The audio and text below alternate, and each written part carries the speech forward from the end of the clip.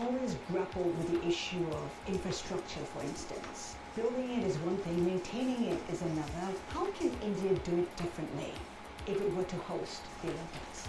So I think we're talking about innovation and sustainability. And I think the same holds for holding the Olympics. What if you look at a sustainable model? What if you look at refurbishing old stadiums, reusing what we have? So I think the move has to be a sustainable move.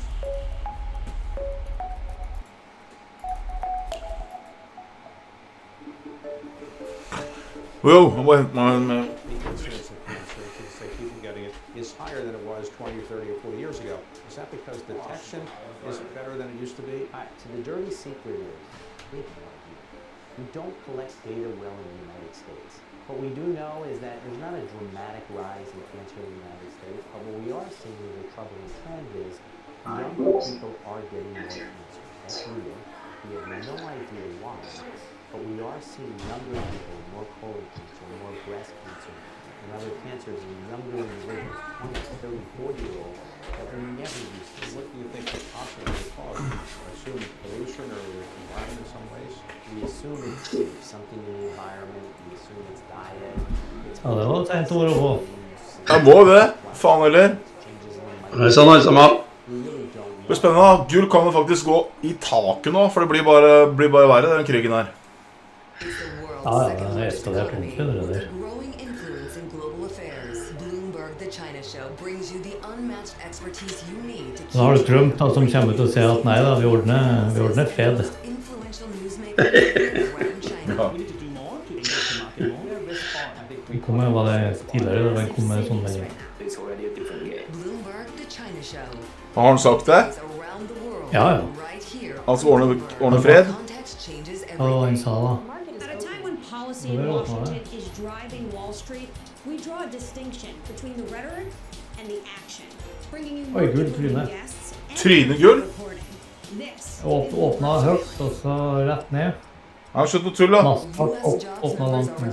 Bloomberg Trynegull? Ja, nei. surveillance with crucial data and Ja, nå går det oppover. speed. No I hvert fall gull er ikke åpne her ennå. Bloomberg. Nasdaq går litt ned. Nei, gull er egentlig på stedet hvil, så lenge. Ja, det er litt opp. Inntil der.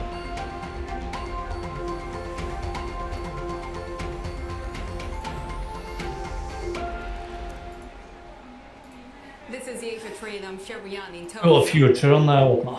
I'm Men Hattie ikke Skywatch in CFD. Sydney as we bring you the latest on the conflict in the Middle East with the trading day beginning in Asia.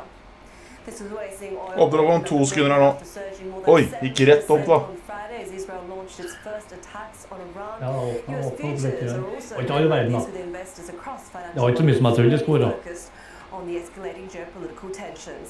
Ja, ikke viksen heller, ja, 1,84 nå. In its campaign to destroy Oh. Iran's nuclear capabilities in a third Det var day of ingenting. fighting, Ja, Israel nei, det er ingen. Iran on Sunday and Iran firing several Ja, da ligger jeg ikke drones nødt and bak Viking missiles. Boy.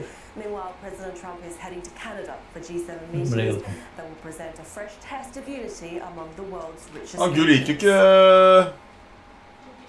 Nei, Han gikk ikke til nye topper da. Det var veldig spesielt. North Africa, Onur Ant, who's in Det Istanbul. siste, det har ikke vært noe spesiell bevegelse på nyhetene det And the siste. host of Bloomberg's The Big Take podcast, David Gura, is also covering the G7 Nei, men meetings gull that's bør jo in gå Canada. som av faen Let's egentlig start nå. with you, because we've been surprised at how fast Jo, det these blir sikkert gå. attacks on each other have escalated between Iran and Israel. What's the latest Ja, right det now? står Because lite we're gap. just hearing about energy assets står as ikke- well as we're continuing to see oil gain ground. Hvordan det ser ut ute i verden der. Continue to bombard each other for a fourth day since the conflict between the two erupted into open fighting last Friday. Jeg trodde virkelig at gull skulle gå mye mer opp, ja. 24 hours, first waves of missile and drone attacks from Iran targeting various cities in Israel, and on the other hand, the latter continued to hit targets across Iran. Det kan hende det var fordi gull gikk så jævlig i forkant. Various targets in Tehran, killing a senior intelligence official. Hva er det her for noe? Han stuper jo. Over the weekend, we have seen no sign of a reprieve or let up. Det er krig, og gull går ikke opp. Det gir null mening. To launch various missile and drone attacks against against each other. So far, the number of dead seems to be around 14 in Israel and about 224 in Iran.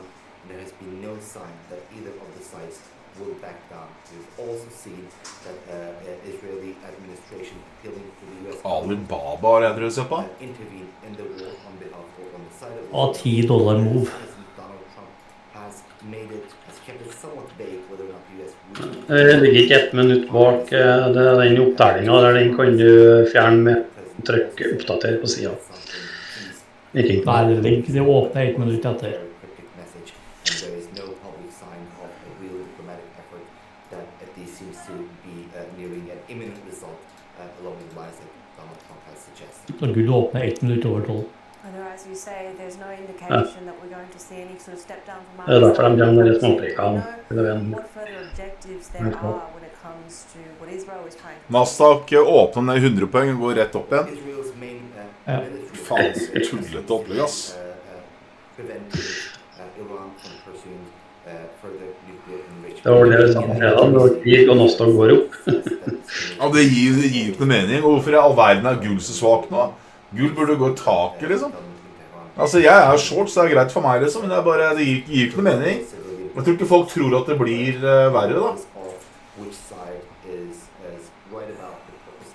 Nei, da tror han kanskje at Trump ordner opp da. Ja, det må jo være det. For da må jeg skal finne meldingen. Ja, det er jo det dummeste jeg har sett.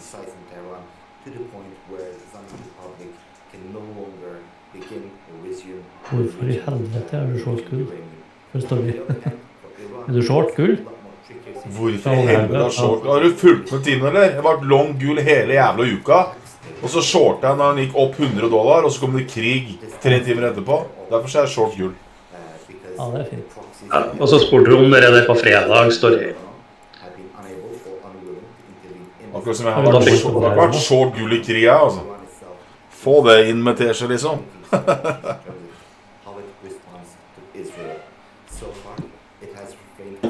Hvorfor i helvete er det short gull? Det har vært long gull hele jævla uka her. Her står det, Trump, we will have peace soon between Israel and Iran, sa han. Ja, Trump, ja.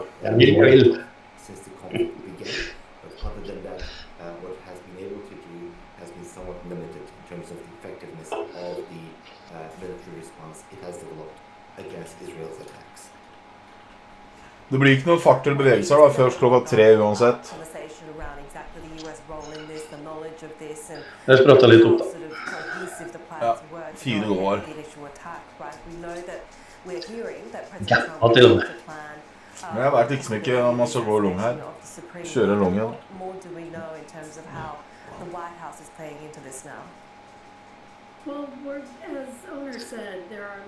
Og da har jeg på gull, det var 3.500 social media and in conversations with reporters.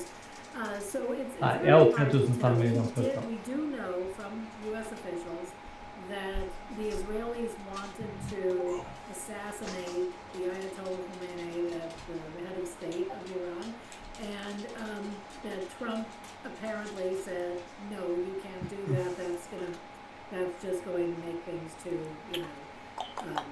too fiery, and then the U.S. might have to be involved. But in that veto, if you will, he also said, have the Iranians hit any Americans yet? 3.500 lett denne uka. Ja, det bør i hvert fall bli. Hvis den krigen eskalerer, så har du gull opp i 4.000 fort.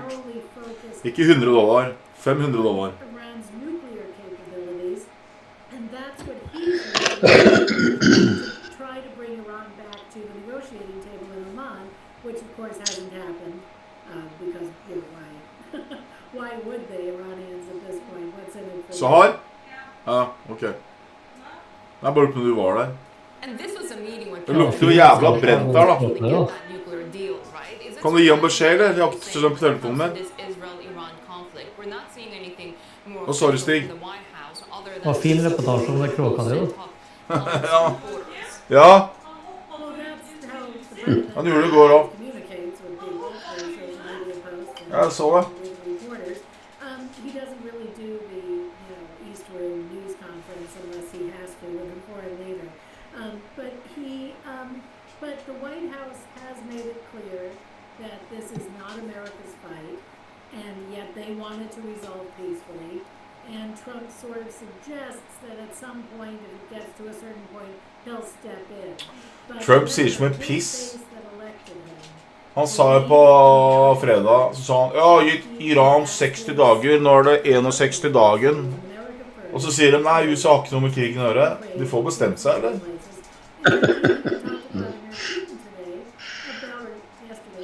Det er ikke så godt å forstå seg på, eller? Ja, sier det som må sies, han. Jævla klovn. Han sa det. Jeg ga Iran 60 dager på å ordne avtalen med atomavtale. Nå er det 61 dagen, nå får de ta det som kommer, sa han. Og så sier han nå at nei, de er ikke involvert i krigen i det hele tatt. Nei, for at de fjernet jo, skal du si, alt av personer på 0,niks på fredagen, torsdagen, fredagen, liksom.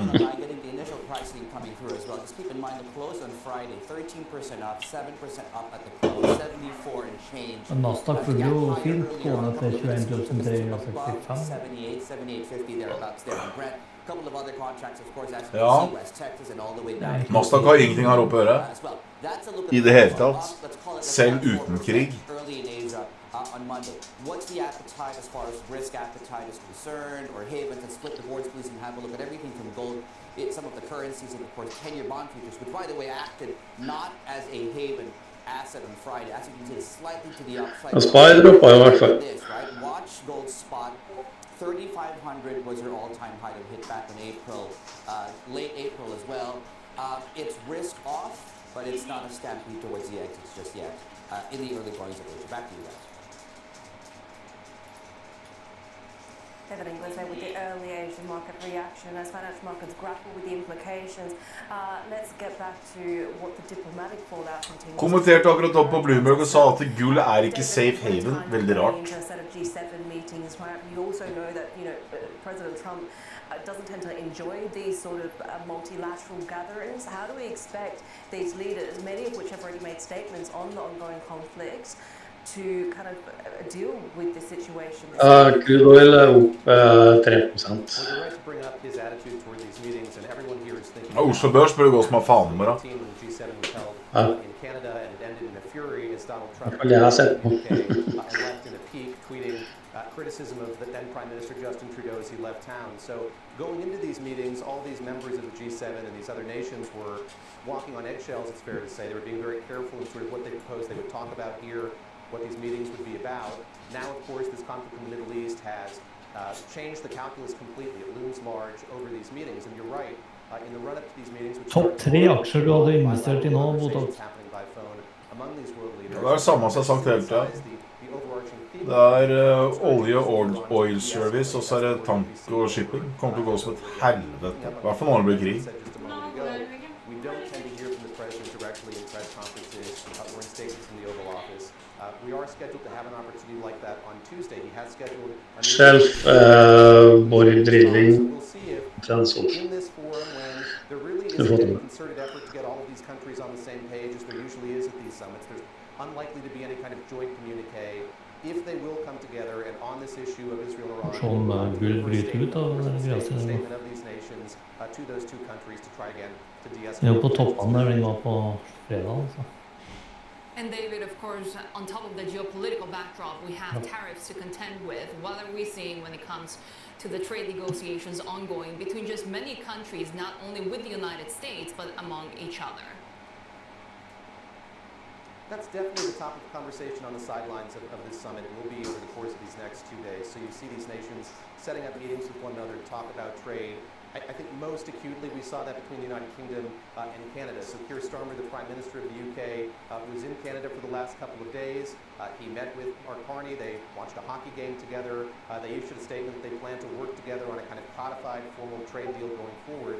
That's very much the tack of a lot of these nations, that if they can't immediately broker a deal with the U.S., they're going to look for new avenues for trade deals. Now, they all do want to broker trade deals with the U.S., and again, before this conflict in the Middle East, I think there was some hope that we could see some of these deals in whatever form inked on the sidelines of the G7. Now I think that expectation has waned somewhat. And just one other economic note I'm going to point out, picking up on what David Inglis was talking about just a few moments ago, those oil prices and the threat of higher oil prices are having a real effect on one other facet of these talks. Several European nations wanted to see that price cap on Russian oil lowered, and now you're beginning to see some hesitation among members of the G7 for doing that at this moment in time because of the fact that oil prices, energy prices could be going up as a result of this conflict. So that's yet another thing that's kind of colored or influenced by that conflict in the Middle East here on the ground in Canada.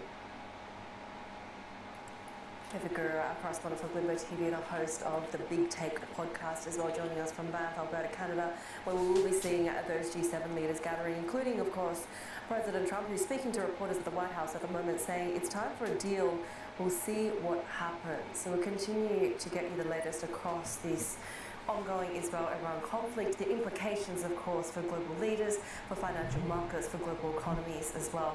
Our former US Undersecretary of State joining us next. Later, we'll be speaking with the Short Group, giving us an outlook when it comes to the volatile outlook for energy prices. We'll also be examining the risks for the broader Middle East. Much more ahead. This is Bloomberg. Litt spesielt at det både gull går opp og indekser går opp. Ja, sånn har det vært hele uka, omtrent. Ja, men det gir jo faen ikke noe mening. Gull burde gå taket her, indeks burde gå rett ned dritteren.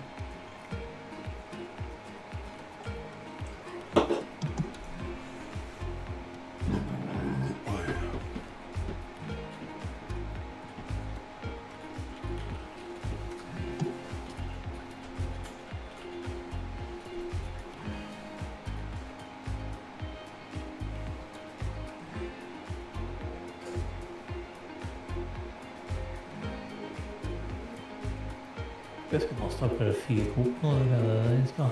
I'm Alex Rodriguez. And I'm Jason Kelly. And we're back with more episodes of our show, The Deal. The theme of this season, On the Road.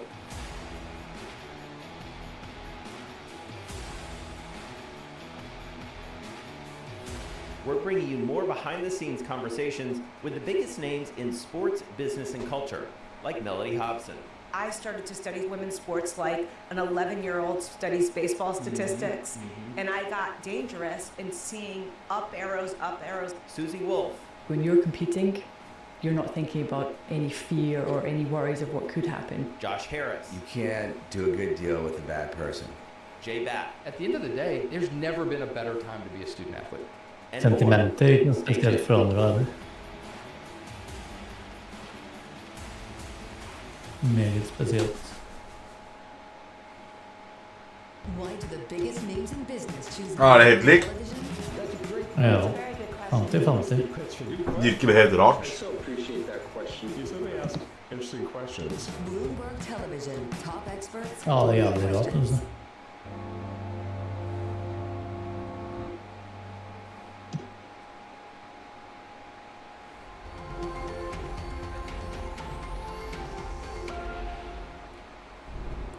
We continue to follow the latest developments on the Israel and Iran conflict. Right now, we just heard from President Trump saying that the U.S. continues to support Israel, that it's time now for a deal and that he'll see what happens in this conflict. He was responding to questions from reporters about the Middle East conflict, and of course we know that the U.S. has denied participating in the conflict itself, but President Trump has said in the past that Har du ingen trade aktiv på copy-trading nå? Jo, jeg har vel et par shorter.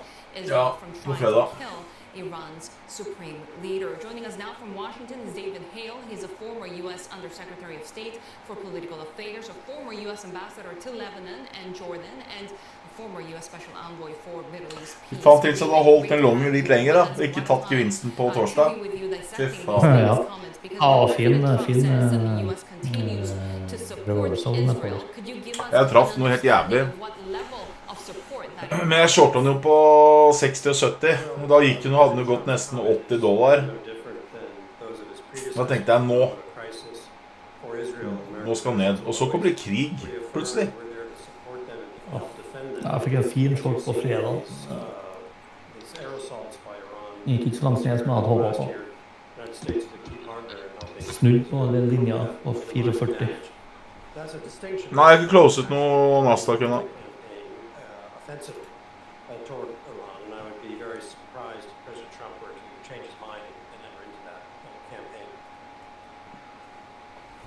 This week we're supposed to be, if we had seen what President Trump said actually come through, a nuclear deal between Washington and Tehran. Where is that going now that this conflict with Israel is escalating? Vil prøve meg vente til. Jeg har ikke noen fasit på det. Kommer helt an på sånn bilde her. Hvis den krigen eskalerer, så tar jeg tapet på gull. Det var bare en trade. Det er ikke det sånn. Nå har jeg sittet på den shorten eller longen for lenge. Kommer helt an på. Samme som jeg kjøpte gull her forleden, og ventet jeg 3 dager, og så gikk gull i taket. Det er ikke noe. Kommer helt an på hvordan nyhetsbildet er. Hvordan det forandrer seg. Er det store kontrakter? På meg er det store, på dere er det veldig små. Det er 0,01 hos dere. Om jeg er store? Jeg har store. Jeg er store.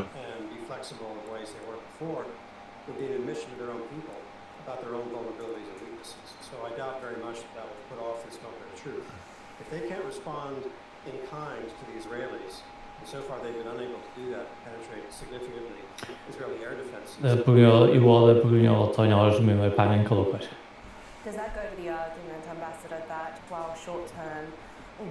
Jeg tar mye mer risk på meg. May have been achieved that this potentially, in that sort of existential sense, just pushes Iran towards more conviction that it does need those capabilities? Well, that's one theory. We don't know. They may rush. Blir det tatt ut fra prosentandel på kontoen deres? Jeg tror gull kan gå videre, altså. Helst å kjøpe gull her. Ja, den driver nå presser på opp i toppen der. Ja, men jeg vil liksom ikke ta den helt enda, tilfelle han bare raser, for han har liksom ikke, stikker ikke av, liksom. Nei.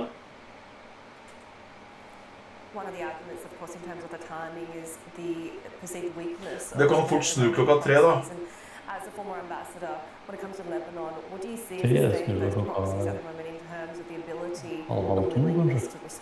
Nei, jeg har ikke gått bort fra den ideen jo, men alt ble snudd på hodet når Trump begynte å holde på som han gjorde. Så alt jeg har gjort siste året kan ikke trade sånn nå, på grunn av Trump.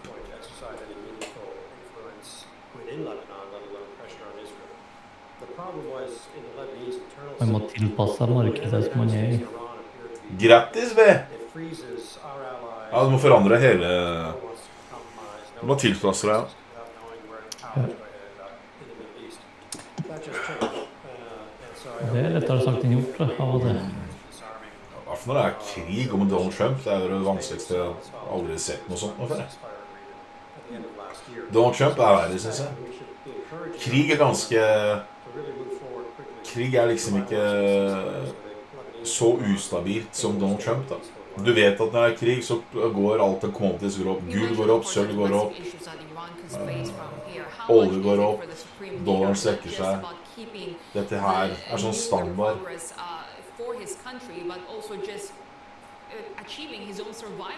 Det stemmer jo, jeg måtte det. Og trader man konto nå på sånn som jeg holdt på med 5 000 kroner, 20 000 kroner, det er nesten umulig. I hvert fall sånn som her for 4 uker siden, når markedet gikk opp og ned med 1000 poeng på en dag. Hvis Donald Trump sa noe, så gikk det opp 1000 poeng. Det er sånn, du kan ikke trade på det, det er helt tullete. Ja, det startet veldig bra. Jeg var opp 54% på 3 uker. På veldig små posisjoner. Ikke store posisjoner i det hele tatt. Små posisjoner.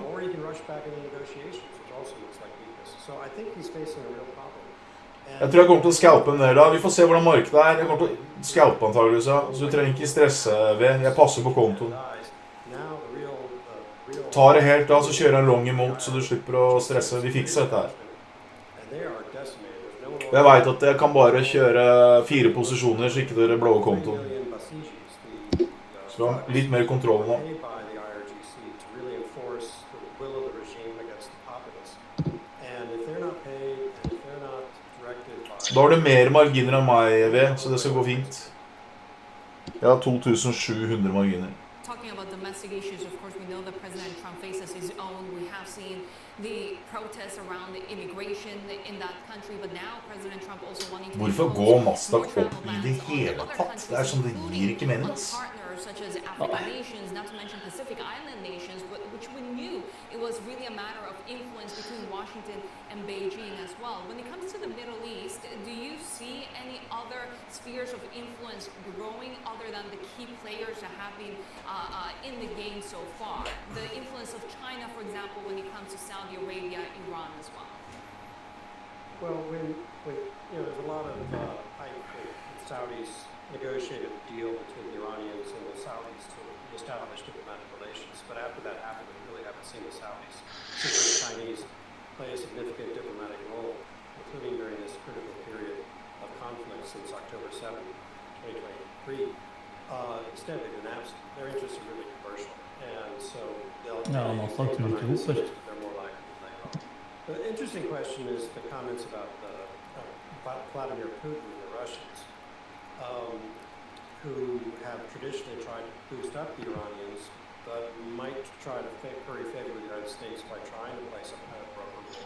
They do have good relations with the Israelis, in part because of the large Russian Orthodox population there. But Putin's not a peacemaker, so it's hard to picture him really seriously exercising his influence on behalf of stability in the Middle East. On the contrary, they've been a minor player in helping to destabilize places like Syria. We're hearing now from President Trump speaking to reporters saying that it's time for a deal. We'll see that happens. He's tweeted that a deal can easily get done. He's of course promised no new wars in the Middle East. I do wonder, what are the options that are available to the President, to the White House now in terms of US involvement and how it can influence what happens next? Well, we know President Trump is not a warmonger. He does not seek out occasions in which military power is going to jeopardize American lives.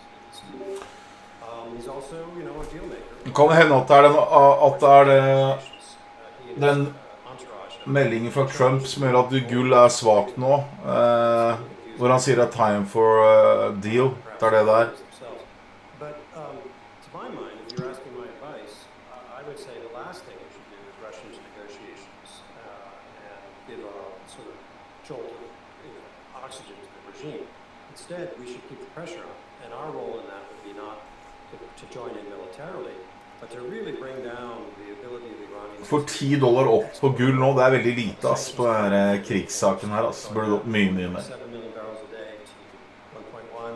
We had it down to 300,000 when I was undersecretary. They should do that to the maximum extent possible and build an alliance based on clear Iranian behavior that is so hostile and aggressive in the region. Riksen gått det rett. Hæ? Kødder du med meg?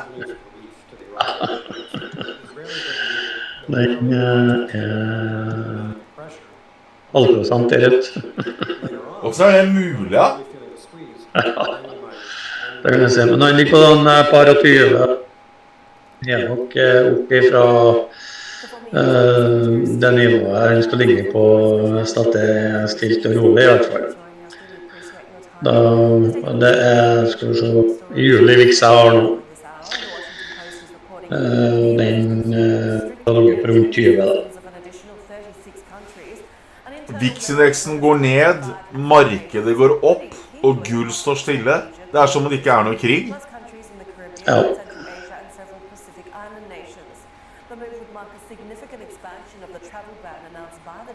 Se Nasdaq da.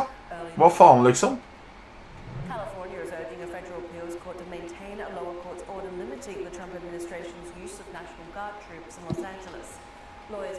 Nasdaq kommer til å krasje så jævlig når den først blir fallet. Jeg så overbevist. Kommer til å gå så jævlig til helvete med Nasdaq. Multiple cities in the US will protest opposing. Og så kommer hun til å si, ja, men vi må revekte AI-aksjene. Stort det for lenge siden. Det det som kommer til å skje. AI kommer til å dra ned hele dritten.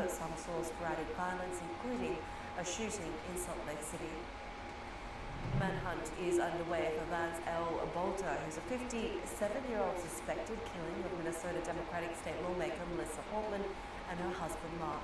The shootings took place on Saturday. 2 others were also wounded. The FBI is offering Nå ramlet Gull med $3 her. To Bolter's arrest. Authorities searched a vehicle linked to him and are investigating possible motives. For ahead, here on the Asia Trade, this is Bloomberg.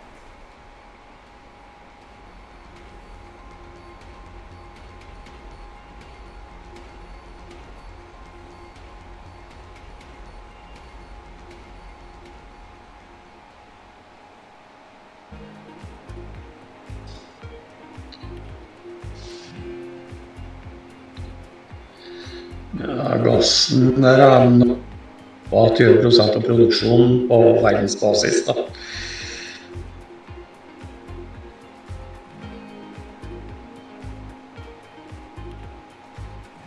Takk, Jua. Ja, jeg tappte masse over natten med Trump-greiene. Tappte masse. Mulig anvendtes til virkelig smeller og flere ganger blant inn lov og gass forsvinner enten i form av bombing, stengning, transport og det. Ja, jeg vet ikke, det veldig rart det her som skjer nå. It's a multi-trillion-dollar industry. We'll show you what's happening in ETFs like no one else. ETF IQ. Det kan også hende at vi får ikke noen bevegelse på gull før sånn klokka 3 i natt, da, for da begynner det å åpne opp. Da begynner det å bli aktivitet. Gull pleier å være sånn... Jeg sitter og fulgt med på gull som er faen nå, det liksom på natta det svinger da, og på morgenkvisten. Ja, det snur som regel i 7 og 8 tida.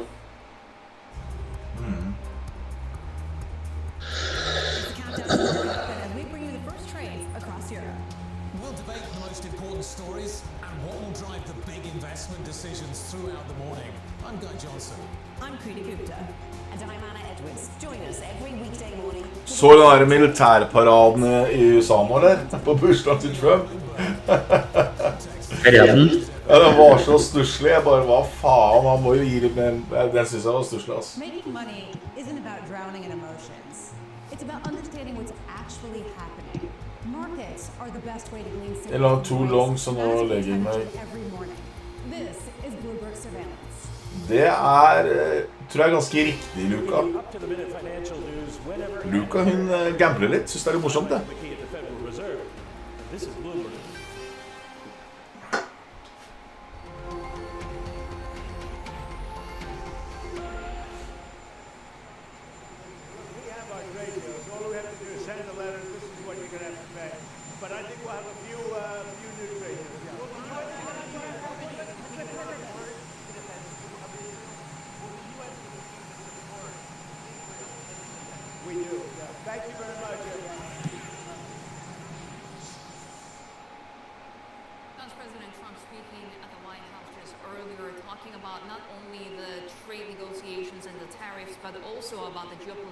Du tenker riktig, Luka. Det krig. Gull skal opp i krig.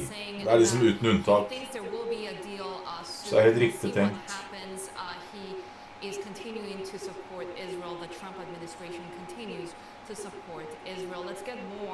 Bare ikke spesielt at... Men det kan at gull... Det eneste jeg tenker, det kan at gull gikk litt i forkant, for vi var jo long på torsdag. Det gikk nok med 100 poeng, nei $100.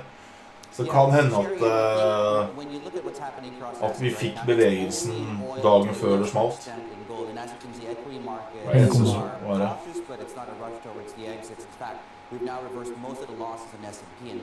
Nikkei futures, as you can see, are now positive. All that being said, it's still fairly cautious when you look at the oil price, and we don't know, of course, how high the oil price will go. What we're seeing in the early going, first 30 minutes of trade, that's going to come up on your screen. So you have Brent, you have West Texas, and you have other, of course, oil products here coming up as well. There we go. So we're up about 3%.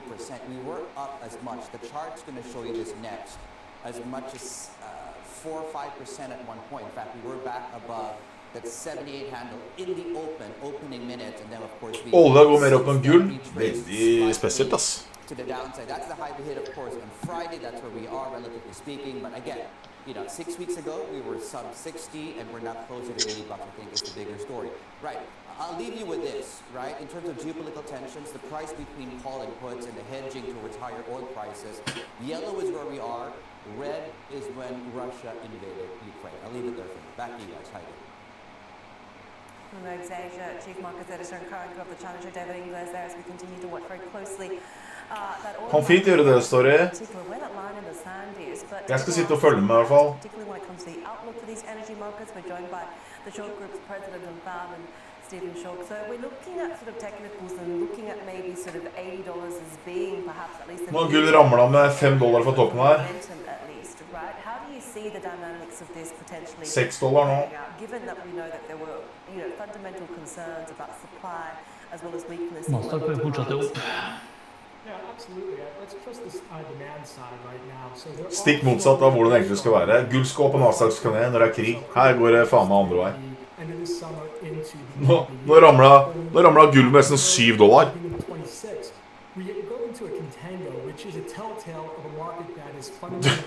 Hva faen? Jeg mulig folk tror at Trump skal klare å gjøre fred da. Det må være det der. Det kan ikke være noe annet grunn. Jeg håper det tryner, ja da, så det greit.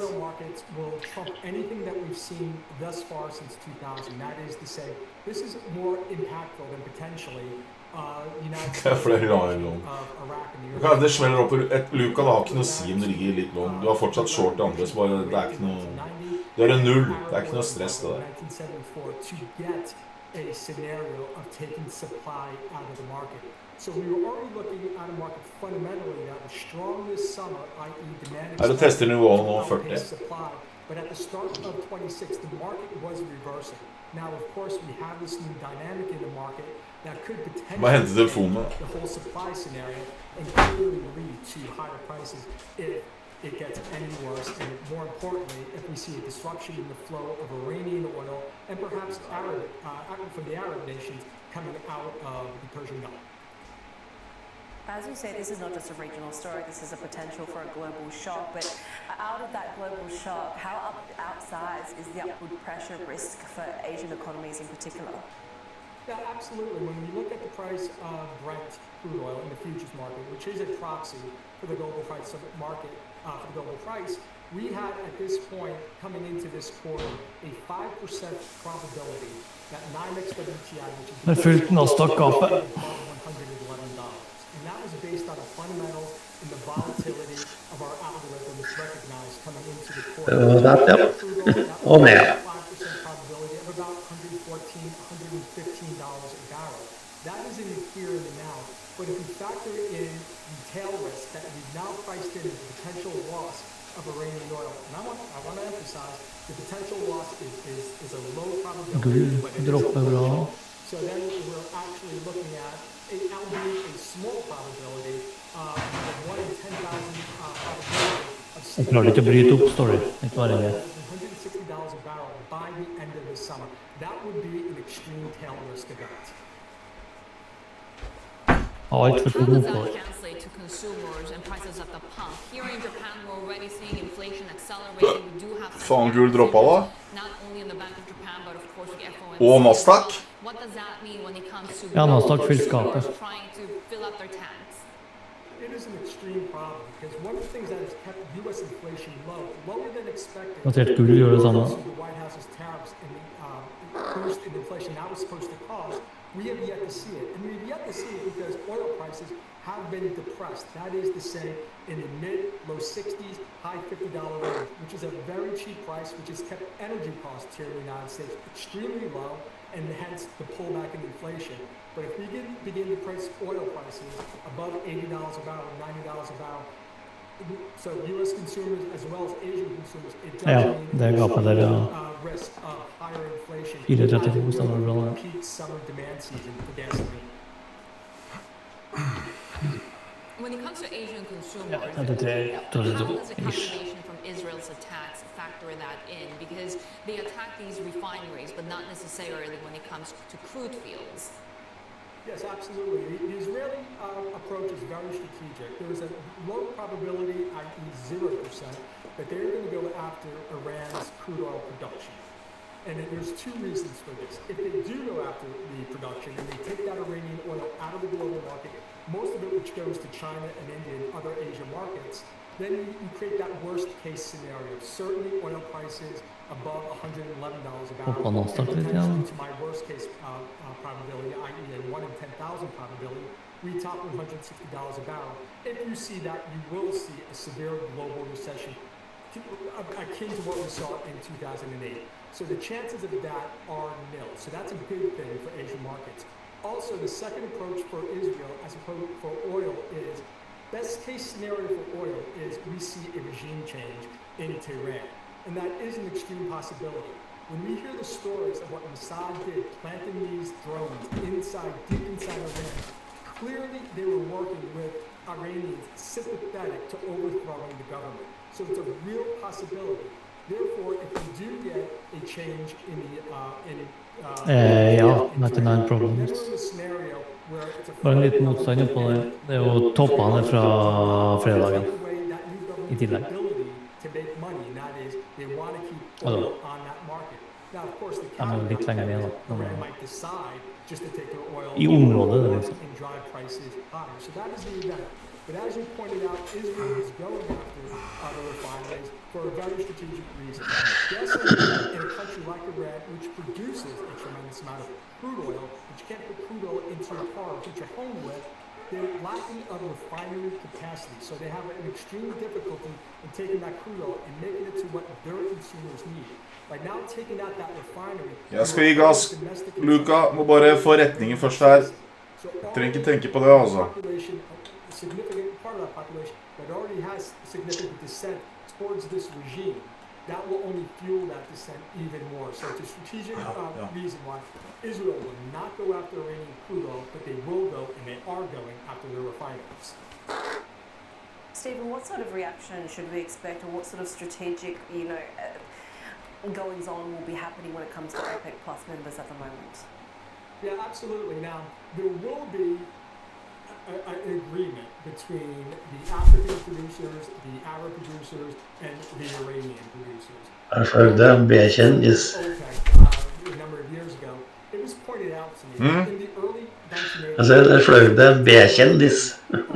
Han med. Severe war, where they were slaughtering one another, but each time they met in Vienna, Iraq and Iran sat down and oil deals. So I certainly would expect more of that. Now keep in mind that what is going on in Iran, Trump saying potential loss, does play into the hands of the Arab producers and the North African and West African. Må trykke på den svarte greia der, så det skal komme den grå greia. That should we lose any oil, we'll have to see the other OPEC members step up, promising to get more of that oil out. Sometimes I have to fight it out. Han sier så mye kvakkeri av kameraten her, ass. The quotas that they instituted a number of years ago. So OPEC is already doing what it can. It will be sympathetic to its brother inside of OPEC. So they will be more accommodating. Problemet til Israel nå er at de er avhengig av USA for å komme seg ned i sentrumfugler. De har jo ikke utstyrt å bombe seg ned så langt. You can only scalp them once. So if you drive oil prices, OPEC fails to get oil onto the market to stabilize the market, yes, prices will spike, but it will be a one-off. You've scalped your consumer and you've caused an economic recession which will drive oil prices lower. If OPEC had stabilized prices, currently where prices are in that low mid $70 range, that would be or should be OPEC's goal at this point.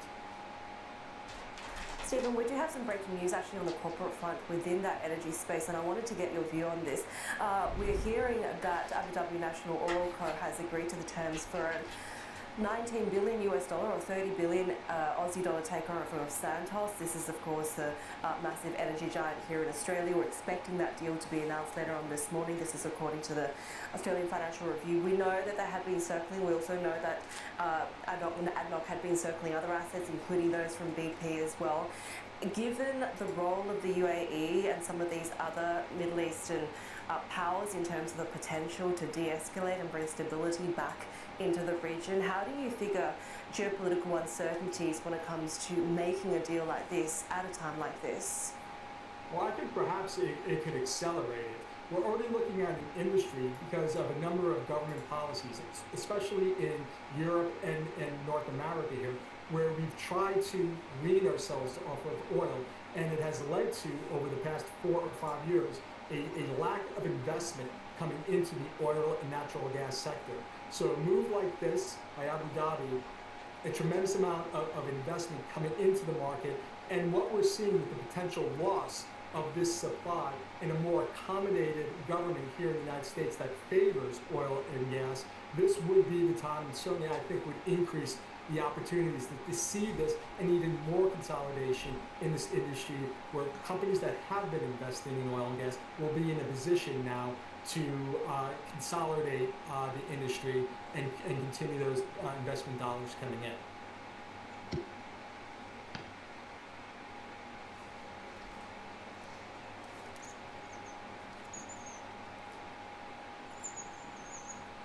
Short Group President, Editor, and Founder Stephen Short there joining us from Pennsylvania. Thank you so much for that. And coming up next, the Center for Strategic and International Studies joins us to discuss how the Israel-Iran conflict could reshape the wider Middle East. This is Bloomberg.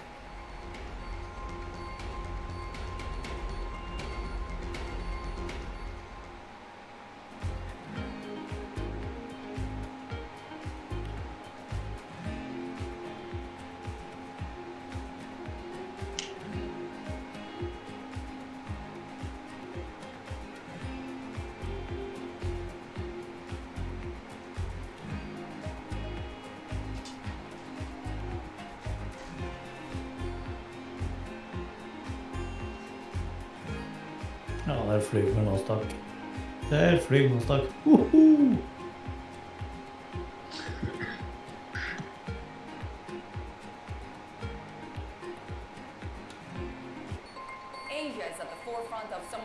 Faen, jeg poppet bra. Og hvorfor det, liksom?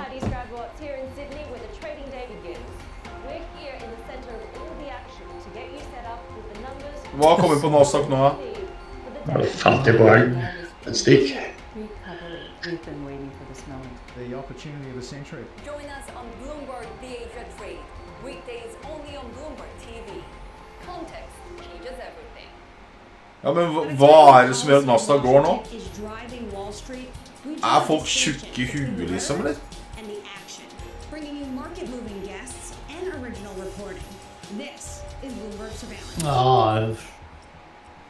Ja, short-andelen hoppet haftig opp her. 60% er short. På Nasdaq? Ja.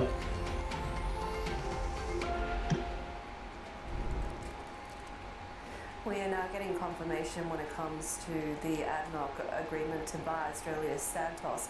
For $8.89 Aussie per share in a cash deal, Santos to provide the group access to the information needed for due diligence and intends to recommend to shareholders to vote in favour of the deal, agreeing to allow that due diligence access to commence. All of this, of course, is to subject to the completion of due diligence by the group, but we have heard confirmation on that, which would be a $19 billion takeover of Santos, the Australian energy giant, by Abu Dhabi National Oil Corporation. We know that ADNOC has been sort of circling some of these assets for a while, not just from Santos, but also the likes of BP as well, with talks being held about taking a stake, the country's second largest gas producer, now subject to an acquisition. Heidi, we continue to watch the energy sector, of course, with oil paring back a little bit some of those earlier gains in the session. We're talking about WTI now gaining about 2% at that $74 a barrel level. But all of this to do, of course, with the escalating tensions in the Middle East. Let's bring in Emily Harding. She's Vice President at the Defense and Security Department and Director for the Intelligence, National Security and Technology Program at CSIS. She previously served as well as Iran Director at the U.S. National Security Council. Emily, always good to talk with you. So give us your view right now of what's happening in the Middle East and what precipitated this attack from Israel and how fast the retaliation was also from Iran. Of course, right. So from Israel's perspective, Iran was very close to achieving a nuclear weapon or a nuclear breakout capability. Recent reports have said they thought they were in a month or two of being able to get enough highly enriched uranium for several weapons. And we know that they were progressing pretty quickly with their missile program, and those are really the two pillars that are required for a nuclear strike on Israel. And from Israel's perspective, this is an existential threat. One nuclear-tipped missile could destroy pretty much the entire country.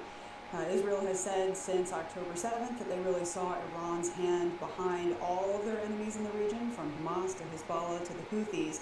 And they've been telegraphing for a while that they were going to try and pursue this kind of course of action against Iran. And what we've seen them do is really a phased attack where they cleared away a lot of the air defense. They went after some of the key leaders of Iran, especially the IRGC, the Quds Force, and other elements of their military. They managed to clear a lot of the nuclear facilities, at least in an initial way, and now they seem to have free air over Iran to engage pretty much wherever they see fit. At what point could we expect a pause or some sort of truce here? How does this end? I mean, it's a great question. I'm not sure anybody knows yet, even Iran. Israel has said they're expecting at least a 14-day campaign. We're not anywhere close to that yet. They have clearly a long target list in mind, and they continue to pursue those.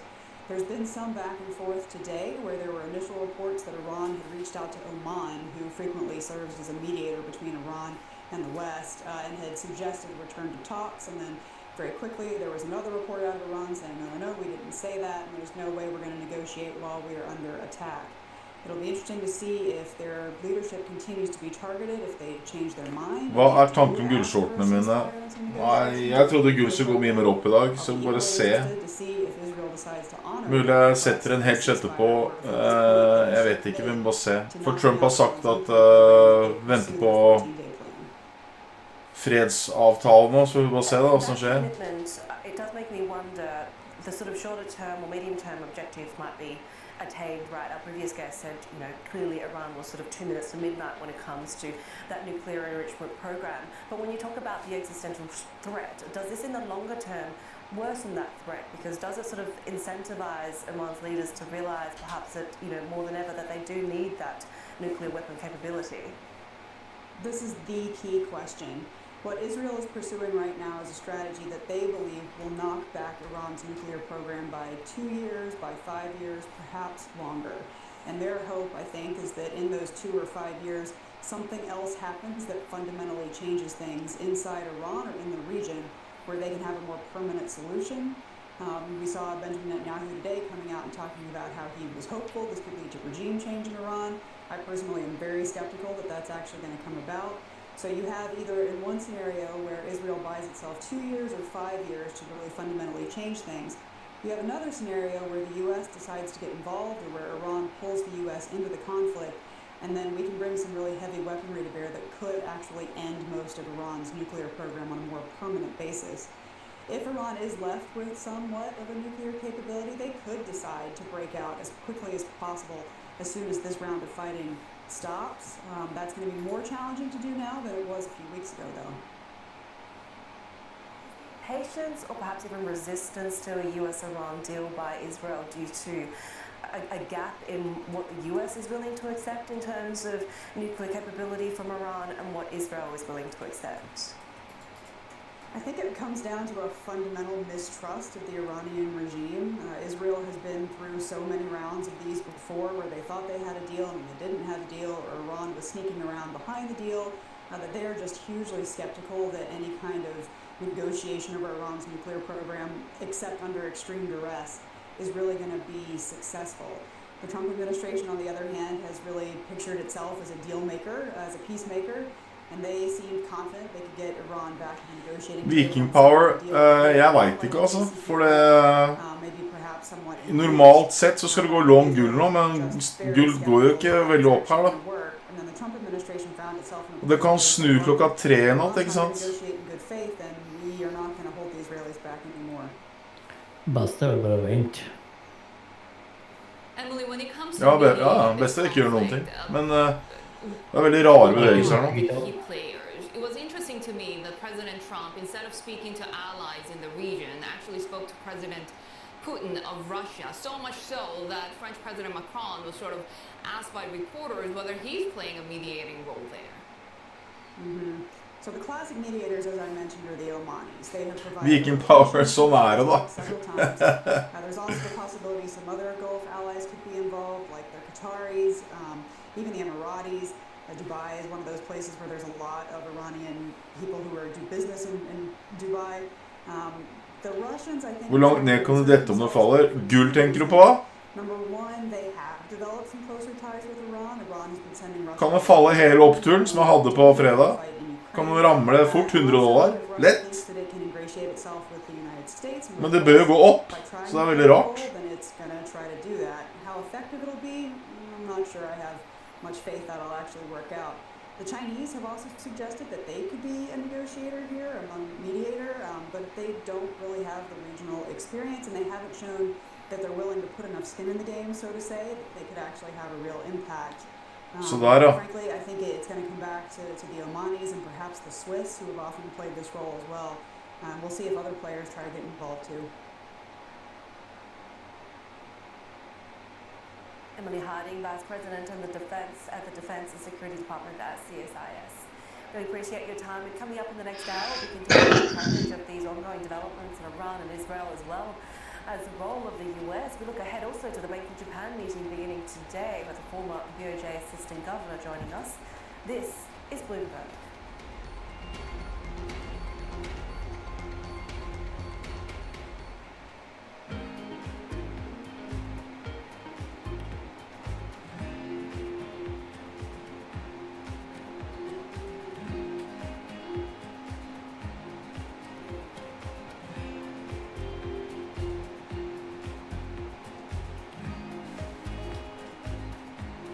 Har du fri i morgen, Stig, eller jobber du? Nei, i morgen er jeg fri.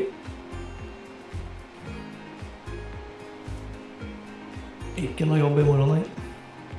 Er det sånn skift? Nei. Hvorfor jobber du ikke i morgen? Det er ikke rød dag i morgen. Nei, jeg har kidden. Ja. Investment agreements. Deals were once again on display. The Saudis are open for business. The cessation of sanctions against Syria. Another big victory for the Crown Prince, concerned that none of guardrails may be set up just yet. Headline after headline. Trust Bloomberg for on-the-ground coverage. The numbers will be quite substantial. Up-to-the-minute reporting. Driven the price of oil down. And the analysis you need. Basically evolve this region into the same sort of sphere as the US and China. No one covers geopolitics like Bloomberg. Ja, det er sånn det er. Ikke mye problem. Politics to the world of business. Joe Matthew and That's Steve life. Lyons deliver news, insight, and analysis live 2 times a day, every trading day. Balance of power at 1 and 5 Fy Eastern. faen for en sjuk tid det er, ass. Med Trump og krig og alt på en gang, liksom. Jeg er spent på når det blir tredje verdenskrig. Ja... Jeg vet ikke hva jeg skal si. Det er nesten bare et spørsmål om når. Jeg vil bare ha et normalt marked snart, det. Det er jo faen ikke normalt lenger.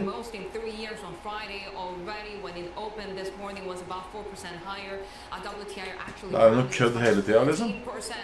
On Friday, despite the fact that Israel only attacked Iran's domestic energy system, right now there are lots of concerns that this could become a wider conflict. In fact, JP Morgan saying that the closure of the Strait of Hormuz could actually propel international prices to as high as $130. And gold, of course, safe havens gaining ground at the moment. Take a look at how U.S. futures are trading, because we saw, of course, U.S. stocks falling in the previous session on these geopolitical tensions. Energy producers, defense shares, though, gained ground. You can see right now pretty muted as we head towards the Asia Open.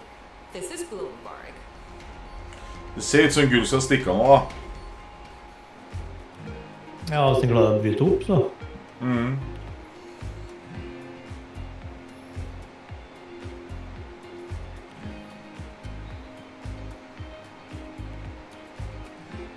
Den virker jo jævlig tung.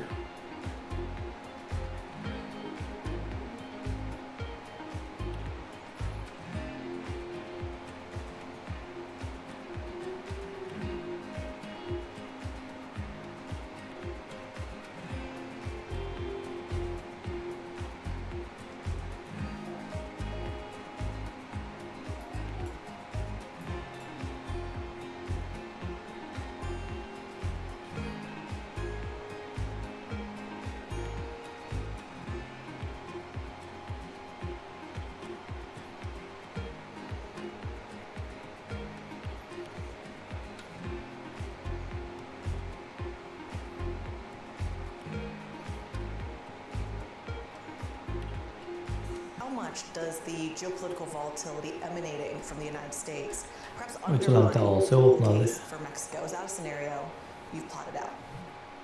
Structurally speaking, we do still have a very positive view in Mexico. On the macro side, it is a very attractive investment geography for the US. Mexico is hugely competitive in terms of costs. The wages in Mexico are much more competitive than the wages in China. So why would the US companies not take advantage of that? Story, da kommer gull til å rase hvis det skjer. Ja, så jeg åpner halv to, men Or US as well. The value chains, the supply chains are so integrated that Mexico has to play 0,31. In the further development of the US, and US is growing very healthily, very nicely. It will benefit Mexico this way or that way. It will benefit Mexico. Mexico for VBA is, a source of resiliency of earnings.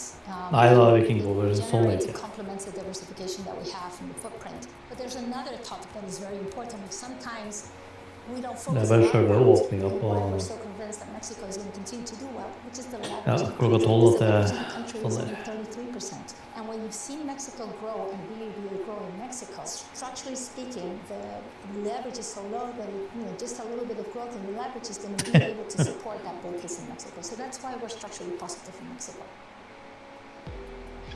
Bloomberg launches our inaugural 25 African startups to watch list. About 2.5 years ago, we created a solution. We are able to generate refrigeration using the sun and water. We're able to store Hong Kong eller klokka 3? as opposed to storing energy in the form of media batteries. We integrated in every refrigerator a pay-as-you-go technology, allowing individuals and small businesses to be able to pay as low as $10. Det er mer interessant å se hva Asia gjør. Uncover is a women's wellness brand that is specifically made for women of color. It's based in Africa, which is the most underserved beauty market in the world. We are making Africa a priority and not an afterthought. We believe that the population on this continent deserves to be formulated for, heard, and we're giving this consumer a voice.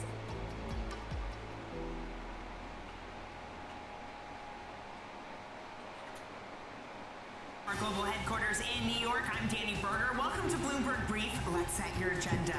Bloomberg Brief delivers the market news, data, and analysis you need live every weekday only on Bloomberg. Context changes everything. Bringing you up-to-the-minute geopolitical news whenever and wherever it happens. I'm Joanna Versace in Doha, Qatar, and this is Bloomberg.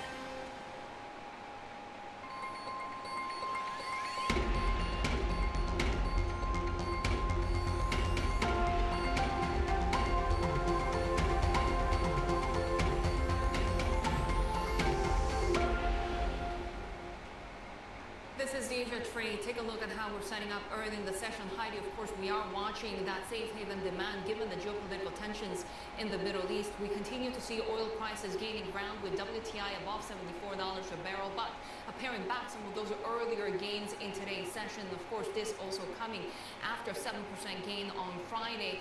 Despite Israel's attacks on Iran being on domestic energy systems, the fear is that this will really devolve into a wider regional conflict. You can see gold also continuing to gain ground. That haven demand also continuing to rise, and not only when it comes to gold on geopolitical tensions, but also on investors trying to hedge inflation risks. Of course, we're not seeing a lot of movement in the U.S. futures side of things, but take a look at how we're setting up for the Asian session, because what's interesting to me is that the Japanese yen is also falling against the U.S. dollar. Of course, you would expect some risk-off really haven demand to propel the Japanese yen higher, but remember, it's a busy week of central bank decisions as well. We do have the BOJ decision on Tuesday, not really expected to change when it comes to the key rate. We do have the FOMC and the BOE also holding meetings this week. Sydney futures at the moment downside of about 0.25%, while Nikkei futures are gaining ground slightly, and of course the offshore yuan holding steady as we continue to watch that eco data coming out of China this week as well. I was going to say, usually that would be front and center, the domestic activity numbers out of China. But of course, we've got a lot to contend with. And let's get some more on what we're watching at the moment. I want to bring our managing editor for the Middle East and North Africa, Ono Ant, and our senior editor, Wendy Benjamin, for the latest. And Ono, when it comes to the continued trading of bombardments between Israel and Iran, do we know where sort of the next line in the sand is, right, we know that Israel says that it's achieved some of its objectives, certainly when it comes to the sort of perception that Iran was perilously close when it comes to its nuclear enrichment program. What other objectives are there for the rest of this camp? Well, Israel's military objective from the beginning has been clear that it wants to prevent Iran from developing a nuclear bomb, which Iran says it was never an objective for the Islamic Republic, as its nuclear program is of a purely civilian. Having said that, I've seen various comments out of Jerusalem and Tel Aviv that regime change in Iran has never been a target for Israel. Today, well, actually earlier on Sunday, we have seen in Israel say that the regime in Tehran, or the administration, the government in Iran, is now a target for Israel as well.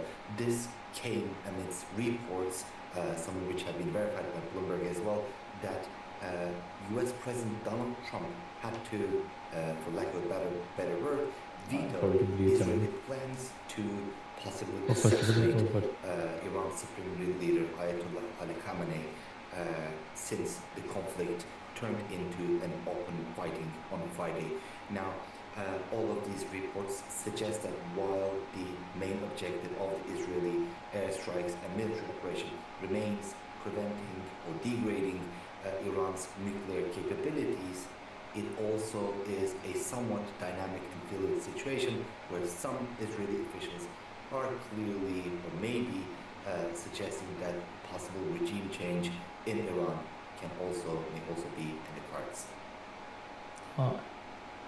Wendy, how else is Washington involved in this conflict? Because we heard from President Trump that he wants to support Israel, but at the same time, the U.S. has denied any participation. That's right. They, well, Normalt sett nå så skal Gud stikke av, da. Fighter jets and other equipment that Israel has bought from the United States and uses from the United States. The United States has also moved military assets into the region to make sure that if any Americans are attacked, that the U.S. would be able to respond. But President Trump spoke to reporters just as he was leaving for Calgary for the G7 summit, and he said he thought there was a good chance there would be a deal, and at the same time he said sometimes you just have to fight it out, which suggests that he may just let this play out and see what happens as long as Iran, I think the red line for the U.S. is if Iran attacks any American assets, any American civilians or military personnel, anything American, then he has threatened to go to war with Iran, which obviously is not a good outcome. But I think he's trying to maybe let this play out for a while in the hopes to bring Iran back to the negotiating table for the nuclear deal he's been pursuing with them in Oman. Onur, so in order to bring Iran back to the negotiating table, of course, it's very important that also the supreme leader feels the pressure domestically as well, right? What's the situation on the ground in Iran right now? Well, before I begin to answer that question, to be clear, there has been no public poll or survey, so much of what we've seen is very much based on basically observations. But so far, as is the case elsewhere in the region, including Israel, we have seen when there is a war, people tend to rally around the flag. Now, having said that, on the other hand, Iran has a complicated relationship with its people. Obviously, it has been decades since the Islamic Revolution turned the region from one thing to another, to whatever it is now. And there are parts of the society that doesn't really feel as part of the administration and what it stands for. And it has expressed itself in various types of popular rallies and protests throughout the years, including various protests periods following recent elections over the last 10, 15 years. Add to that the fact that after years and decades of sanctions, Iranian population has been basically feeling the pain of the economic decline that Iran has been in for decades now. inflation is likely going to be at about 40% at the end of the year. And it seems that on the Israeli side, the thinking is that if the military campaign manages to bring the Iranian government to a paralysis, to a standstill, there is a chance that this might affect a possible protest movement within Iran. And that was obvious from Israeli Prime Minister Benjamin Netanyahu's speeches through the latest round of fighting began. He did appeal to the Iranian people to basically rise up against their own government. But whether that really is finding an audience in Iran is very hard to tell. And to be honest, frankly, sounds quite unlikely during the times of war. People tror du ikke det er greit å vente til Asia åpner da, før utsetteren? Kan det gå rett opp igjen den der? Wendy, we're also going to the week that holds the G7 meetings between leaders as well. But before that, President Trump had this 50-minute phone call with Vladimir Putin. Yes, he did. Ostensibly to talk about Russia and Ukraine. Du tar den ut på 44? Trump revealed. Ja, så går det dit da. Wish him a happy birthday. His birthday was yesterday. We had a big military parade to celebrate it. But that Putin also raised the idea of being the mediator in any talks between Iran and Israel to come to peace. This is landing like a lead ball among the G7 leaders who, have isolated Putin over his adventures in bordering nations, the border Russia. And Macron, the French president today, just said that's not going to happen. I mean, but Putin is, the only ally that Trump has spoken to about the Iran-Israel conflict, besides Netanyahu, has been Vladimir Putin. So it's again this sort of new era in U.S. policy where we're hearing from voices we don't normally hear from. Trump har pratet med Putin om krigen i Midtøsten. Altså Trump er jo en jævla tulling. Fy faen for en joke. Hva faen er det så? La oss prate med Putin. Putin driver og slakter ukrainere liksom. Bare sånn, ok.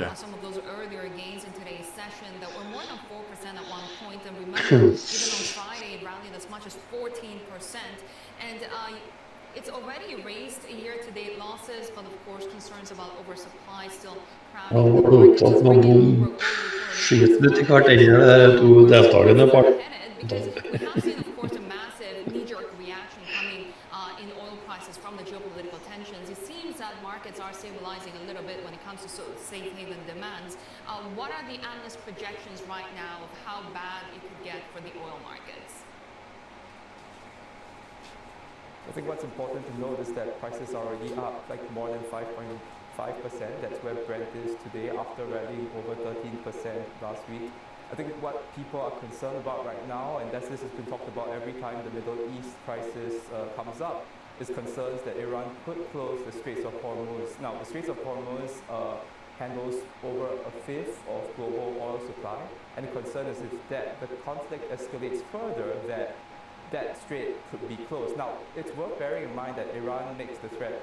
The concern that the Straits of Hormuz would be closed comes up every time. Ikke at jeg tror det skjer, men hvis gull faller videre og indeksene faller videre, så kan det bli ganske stygt. Now, let me say that again, the straits have never been closed, but of course people are concerned that any closure could affect oil supply. What's the next sort of catalyst that the markets are looking for? Is there a line in the sand? I would say that right now, one closely watched psychologically significant barrier is whether Brent will go above $80 per barrel. Right now, it doesn't look like that.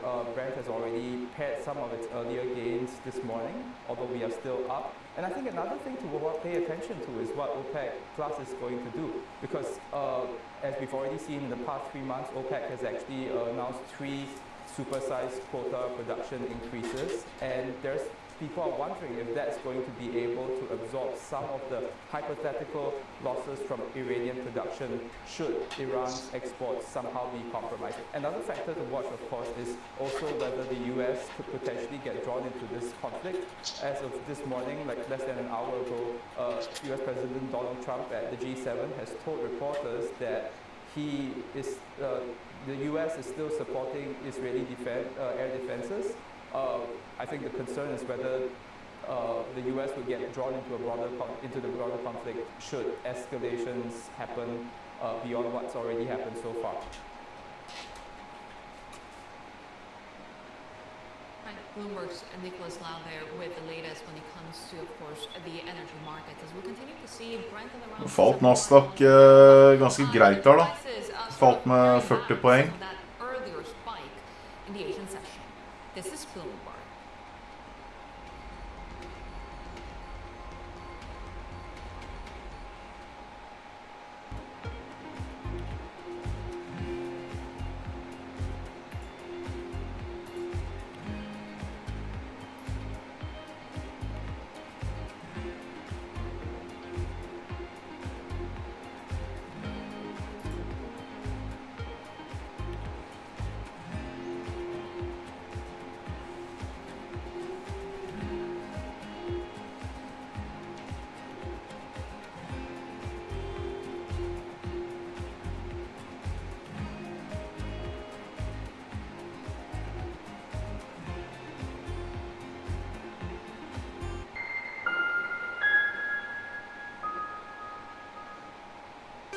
Bringing you up-to-the-minute geopolitical news whenever and wherever it happens. I'm David Gura in Ottawa, Canada, and this is Bloomberg. Bloomberg brings you breaking news 24 hours a day. Powered by more than 3,000 journalists and analysts in more than 100 bureaus across the globe. Bloomberg Television. Context changes everything. Morning, this is Bloomberg Daybreak Europe. I'm Tom McKenzie in London. These are the stories that set your agenda. Taking you from the U.S. market's close to the overnight session in Asia, we'll walk you through what you need to know to kickstart Europe's trading day.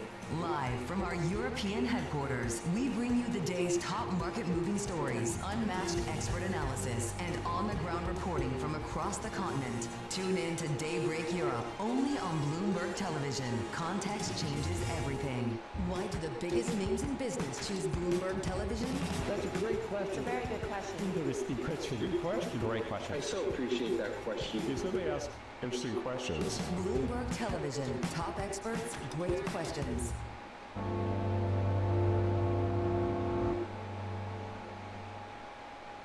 Wednesday, the Fed decides. You can't set policy because you don't know what policy is going to be. The Fed is codependent on the president. They're worried about stagflationary shock. Trust Bloomberg to bring you the fastest coverage and exclusive analysis, including Powell's press conference. We're going to be watching the data. The policy tool that is communication is now filibustering. The economy could go either way. They're watching like we are. Tune in to Bloomberg Surveillance. The Fed decides, starting at 1:30 p.m. Eastern.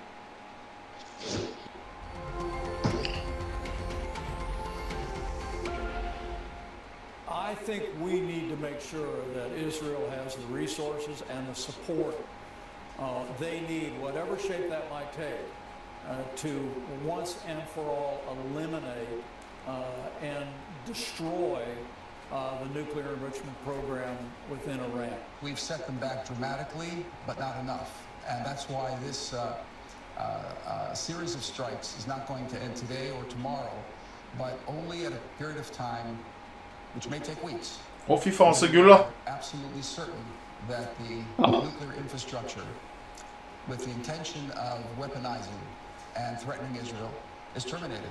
What the president said in his overnight post was a clear message to the Nasdaq that if you hit America in any way, whether our troops or our citizens or our ships, for instance, then you're going to feel the full force and strength of the U.S. military in a way no one's ever seen.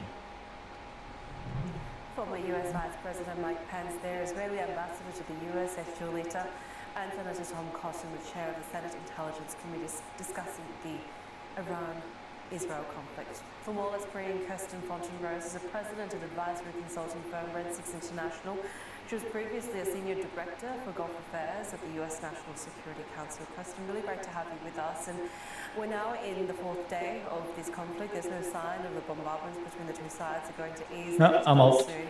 What do you make of the timing? Because Israel obviously, on its part, thought it was imperative that the attack happen now, given how close the nuclear enrichment program Jeg er åpen om å snakke om dette linja med. But what does that mean for the longer Gull. Nei, gull, jeg vet ikke. consensus with Iran? Det må unna frem til i morgen. Israel describes it as having given diplomacy a chance. So even Hun ser den klarer å bryte opp i gull. said we want to try for a deal. Jeg tror ikke gull bryter opp i dag. But we're willing to let you Nei, try ikke sikkert. diplomacy. When Da burde den ha klart å gjort det. we will act militarily. We just want you to be aware of that. The U.S. said we're tracking. We're going to give diplomacy a try. Hvor langt ned tror du Nasdaq faller da? As you just stated, 365. to go in on this Helt ned dit? offensively. Things could Yeah. change that. There are some things that could change his calculus.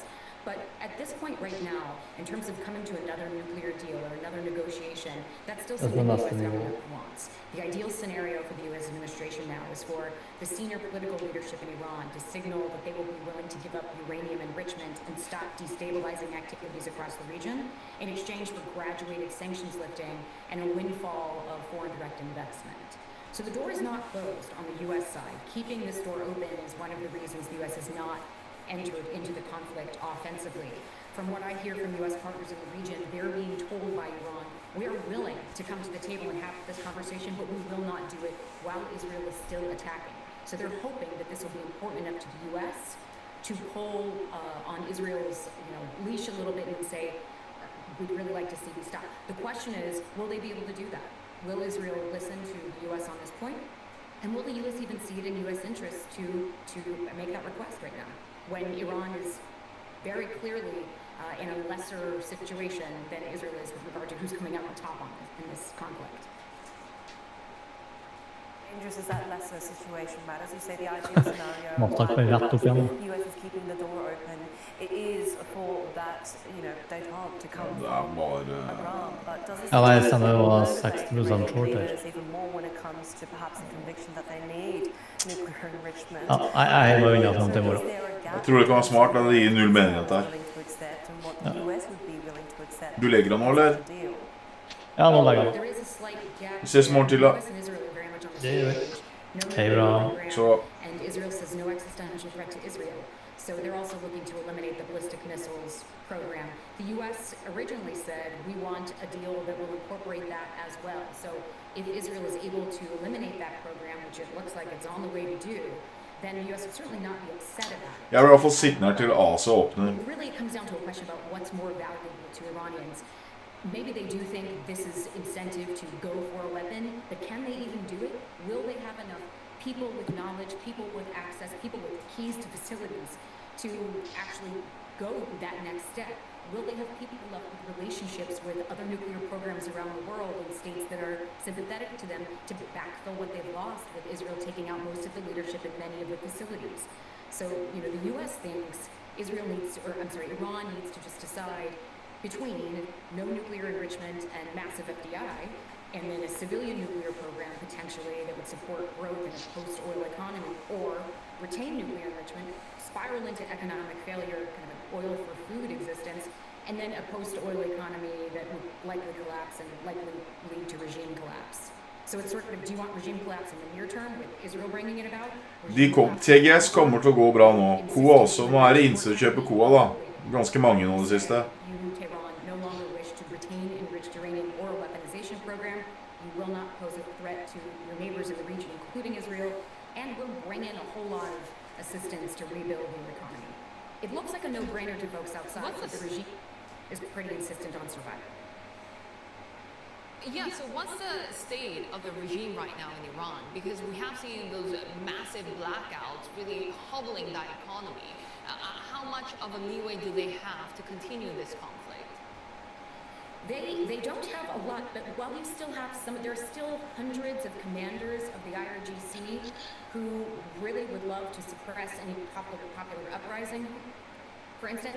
And until you have something like that, we haven't seen Israel go for political regime change. They've been aiming for military targets because by most international law definitions, those are legitimate targets in war. So Innside største Det blir ikke noe mer positivt enn innside da. For da er det noen som sitter på innsiden og vet hva som skjer, og de kjøper mer. So he was considered a combatant in that regard. There's a rumor that Trump vetoed a plot by Israel to strike at the supreme leader. Whether or not that is true, whether that's an American psyop or whether that's true, it still signals that there is room for this regime to come forward, whoever is left in it. Whether it's the very senior leaders and then 8 layers down where their action officers are, whether the regime... Nå tror jeg det er jævlig mange som tar på penger på den Nasdaq-traden, for den går helt... Se de bevegelsene. In order to save the rest of the country and save our own skin. So if there is still leadership left, the supreme leader who will be the one to make the call is still in place. And that's important because then you won't have debates among next levels about who has the right to approach or not approach the U.S. and others about making a deal. He's still there, so it still will be his call for the time being. So President Trump spoke to President Putin about this conflict, so much so that French President Macron was asked about Putin's mediating role in all of this. Tell us a little bit about who are the main players in this conflict and who we should keep an eye on, given, of course, the mediation efforts are ongoing right now. Yes, I mean, you're seeing Iran potentially reaching out. I've had confirmations from some of our partners that Iran has reached out to some of the countries in the Gulf that have served in mediating capacities in the past. And those are countries that the U.S. generally likes to work with on these kinds of conflicts. So I think their overtures would be accepted. Again, you have to get to that baseline where both are willing to come to the table. So Iran's reached out, but also said the attacks must stop. The U.S. has said we'll talk, but Iran has to agree to give up enrichment. So we may not, the overtures are made, but we still may not be at a place where you can actually reach a deal. I would also watch things like some of the internal negotiations. Here in the U.S., Central Command is arguing for more resources to defend Israel, but you have parts of the Department of Defense in the U.S. on the policy side, civilian policy side, who are saying this is a trade-off debate, and we would have to pull resources from other parts of the world and other partners we need to protect. So watch the internal discussion in the U.S. as well. And then watch Iran's discussions with its proxies. We saw potentially, not confirmed, but that an Iraqi proxy may have sent attack missiles to a U.S. base in Iraq, and that the Houthis have sent munitions toward Israel as well. If it's the case that they're getting involved and that it's with Iran's direction, that will also change the U.S. calculus on what they're willing to negotiate and when they're willing to do it. A lot of different corners to watch.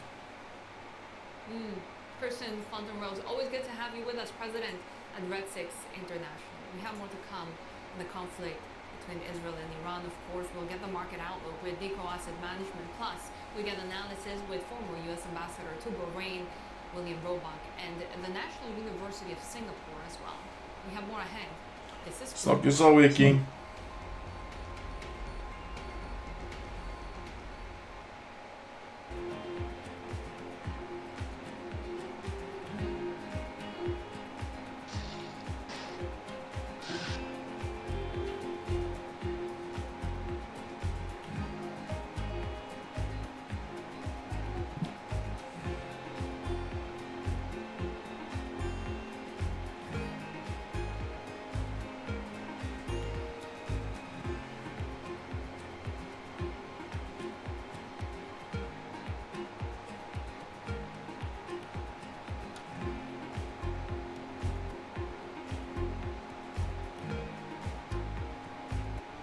Welcome back to the circuit.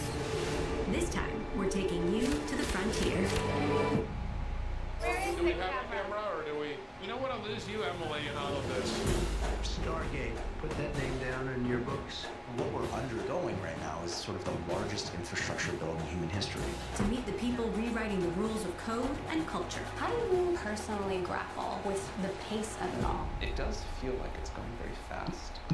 When did you realize, oh my gosh, my life is never going to be the same? The day I got engaged, I was like, whoa, what have I bitten off here? Where the future gets real. How confident are you that AI's promise will outweigh the perils? I'm not confident. So the tech companies are lying or fudging. And a little weird. What's the point of this? What is the point of any of this? Tune into Season 3 of The Circuit with me, Emily Chang, Thursdays at 6 p.m. Eastern on Bloomberg Originals and Bloomberg TV. What is going to be the consequence for U.S. markets? We're basically deep in the European earnings season. Take a look at how we're faring when it comes to Asian markets.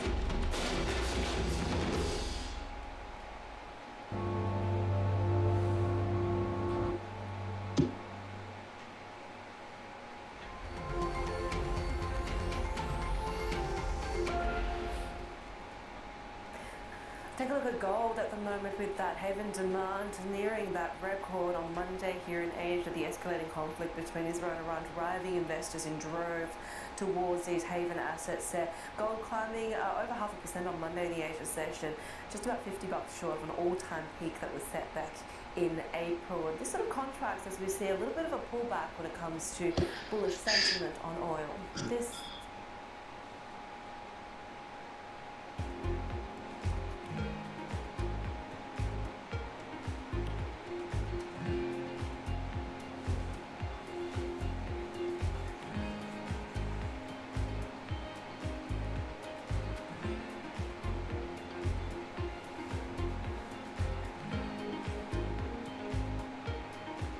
Story, vent til krigen over, I hvert fall.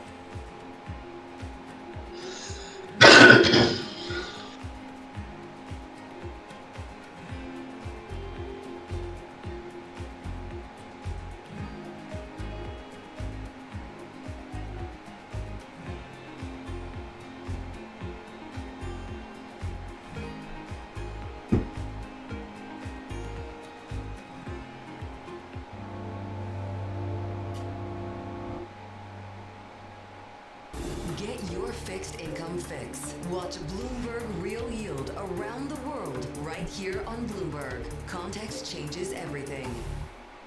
Key investors, top executives, global innovators. Join me for in-depth conversations with the biggest newsmakers on the day's top stories. Insight with Haslinda Anand, only on Bloomberg. Jumpstart your trading day on Bloomberg Open Interest. 2 hours of single stock stories that are driving the open bell action. We'll take you to Wall Street, Main Street, the C-suite, and beyond. These are companies that are growing their market. Great companies in the U.S. are the companies hitting the cutting edge. That's a different story.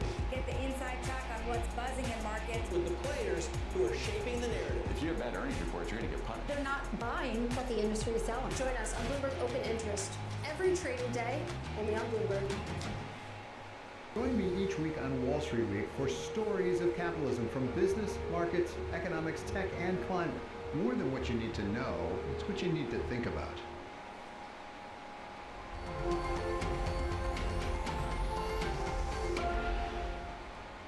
Mr. President, can you give us a sense of what you're doing to try to de-escalate the situation between Iran and Israel? Well, I hope there's going to be a deal.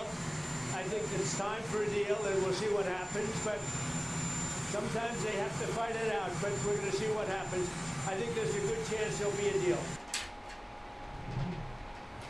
President Trump there speaking to a reporter just moments before he flew for the G7 summit in Canada. And attending heads of state at the G7 Leaders Summit this week will be hoping to ease trade tensions, but of course that's almost taking a backdrop priority when it comes to the need to address the Israel-Iran conflict. Let's bring up Bloomberg correspondent David Gura, who is already in Banff, Alberta, Canada. And David, great to have you with us. And you know, we still kind of hear this optimism, or at least the door being kept open by the White House. President Trump saying that we can still do a deal. It's time for a deal. How does that sort of get contextualized going into the G7 meetings, given that the sort of multilateral environment is not really one that the president tends to like that much? I think that the participants here in the G7 are waiting to hear more specifics from President Trump when he gets here. I should say he's en route now. He's flying to Calgary, and then he'll go to Kananaskis, where the summit's going to take place in a days' time. But what we're hearing there from the president when it comes to giving them some time to fight this out is rhetoric we've heard before when he's talked about Russia and Ukraine, for instance. It's this notion that maybe there has to be something fractious, there has to be fighting for both sides to recognize that they need to come together and forge a kind of deal. So you hear him there saying that, but also we imagine wrestling with the fact that this is a very difficult moment for him and for the Republican Party because so many of his supporters, so many Americans who supported Donald Trump in the last election liked his isolationist policies, didn't want him to get entangled in these other conflicts, and that's really where this tension lies. The U.S.'s alliance with Israel, treating Israel as its closest ally, and at the same time not wanting to be drawn in and having to get into another conflict here with Iran. David, have we seen enough fighting when it comes to trade negotiations? Could we get some deals out of the G7? I think going into this summit, as far back as last week, there was optimism that we would get some deals announced here on the sidelines. I think that's largely subsided, and there has been talk of that coming up on sideline negotiations between President Trump and these other foreign leaders. And we don't have a good sense yet of what those bilateral conversations are going to be like or with whom the president's going to have them. But it's certainly something that looms large over the whole event. It's not officially on the agenda. There's no part of the agenda that centers on trade itself. But all of these world leaders have been shaken by President Trump coming back into office, ripping up so many trade deals and talking about kind of scuttling that international order. I think all of them have optimism and hope that they're going to be able to come to some sort of resolution soon. Again, before what happened in the Middle East happened, I think there was a feeling that this could be a place where we could see some kind of framework for deals announced, the likes of which we saw with the U.S. and the U.K. a few weeks back. Maybe not a complete, heavily negotiated, very detailed trade deal among nations, but some indication of where they're going to go going forward here. And it's just worth pausing here to say that we're very far along in this 90-day pause period. And what we were promised at the beginning of that was that there would be 90 deals in 90 days. We certainly haven't gotten that yet. So again, while it might not be on the agenda officially here for this event, members of Donald Trump's administration are certainly aware of the fact that time is ticking for them to come to those deals in short order here if they're going to get them done before that pause is lifted. Our Bloomberg correspondent David Gura there joining us from Bath, Alberta, Canada, of course, is following the G7 summit. And other stories that we're following at the moment, French President Emmanuel Macron has offered to conduct joint exercises with Greenland to improve security amid concerns over President Trump's ambitions to acquire the territory. Speaking in Nuuk, Macron called the U.S. annexation of Greenland a Det er vel 3-tida eller 2 du begynner å røre på sånt. The Washington Post is reporting that the U.S. is considering restricting entry to citizens of an additional 36 countries. An internal memo covers 25 African nations, including key U.S. partners Egypt and Djibouti, plus countries in the Caribbean, Central Asia, and several Pacific Island nations. The move marks a significant expansion of the travel ban announced by the Trump administration early this month. Taiwan has blacklisted Huawei and SMIC, further restricting China's push to develop advanced AI chip technologies. The two firms have been added to a list that restricts local companies from shipping to them without government approval. The move is expected to limit Huawei and SMIC's access to crucial semiconductor materials, equipment, and plant construction technologies. Sherry, take a look at what we're watching when it comes to the commodity spaces, as we do have some breaking news when it comes to the latest in Israel's campaign in Iran. Fars now reporting that Israel has struck areas in the north and west of Tehran today as we see continued that trading of bombardments and attacks between Israel and Iran. President Trump saying that they may need to fight it out before a deal, but the door there is clearly still sort of open when it comes to negotiations. We continue to watch that very closely, as do markets at the moment. We are still seeing that advancement when it comes to oil markets, but interestingly, WTI options trading are turning somewhat less bullish at this point. We are seeing that momentum playing out in a stronger way when it comes to gold, though rising towards record. Let's get more on the markets now with the MLive strategist, Mark Crabtree, joining us. And Mark, it's quite interesting that we're starting to see a little bit more of a refined approach when it comes to how energy traders are looking at the situation. Is there a catalyst or sort of a line in the sand for prices that we're watching right now? Traders are probably watching for actual disruptions in oil supplies, which hasn't appeared yet. It may still do. We've seen situations in the past where we see the Gulf of Hormuz, the risk of that being closed obviously would disrupt supplies a lot and push oil prices much higher. So what traders are pricing in for the moment is that prices stay probably a little bit below $80 a barrel.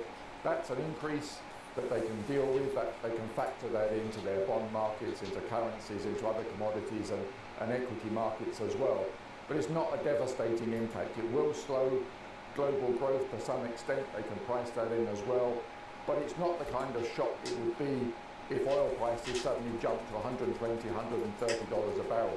We've seen some insights from Bloomberg itself at the end of last week saying that if we get to 120 or higher, that clearly is a very big impact on the global economy. Central banks around the world would need to react to that, and obviously what it would do to risk assets is a much more serious situation than we currently have. It's very fluid. The conflict is still going on. It could go on for some time, and traders will need to be highly alert. But if oil prices stay in the $70 to $80 range, it's something that traders can probably factor in. They can look at their past episodes and see where oil prices have gone, and they can probably live with that. That's not going to be huge impact. But if we go above that kind of pricing, yes, the whole picture changes and all bets will be off. At least for now, it seems that the markets seem to be stabilizing. U.S. futures pretty muted, Asian stock futures also pretty muted. When it comes to Japanese yen actually weakening, despite this today ending up to be a perhaps risk-off trade. So why is moving the markets? Because I guess what I'm trying to say is a very busy week here in Asia. We do have the BOJ, we have the FOMC, and I think we have barely talked about the fact that we have China activity data out later today as well. Well, as you say, the oil story is not the only one going on. We have several central banks. And for us in Asia, the biggest one, of course, is the Bank of Japan. And for them, it really clouds the picture here. Governor Ueda has an almost impossible job. When he speaks to markets tomorrow, he's going to hold his press conference. He's going to try and keep investors thinking that the Bank of Japan can raise interest rates again, even though the economic data which is coming through is not very supportive. Although wage prices have been going up and core inflation is relatively high, the overall growth in Japan is not that great. So he needs to measure his words very carefully. He needs to be able to try and persuade investors that the door is still open to higher interest rates because the risk of stagflation in Japan is quite high. But at the same time, he can see that the global picture, the geopolitics that's going on in the Middle East is making uncertainty even higher for global growth this year. So it's an extremely difficult position for the governor of the Bank of Japan and for the whole team there to try and persuade investors that they can do something about this in the short term when the long-term issues look so cloudy. As far as the yen is concerned, traders will probably see that as being negative. If the central bank's hands are tied, when you have stagflation risks, that probably means that the yen needs to get weaker before it can get stronger. So it certainly means that whatever happens in terms of haven flows into the dollar or into gold, into any other asset, the yen itself, in terms of yen crosses, is probably in for a pretty tough week. And life strategist Mark Cranfield there with an outlook for the Asian markets, of course, a busy week to contend with. This is Bloomberg.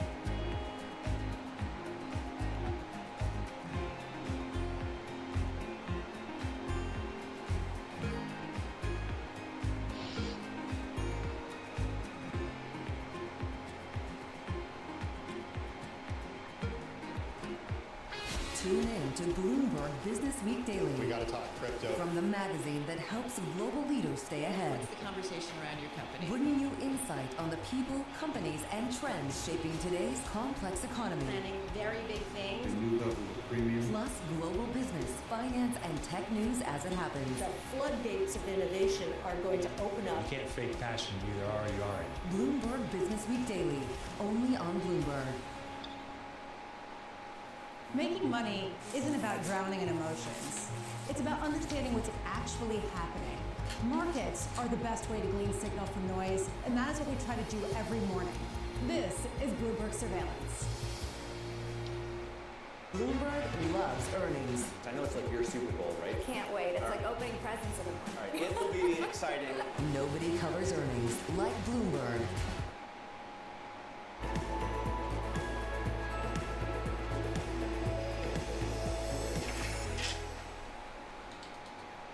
We're less than 20 minutes away from the Japanese market opens, and we're seeing the yen weakening against the US dollar at that 1.4 level. Of course, we have seen a significant strength given the geopolitical tensions in the Middle East, but that's really waning in this early Asian session. We'll be watching JGBs as well because they rose on haven demand last week, and of course we have this conversation with the Japanese finance minister coming up, Katsunobu Kato, stressing the need to attract more domestic and foreign investors to the Japanese government bond market as the BOJ reduces its bond purchases. He also told me exclusively that a dialogue with market participants is key to ensure stable bond buying. While how to manage interest rate policy is basically under the purview of the Bank of Japan, we, the Finance Ministry, are in a position to issue the bonds and sell them stably. Therefore, the Finance Ministry is responsible for the JGB debt management policy in that sense. Therefore, we are engaging in thoughtful and careful dialogue with the market, and we do decide, for example, the composition of short, medium, or long-term bonds and other matters every year and issue accordingly. The Ministry of Finance will decide these sorts of things and execute accordingly. Every year we make an annual plan for bonds. That is because we believe that it's important to give predictability and foreseeability for investors so that they will be prepared to invest in government bonds. The annual plan clearly states that it can be changed during the fiscal year. In any case, as I just mentioned earlier, we are engaged in thoughtful and careful dialogue with the market, and it is incumbent upon us to make sure that government bonds are being bought. That's our job. We have seen a lot of interest from foreign investors when it comes to JGBs. PIMCO thinks the 30-year JGBs are really interesting at this point. Are you concerned that that could raise volatility in the markets when you have more holders of JGBs outside of Japan? So first of all, because the Bank of Japan is gradually reducing JGB holdings, we need to find other investors to hold them. In a sense that government bonds will be purchased stably, with foreign exchange risks and other factors in mind, I do admit that it might be more stable for the JGB holdings if there were more domestic holders of government bonds. But overall, whether it may be domestic or international holders of JGBs, what is most important is that the government bonds will be purchased.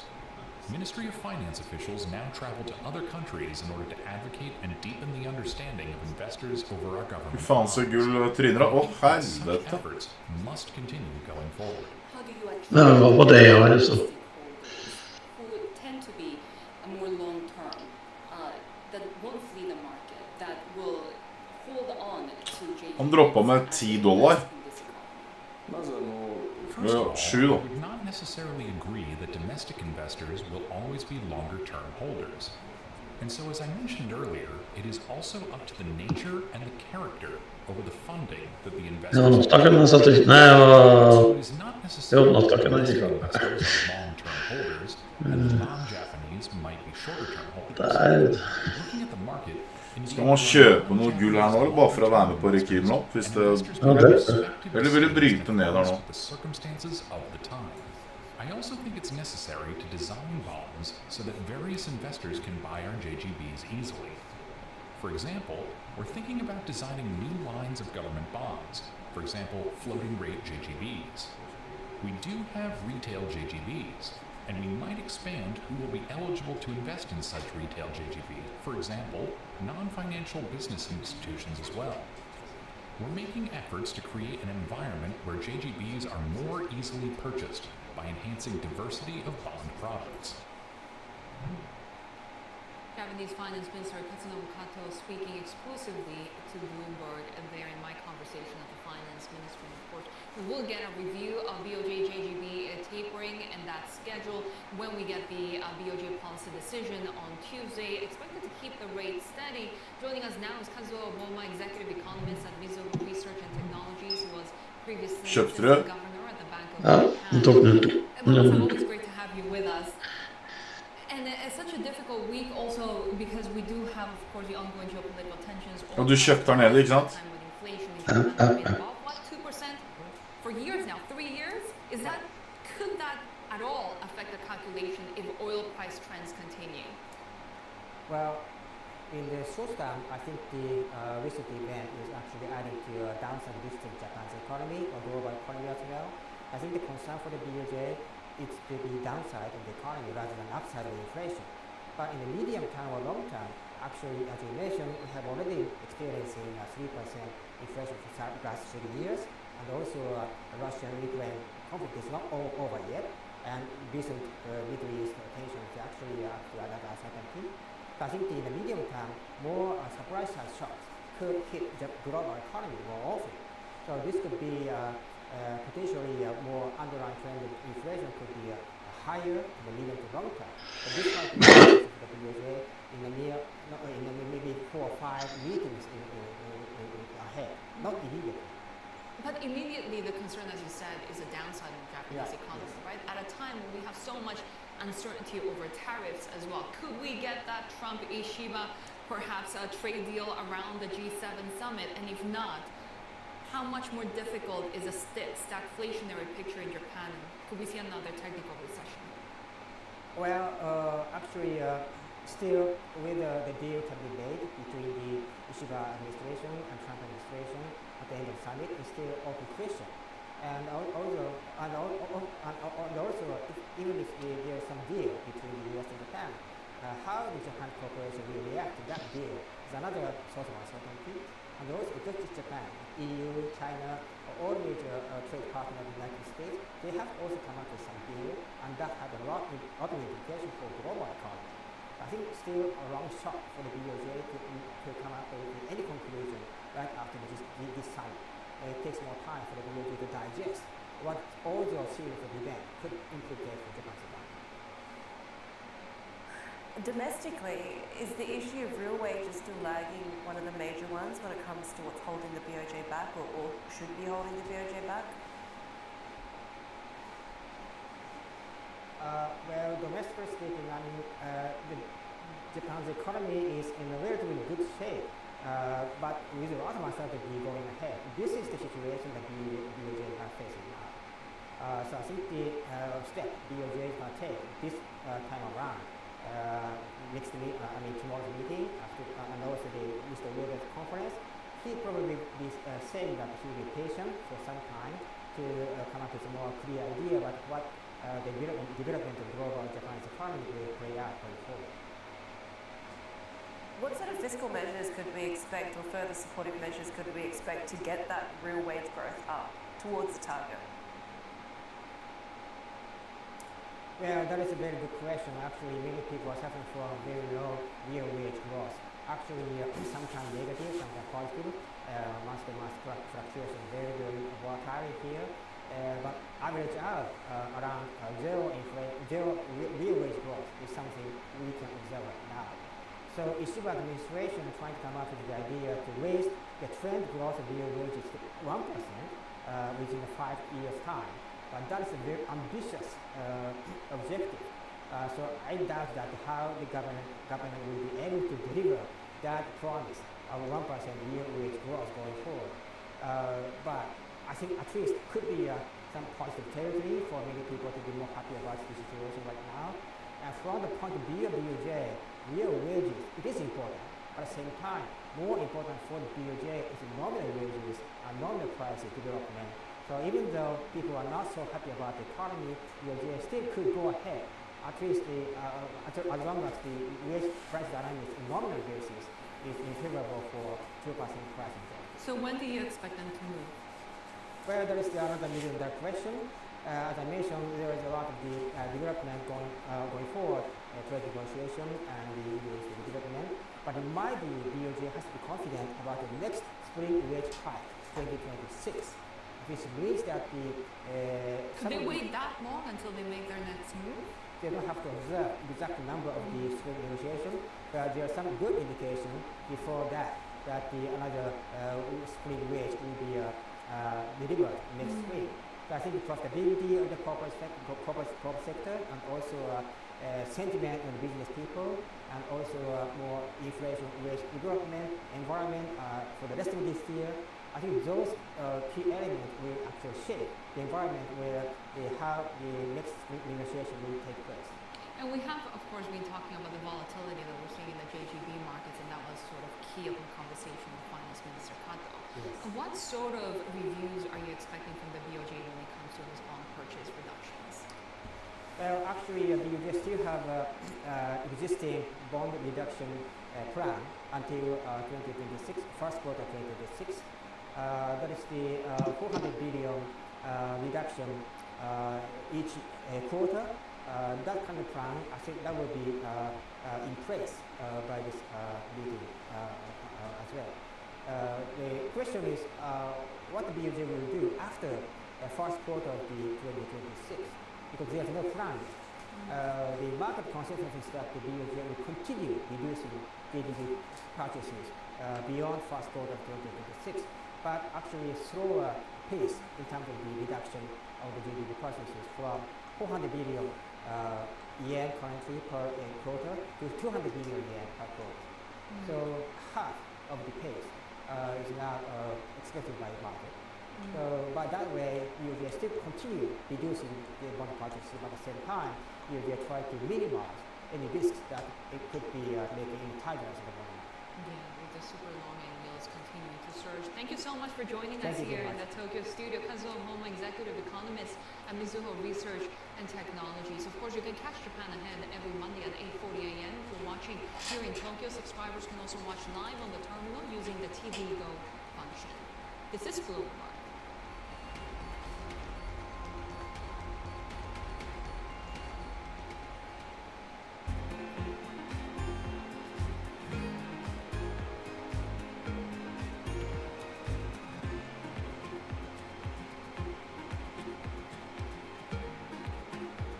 Er det fortsatt long gull, Robert? Det sa noe? Sitter du fortsatt på den longen du kjøpte nettopp? Nei, jeg tok den ut på forrige stykke.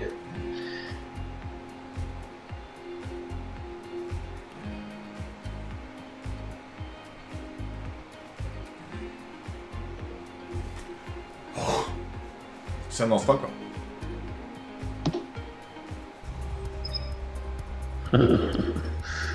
It's the countdown to the market open as we bring you the first trades across Europe.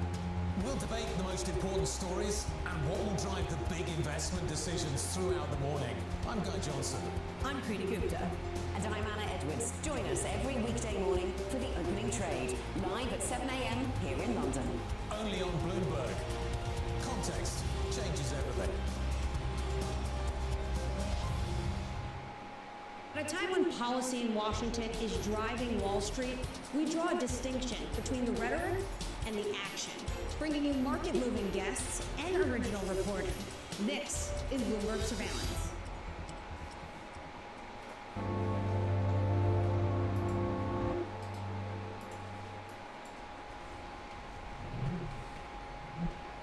Take a look at some of the stocks that we'll be watching when trade opens in Australia, Korea, and Japan. We'll be watching shares of Santos as the Australian gas producer gets a non-binding indicative proposal from a consortium led by a unit of Abu Dhabi state-owned oil company ADNOC. Santos saying that it intends to recommend shareholders to vote in favor of the deal. Also, keep an eye on Nippon Steel, which has won conditional U.S. approval for its $14.1 billion purchase of U.S. steel. The deal is expected to close by June 18th, creating the world's second largest steel maker. The market opens in Sydney, Seoul, and Tokyo are next. This is Bloomberg.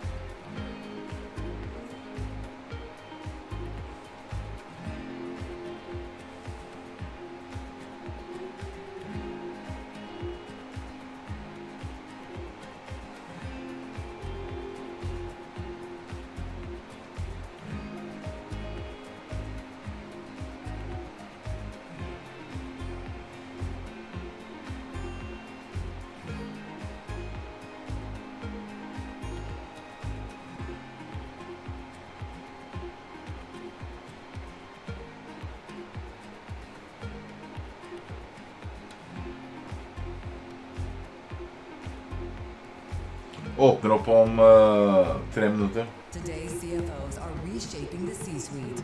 Bloomberg's chief future officer shines a spotlight on these dynamic leaders. What's the hardest part of being a CFO?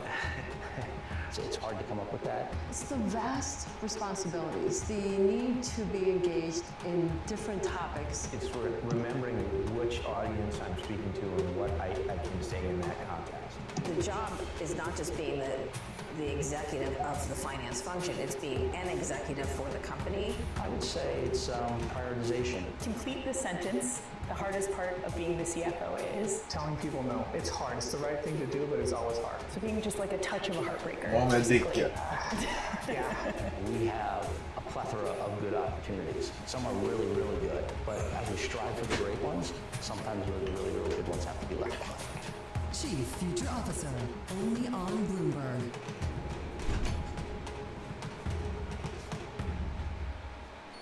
Asia is at the forefront of some of the world's stories. I'm Sherrian in Tokyo. And I'm Heidi Stradwatts here in Sydney where the trading day begins. We're here in the centre of all the action to get you set up with the numbers, news and knowledge you need for the day ahead. The demand is indeed recovery. We've been waiting for this moment. The opportunity of a century. Join us on Bloomberg The Asia Trade. Weekdays only on Bloomberg TV. Context changes everything. From the world of politics to the world of business, Joe Matthew and Kaylee Lines deliver news, insight, and analysis live 2 times a day, every trading day. Balance of Power at 1 and 5 Eastern, only on Bloomberg. U.S. jobs numbers are released. Bloomberg has the report under surveillance with crucial data and expert analysis at terminal speed. Nobody covers Jobs Day like Bloomberg.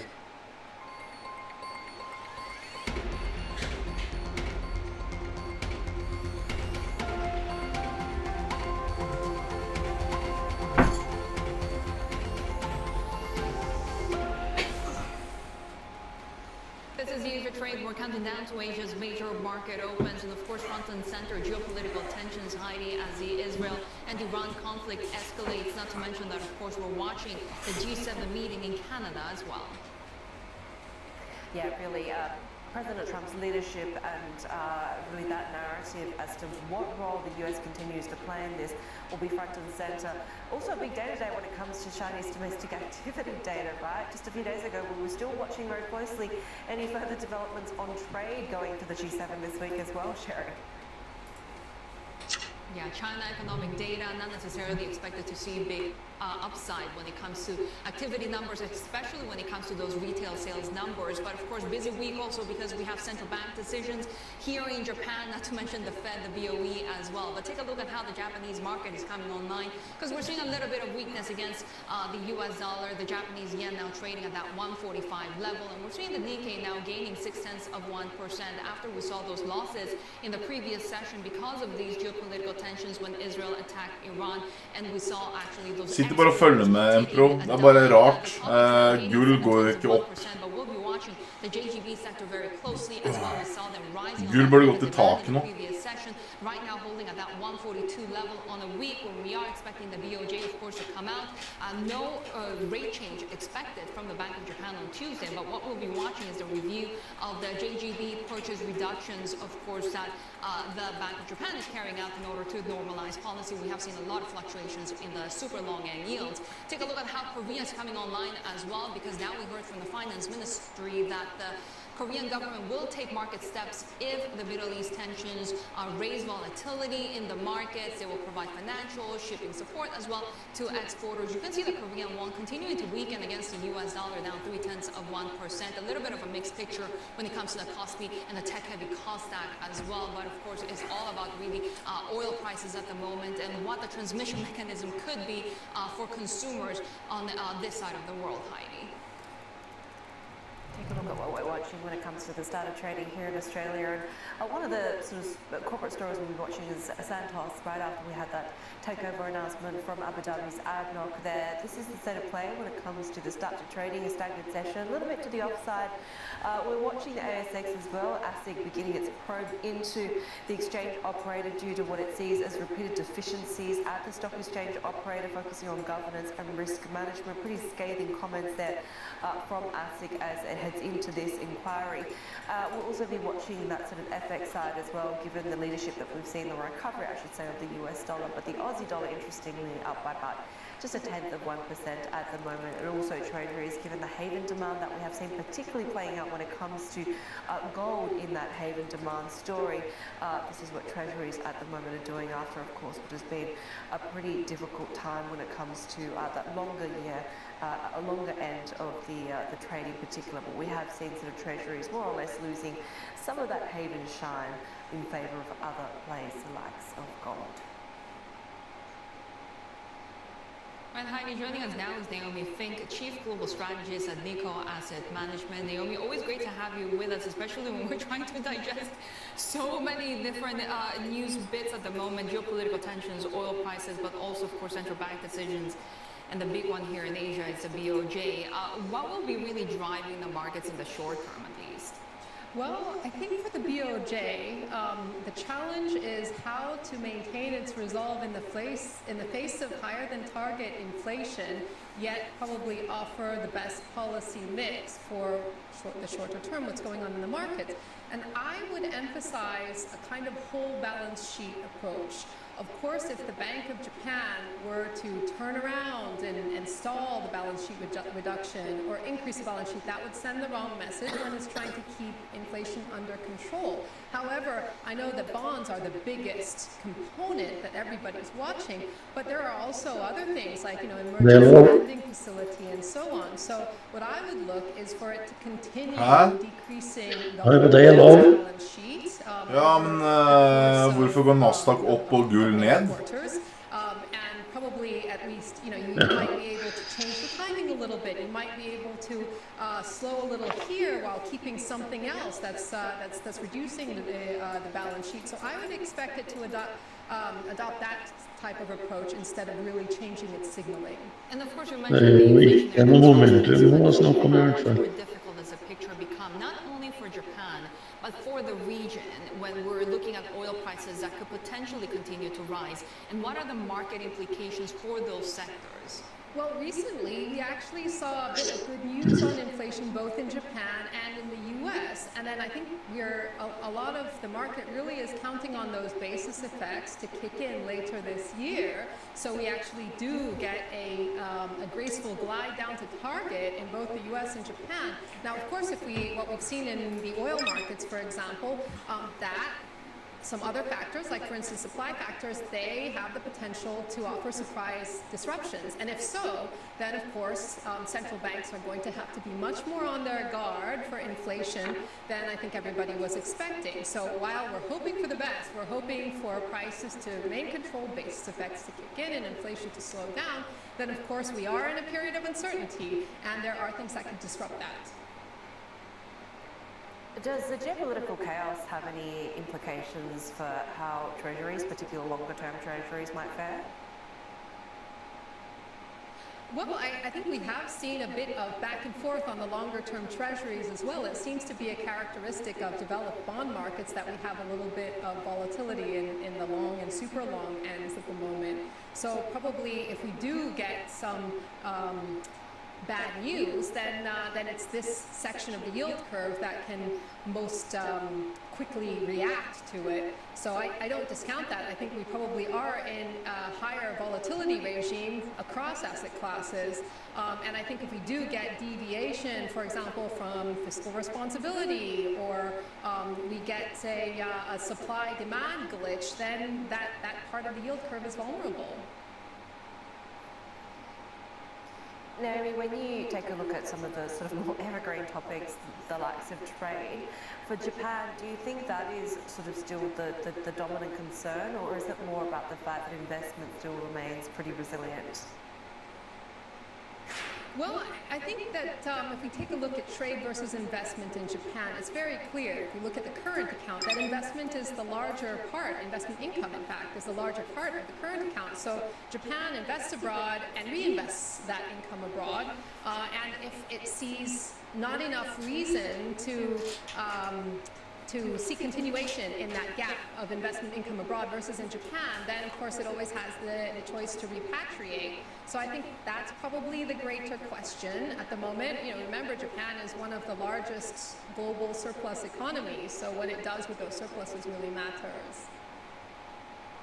When it comes to the broader tariff picture right now, we could potentially get some positive news on some negotiations and some deals being struck around the G7 meeting.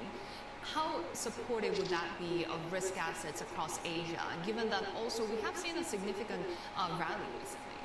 So risk assets have tended to be responsive to good news on trade.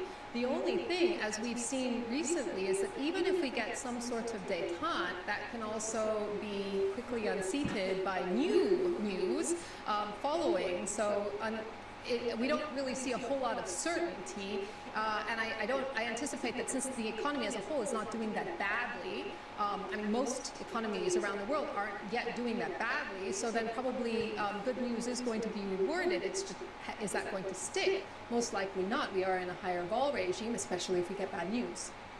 Naomi Fink, Chief Global Strategist at Nikko Asset Management, of course, as we also continue to watch for that potential meeting between President Trump and Prime Minister Ishiba of Japan as well.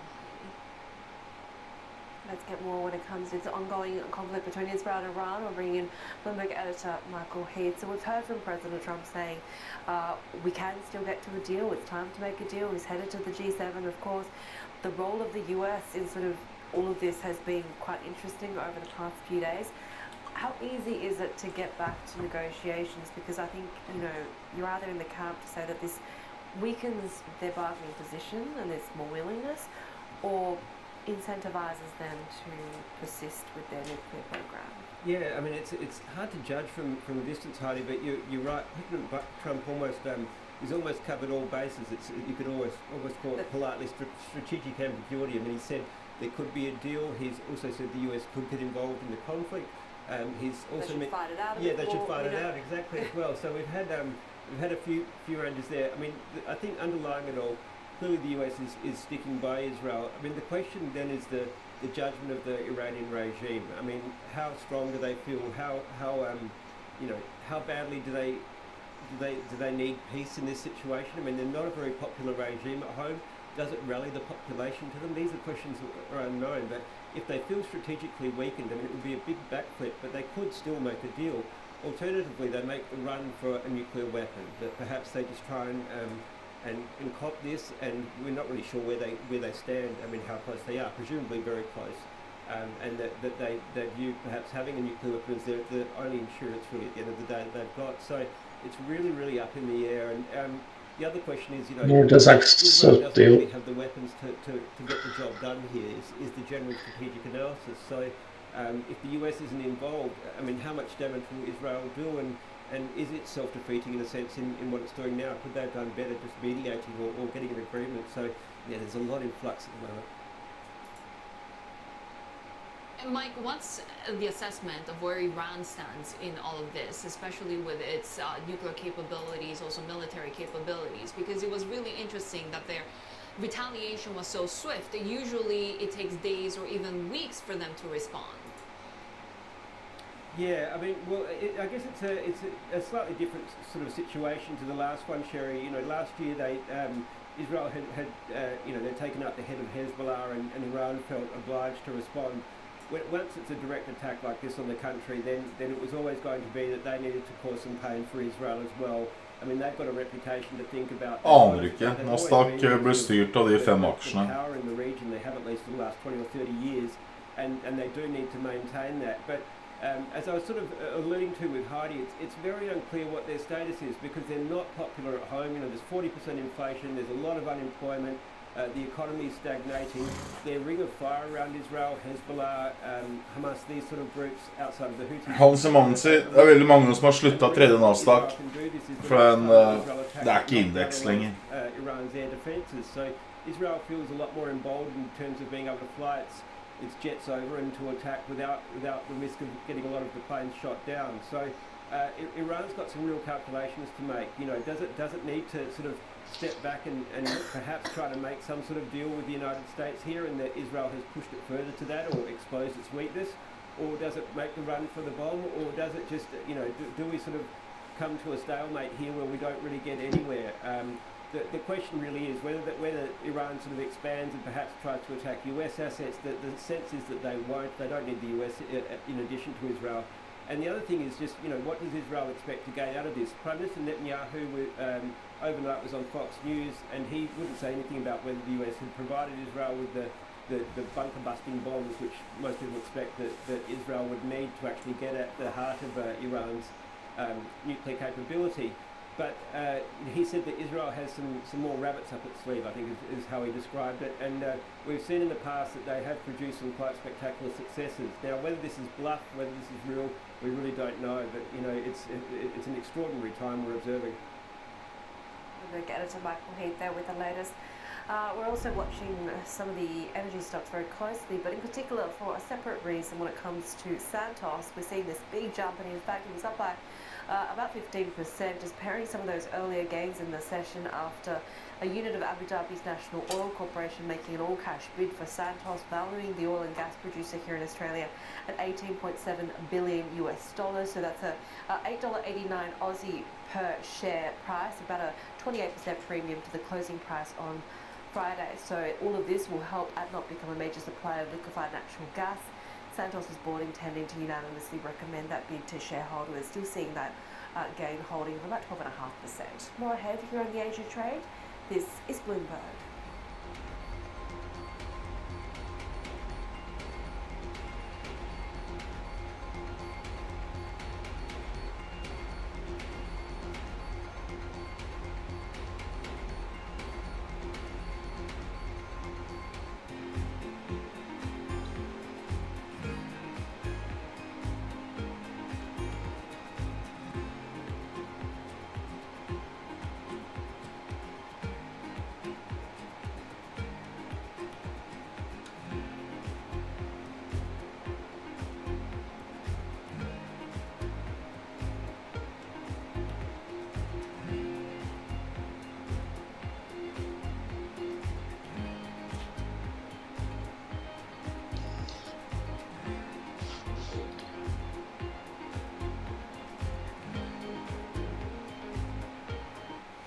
I'm Alex Rodriguez. And I'm Jason Kelly. And we're back with more episodes of our show, The Deal.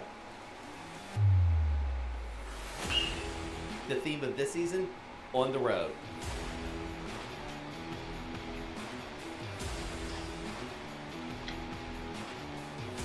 We're bringing you more behind-the-scenes conversations with the biggest names in sports, business, and culture, like Melody Hobson. I started to study women's sports like an 11-year-old studies baseball statistics, and I got dangerous in seeing up arrows. Susie Wolf. When you're competing, you're not thinking about any fear or any worries of what could happen. Josh Harris. You can't do a good deal with a bad person. Jay Batt. At the end of the day, there's never been a better time to be a student athlete. And more. Stay tuned.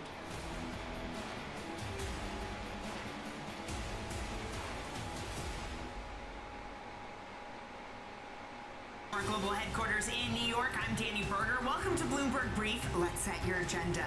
Bloomberg Brief delivers the market news, data, and analysis you need live every weekday only on Bloomberg. Context changes everything.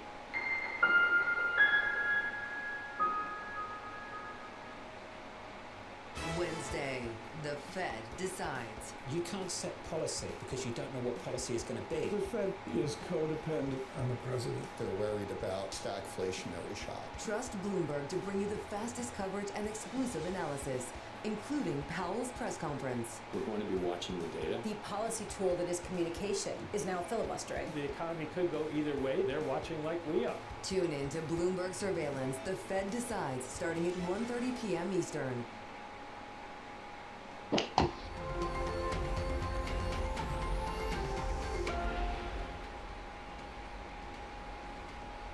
Well, President Trump is heading to Canada for the G7 Leaders Summit, where he's set to be centre of attention. Trump says he expects trade deals to be struck at the gathering. Leaders may also attempt to influence his approach to the Israel-Iran conflict.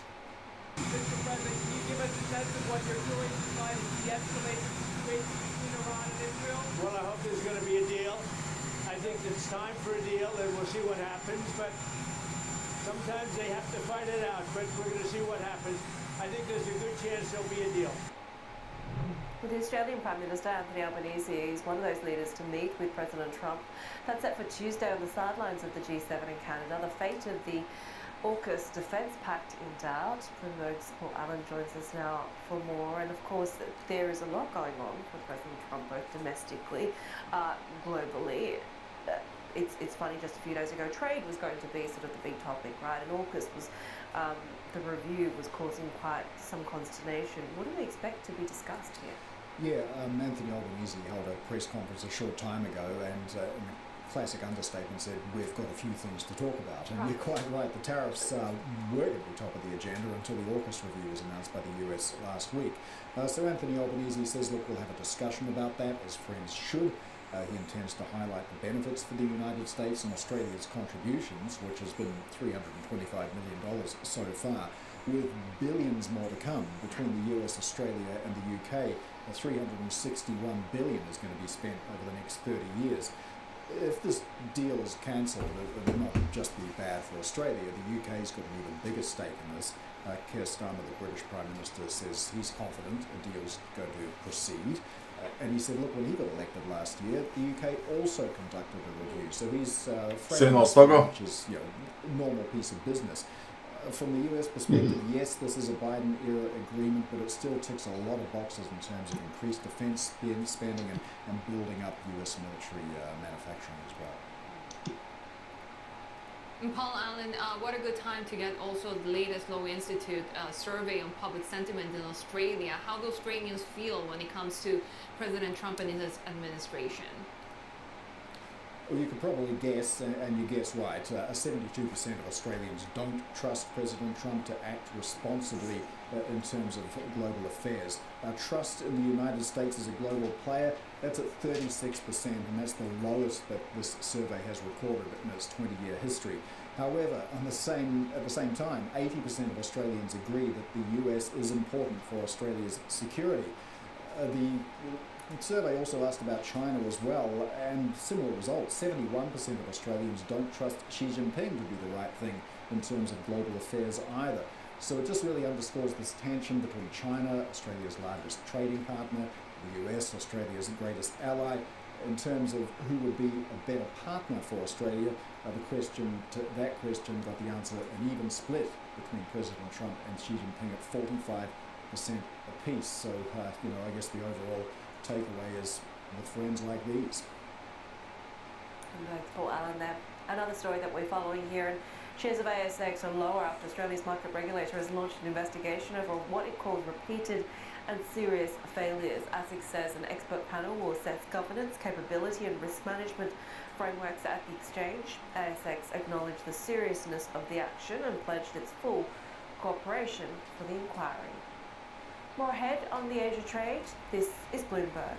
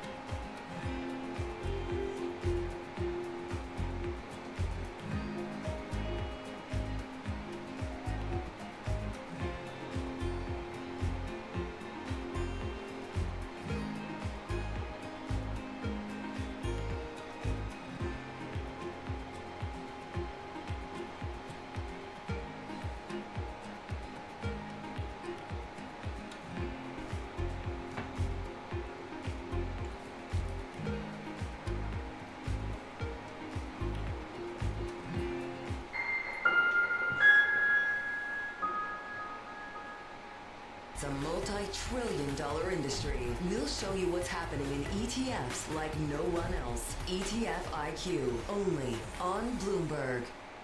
Bloomberg brings you breaking news 24 hours a day. Powered by more than 3,000 journalists and analysts in more than 100 bureaus across the globe. Bloomberg television. Context changes everything. A flood of investment agreements. Deals were once again on display. The Saudis are open for business. The cessation of sanctions against Syria. Another big victory for the Crown Prince. Concerned that none of the guardrails may be set up just yet. Headline after headline. Trust Bloomberg for on-the-ground coverage. The numbers will be quite substantial. Up-to-the-minute reporting. Driven the price of oil down. And the analysis you need. He's basically going to vault this region into the same sort of sphere as the US and China. No one covers geopolitics like Bloomberg. Bringing you up-to-the-minute financial news whenever and wherever it happens. I'm Michael McKee at the Federal Reserve. This is Bloomberg.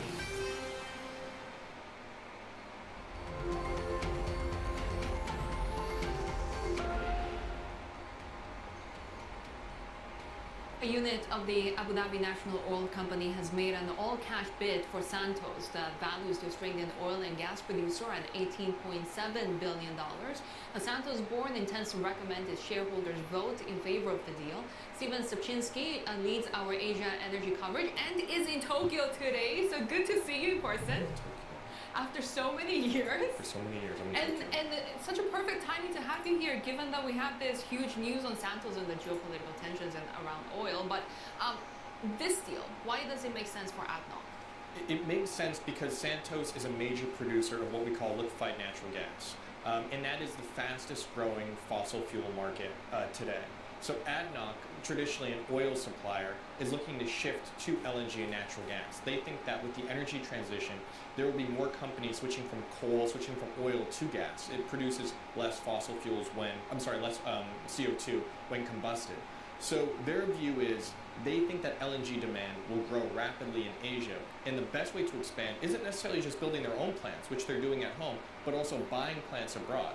So they want to buy into assets that produce LNG. They've done that in the United States. We had a story last week about them looking at potentially BP's natural gas assets, and then they're also now made a pretty big offer at quite a large premium for Santos, which has investments in two pretty big LNG plants in Australia as well as Papua New Guinea. So that together illustrates that that ADNOC really wants to expand into the LNG space. They see it as a future growth place, and I think it really indicates where the market is going in the future. Does it have implications for the broader LNG sector or industry? I think the indication here is that we might be coming into a potential M&A boom for LNG. If you want to get a piece of this action, build a new plant, it will take you 4 or 5 years.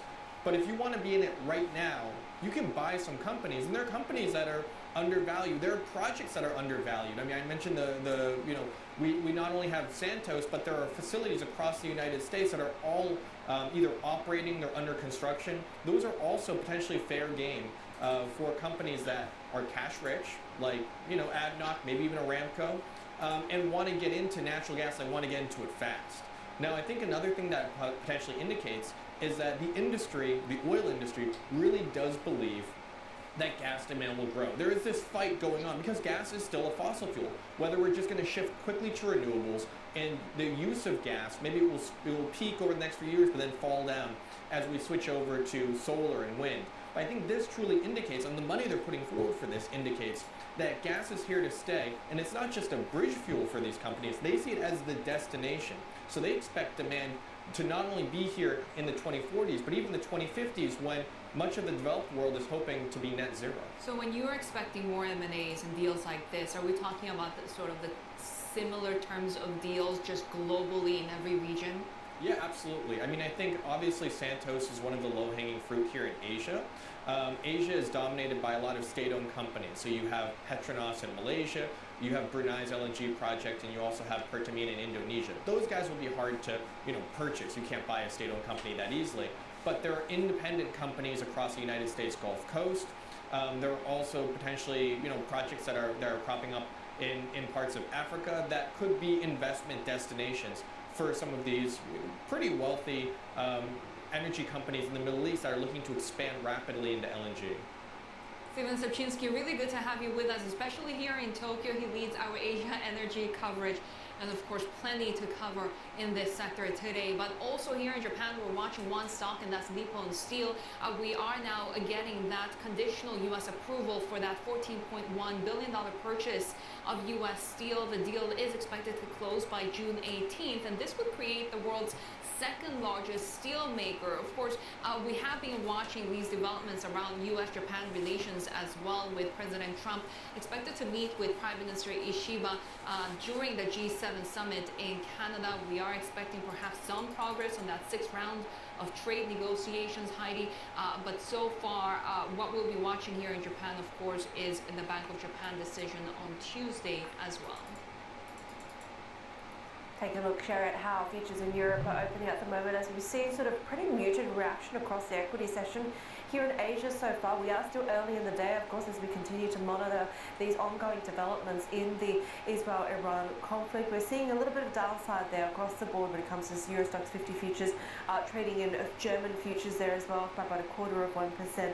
The euro more or less steady at the moment as we continue to see some of that upside over the past few sessions really play out when it comes to the dollar, tepid as that rebound is, and sort of calling into question, I guess, a little bit of that haven demand role as well for the greenback. More ahead on the Asia trade, this is Bloomberg.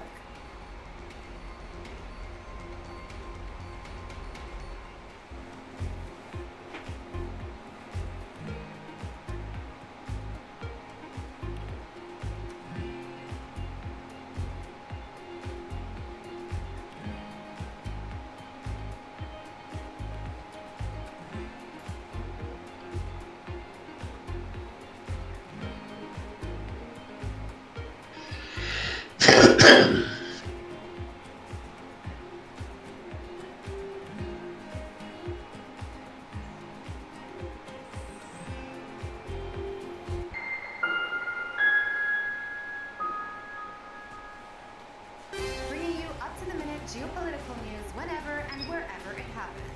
I'm Joanna Versace in Doha, Qatar, and this is Bloomberg. Why do the biggest names in business choose Bloomberg Television? That's a great question. It's a very good question. Shortare om Robert. I so appreciate that question. You certainly ask interesting questions. Bloomberg Television. Top experts, great questions.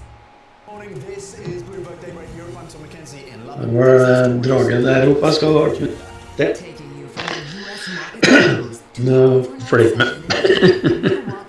Så lägger det? Du ska lägga dig? Nej, det blir inte så länge. Och som en jämnämnt tur förstås. Nu ser jag lika som ut, men... What is going to be the consequence for U.S. markets? We are basically deep in the European earnings season. Take a look at how we're faring when it comes to Asian markets.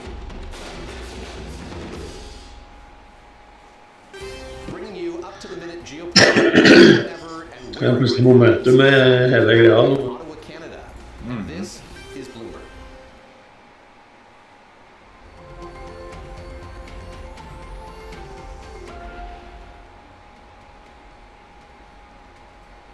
Take a look at what we're watching when it comes to obviously some upside, and we clearly understand why as we see the Israel-Iran conflict continuing to stoke these supply concerns. But it's interesting that when you take a look at WTI options volatility, the call skew, both starting to pull back a bit. So that stretch premium for near-term calls really difficult to maintain in the absence of a further catalyst. That sort of line in the sand, we're looking at around the $80 a barrel mark when it comes to potentially the next key levels for pricing momentum. So it does look like when it comes to oil market pricing at the moment, we're seeing a little bit more of a muted reaction in the early part of the Asian session compared to, for example, we saw in the reaction on Friday.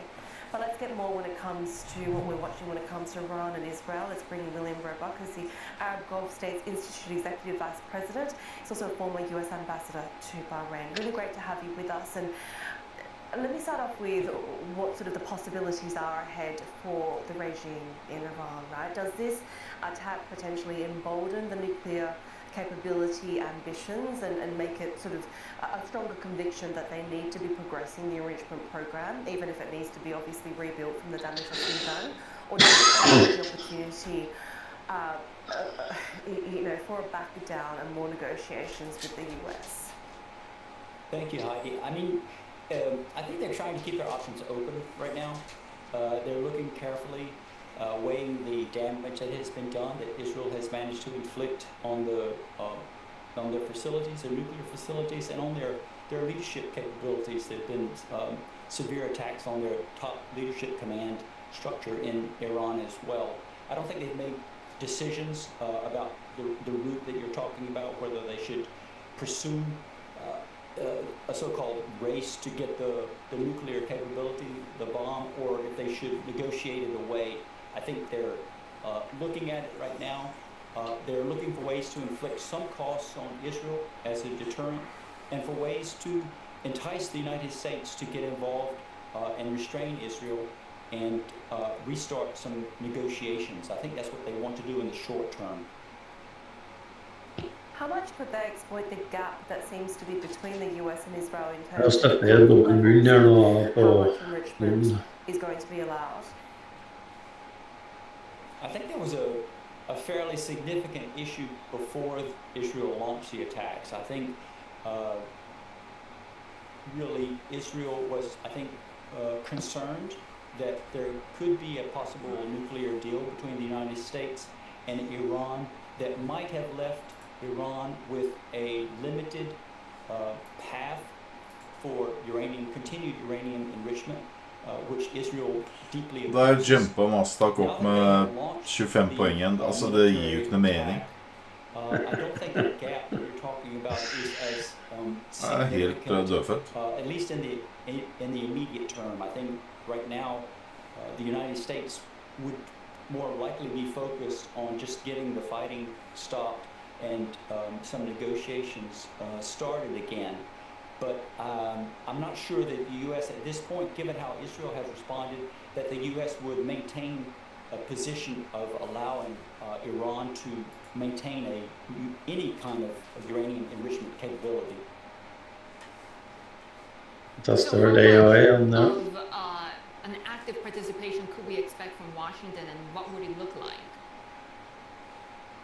It's a good question. I think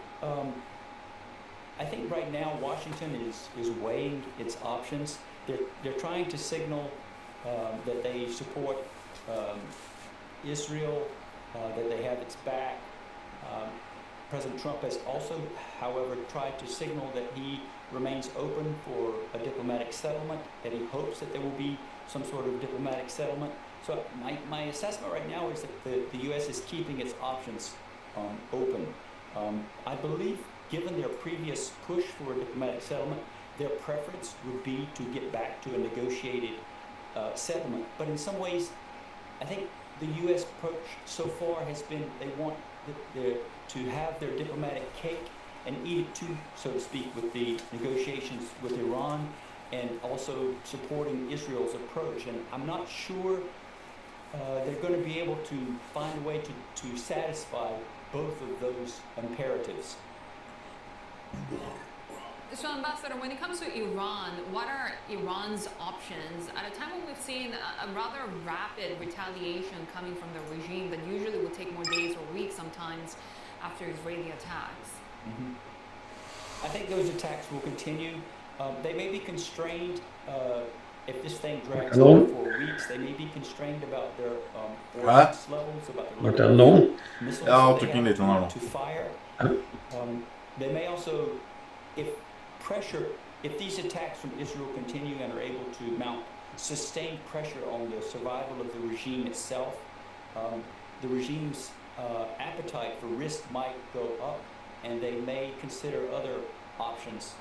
Right now, I don't think they're on the table, but they could consider attacking some of the Arab Gulf capitals in the region in order to try to force the U.S. to get involved and to turn this thing off diplomatically.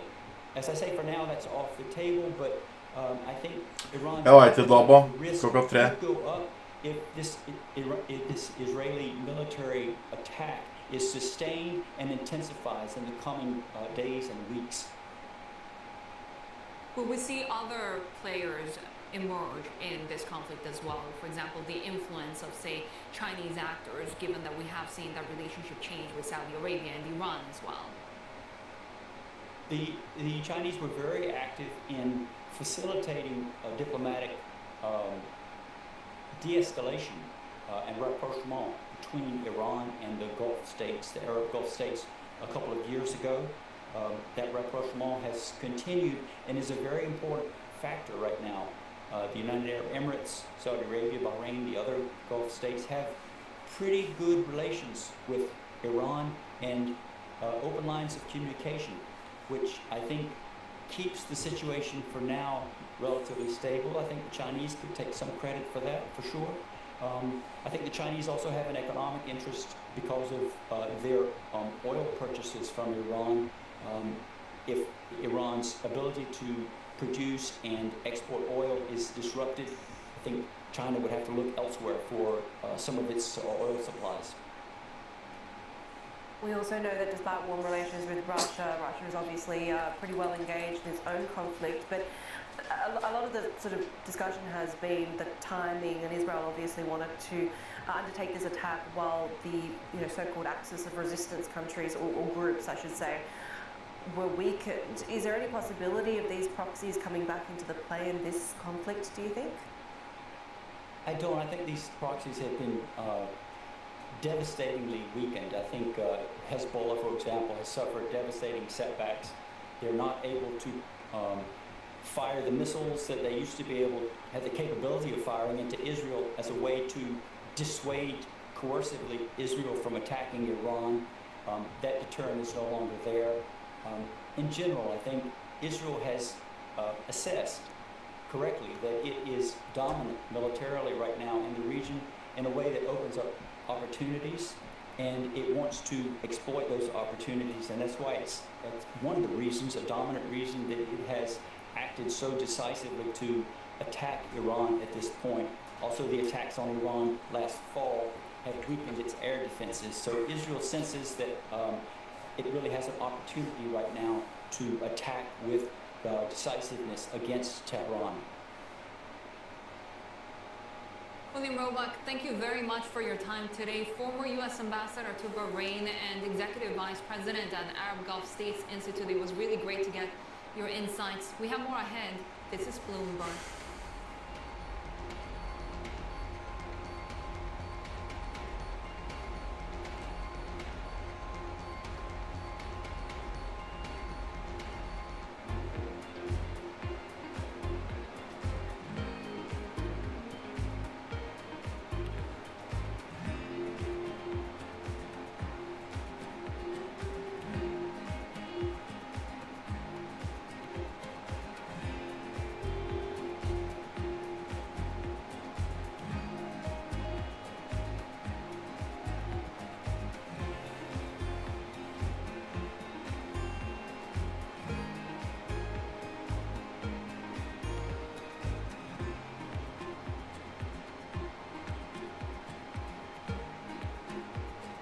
Jumpstart your trading day on Bloomberg Open Interest. 2 hours of single stock stories that are driving the opening bell action. We'll take you to Wall Street, Main Street, the C-suite, and beyond. These are companies that are growing their market. Great companies in the U.S. are the companies hitting the cutting edge. That's a different story. Get the inside track on what's buzzing in markets. With the players who are shaping the narrative. If you have bad earnings reports, you're going to get punished. They're not buying what the industry is selling. Join us on Bloomberg Open Interest every trading day, only on Bloomberg.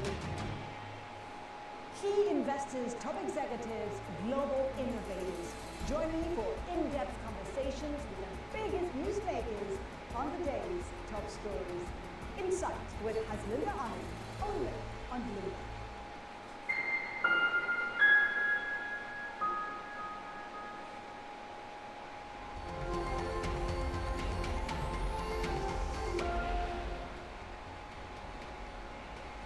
We'll be watching Taiwan semiconductor names today after officials blacklisted 2 Chinese tech giants over the weekend. Huawei and SMIC will be further restricted from accessing the tools necessary for building AI chips. Let's get more with our reporter Annabelle Drulers there joining us from Hong Kong. Belle, how much of an impact could this have on China's tech ambitions?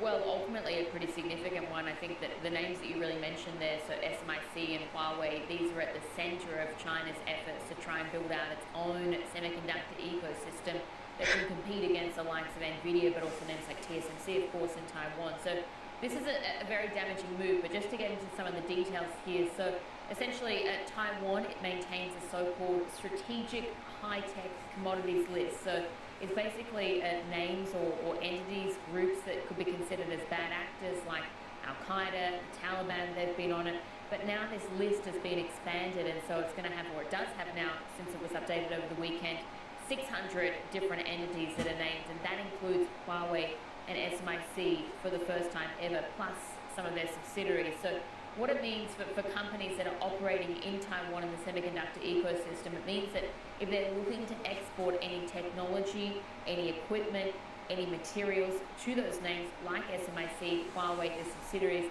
they're going to need to seek approval first. And so essentially Huawei and SMIC have both been blacklisted now by Taiwan. Already companies that have been on the entity list from the US, so they had already been facing challenges in acquiring semiconductor technology, but as we've been reporting at Bloomberg in the past, particularly for Huawei, they have been finding ways to get around this, and so they've still been able to acquire that technology from Taiwan. It'll be interesting to see if these measures or this latest effort has the intended effect of really restricting these companies' access. This is really a sort of first such move against Chinese tech companies for Taiwan.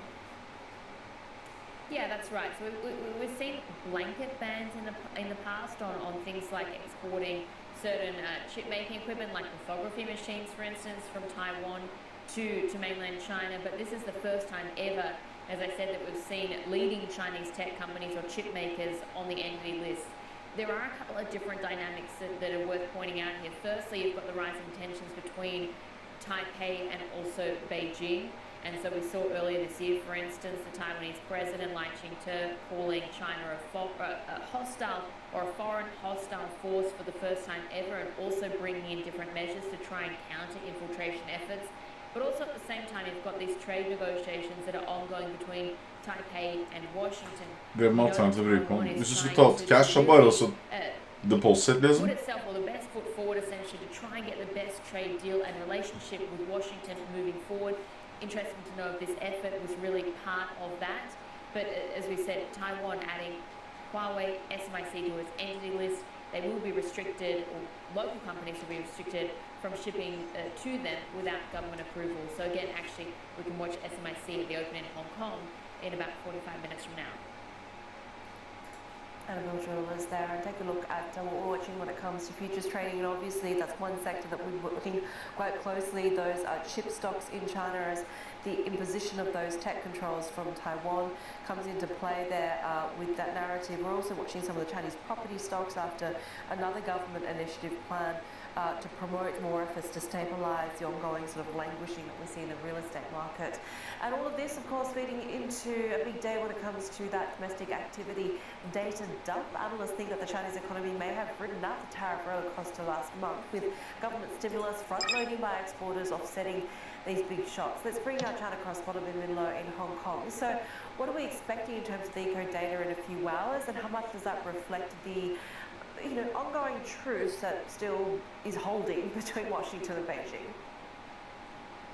Yeah, actually analysts are forecasting a pretty resilient outlook for the economic data, which will be out at 10 a.m. today. And if you look at industrial production, fixed asset investments, those two expected to remain steady. Retail sales, though, slipping below 5%. Property investment continued to deepen that contraction, down 10% or so. But the key figure to watch is that industrial production print, because that is where we can see how China's economy is holding up given those tariffs. And bear in mind, in mid-May already, US and China had come to that temporary truce. We expect to see exporters having front-loaded shipment, as well as the government stimulus, the equipment upgrading subsidies. Those would have contributed to that resilient print on industrial production. But one thing to note, though, a fair warning from Morgan Stanley's Robin Singh, saying that the second half of China's economy could see a greater deceleration. The bigger the front loading of shipments in the first half of the year, that means we could see a bigger sort of payback in the second half. Retail sales as well expected to be below 5%, and that really shows the challenge that the Chinese government faces in relying on domestic consumption to try to drive the economy. Maybe what does that mean for Chinese assets after we saw significant support for local equities in the past few months? Yeah, so the main drivers today will be the economic data. We also had the credit data that came out on Friday afternoon, which shows that government spending, government borrowing rather, had been pretty strong, but not so much the private borrowing. And of course, the broader market story, the Middle East conflict likely to have an impact on markets as well. And you see the Hang Seng futures there, I believe, just coming online, down about 0.5%, not boding very well for the market open later today. But if you look at the longer term trend, so far this year, where are we seeing the biggest gains in China is the biotech sector that has really surged about 60% year to date, and it's driven by some of these mega billion-dollar licensing deals, foreign companies licensing Chinese drugs, which shows how the Chinese market has really been a source of innovation and disruption rather than a laggard. And so that is where that's certainly something to watch. And if you look at the chart there, you can see the Hang Seng biotech sector outpacing the Hang Seng Tech so far this year. And one good thing in a way that has come out of the US-China trade tensions, according to a fund manager at Franklin Templeton, he's saying that there's actually a flow back of these talents, overseas Chinese talents, that are coming back to China given the unfriendly environment overseas, and given that China is now trying to create a better environment to support its own domestic R&D sector. Yeah, Bloomberg's China correspondent Mimi Lo there with the latest on China. We have seen the A50 futures just earlier today closing to the upside. We're seeing a little bit more risk-on sentiment across Asia and Japan. The Nikkei now gaining ground with every sector in the green, being led higher by technology and financials. We're also seeing the Japanese yen weakening against the US dollars. We're seeing less of that haven demand, especially in the JGB space, which is under pressure today after rising on Friday. Remember when Israel launched airstrikes on Iran, we actually saw that haven demand filter through the bond markets. But there's been a lot of volatility in the JGB space, and we are watching that space closely as the Bank of Japan, with its rate decision, will also review JGB tapering schedules ongoing from this year. Japanese Finance Minister Katsunobu Kato is also stressing the need to attract more domestic and foreign investors to the Japanese government bond market as the BOJ reduces those bond purchases. He also told us exclusively that dialogue with market participants is key to ensure stable bond buying. While how to manage interest rate policy is basically under the purview of the Bank of Japan, we, the Finance Ministry, are in a position to issue the bonds and sell them stably. Therefore, the Finance Ministry is responsible for the JGB debt management policy in that sense. Therefore, we are engaging in thoughtful and careful dialogue with the market, and we do decide, for example, the composition of short, medium, or long-term bonds and other matters every year and issue accordingly. The Ministry of Finance will decide these sorts of things and execute accordingly. Every year we make an annual plan for bonds. That is because we believe that it's important to give predictability and foreseeability for investors so that they will be prepared to invest in government bonds. The annual plan clearly states that it can be changed during the fiscal year. In any case, as I just mentioned earlier, we are engaged in thoughtful and careful dialogue with the market, and it is incumbent upon us to make sure that government bonds are being bought. That's our job. We have seen a lot of interest from foreign investors when it comes to JGBs. PIMCO thinks the 30-year JGBs are really interesting at this point. Are you concerned that that could raise volatility in the markets when you have more holders of JGBs outside? Fy faen, så svagt gull her. So first of all, Ja, den er litt skummel. Jeg har sett long her da, men ble det 3? Other investors to hold them. In a sense that government bonds will be purchased stably with foreign exchange risks and other Det factors. blir den der stopplås ser rett under her. Holdings if there were more domestic holders of Ja, men jeg skjønner ikke hvorfor gull er så svak. Whether it may be domestic or international Det er krig jo, for faen. holders, What is No, most important is nu går jävligt tekniskt då. Ministry of Finance officials now travel to other countries in order to advocate and deepen the Små meetings går sen. Liksom. Ja, där. Fan vad speciellt. efforts must continue going forward. How do you attract more domestic holders who would tend to be more long-term, that will flee the market, that will hold on to JGBs as they invest in this economy? First of all, I would not necessarily agree that domestic investors will always be longer-term holders. Coin close So, as gap I mentioned på earlier, här. it is also up to the nature and the character over the funding that the investors have been collecting. And so it is not necessarily that domestic investors are long-term holders and the non-Japanese might be shorter-term There. holders. Looking at the market, indeed there are non-Japanese longer-term investors, and investors make their respective decisions in accordance with the circumstances of the time. I also think it's necessary to design bonds so that various investors can buy our JGBs easily. For example, we're thinking about designing new lines of government bonds, for example, floating rate JGBs. We do have retail JGBs, and we might expand who will be eligible to invest in such retail JGBs, for example, non-financial business institutions as well. We're making efforts to create an environment where JGBs are more easily purchased by enhancing diversity of bond products. Japanese Finance Minister Katsunobu Kato speaking exclusively to us on Bloomberg. We have more ahead. This is Bloomberg.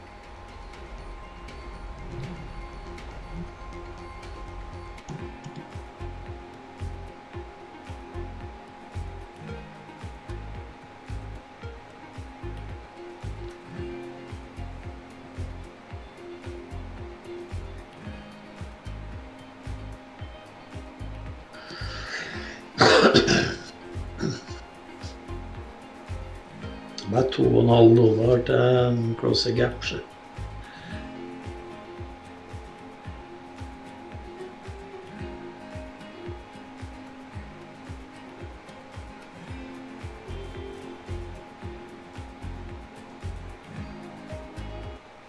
Tune in to Bloomberg Business Week Daily. We got to talk crypto. From the magazine that helps global leaders stay ahead. What's the conversation around your company? Bringing you insight on the people, companies, and trends shaping today's complex economy. Planning very big things.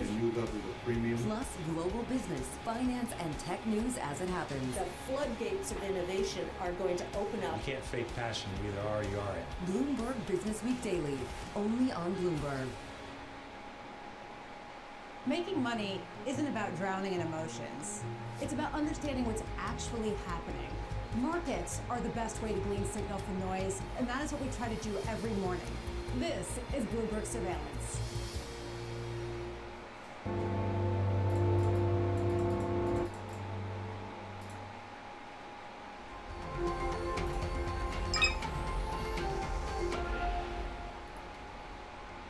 Take a look at how US futures are faring at the moment. We're seeing a little bit of upside there across the board. We're also hearing from President Trump as he's talking about the immigration deportation efforts of his administration. He is expressing his support for ICE, saying they must expand the efforts to detain and deport illegal aliens, saying that ICE must expand their efforts in larger cities. And this, of course, as we saw, rallies particularly when it comes to downtown Los Angeles, but then, of course, also spreading to other major cities as well, protesting the immigration raids that have been expanded under President Trump's second presidency.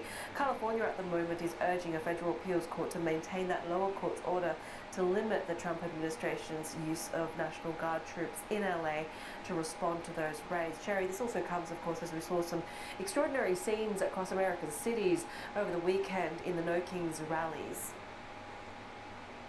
It's been a busy weekend. We, of course, were also following the escalating tensions between Köpte du Israel någon? and Iran. That's really rattled markets. You can see right there that oil prices continue to gain ground, but still we're at session lows now after gains that put the WTI price at past $77 a barrel at one point early in the Asian session. The China show is next. This is Bloomberg. Ja, jag köpte samma ingångar som det här. Mm.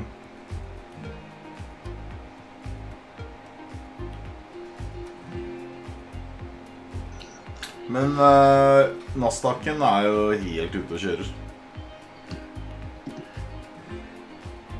Ja.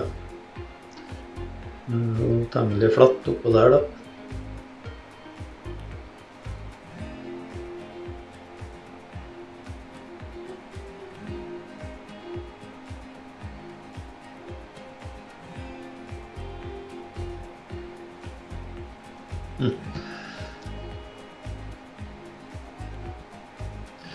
Det er flatt på SPY også.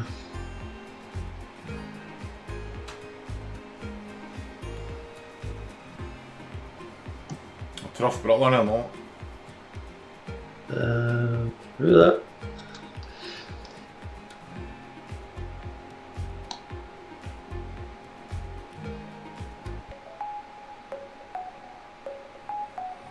Let's talk about Det var stygt da. Very traditional. A lot of things of the past. I live my very first independent life in the farmhouse. Kan få litt fart på seg når klokka 3. I built it by the memory of the farmhouse. The philosophy they believe, yin, yang, 5 elements, the concept of the life, of the happiness. They build this kind of roof, like boat, and man and woman, and bowl of rice. Everyone should be happy if have somewhere to live, something to eat, and someone to love. So you're defined a lot by your past experiences.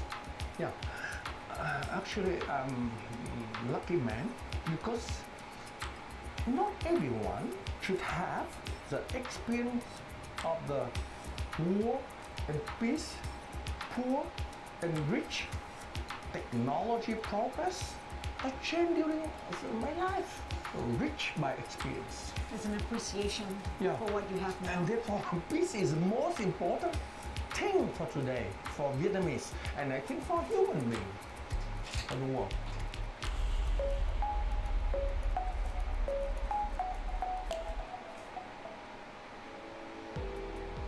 Bloomberg launches our inaugural 25 African startups to watch list. About 2.5 years ago, we created a solution. We are able to generate refrigeration using the sun and water. We're able to store energy in the form of ice, as opposed to storing energy in the form of media batteries. We integrated in every refrigerator a pay-as-you-go technology, allowing individuals and small businesses to be able to pay as low as $10 to own a refrigerator. Uncover is a women's wellness brand that is specifically made for women of color. It's based in Africa, which is the most underserved beauty market in the world. We are making Africa a priority and not an afterthought. We believe that the population on this continent deserves to be formulated for, heard, and we're giving this consumer a voice.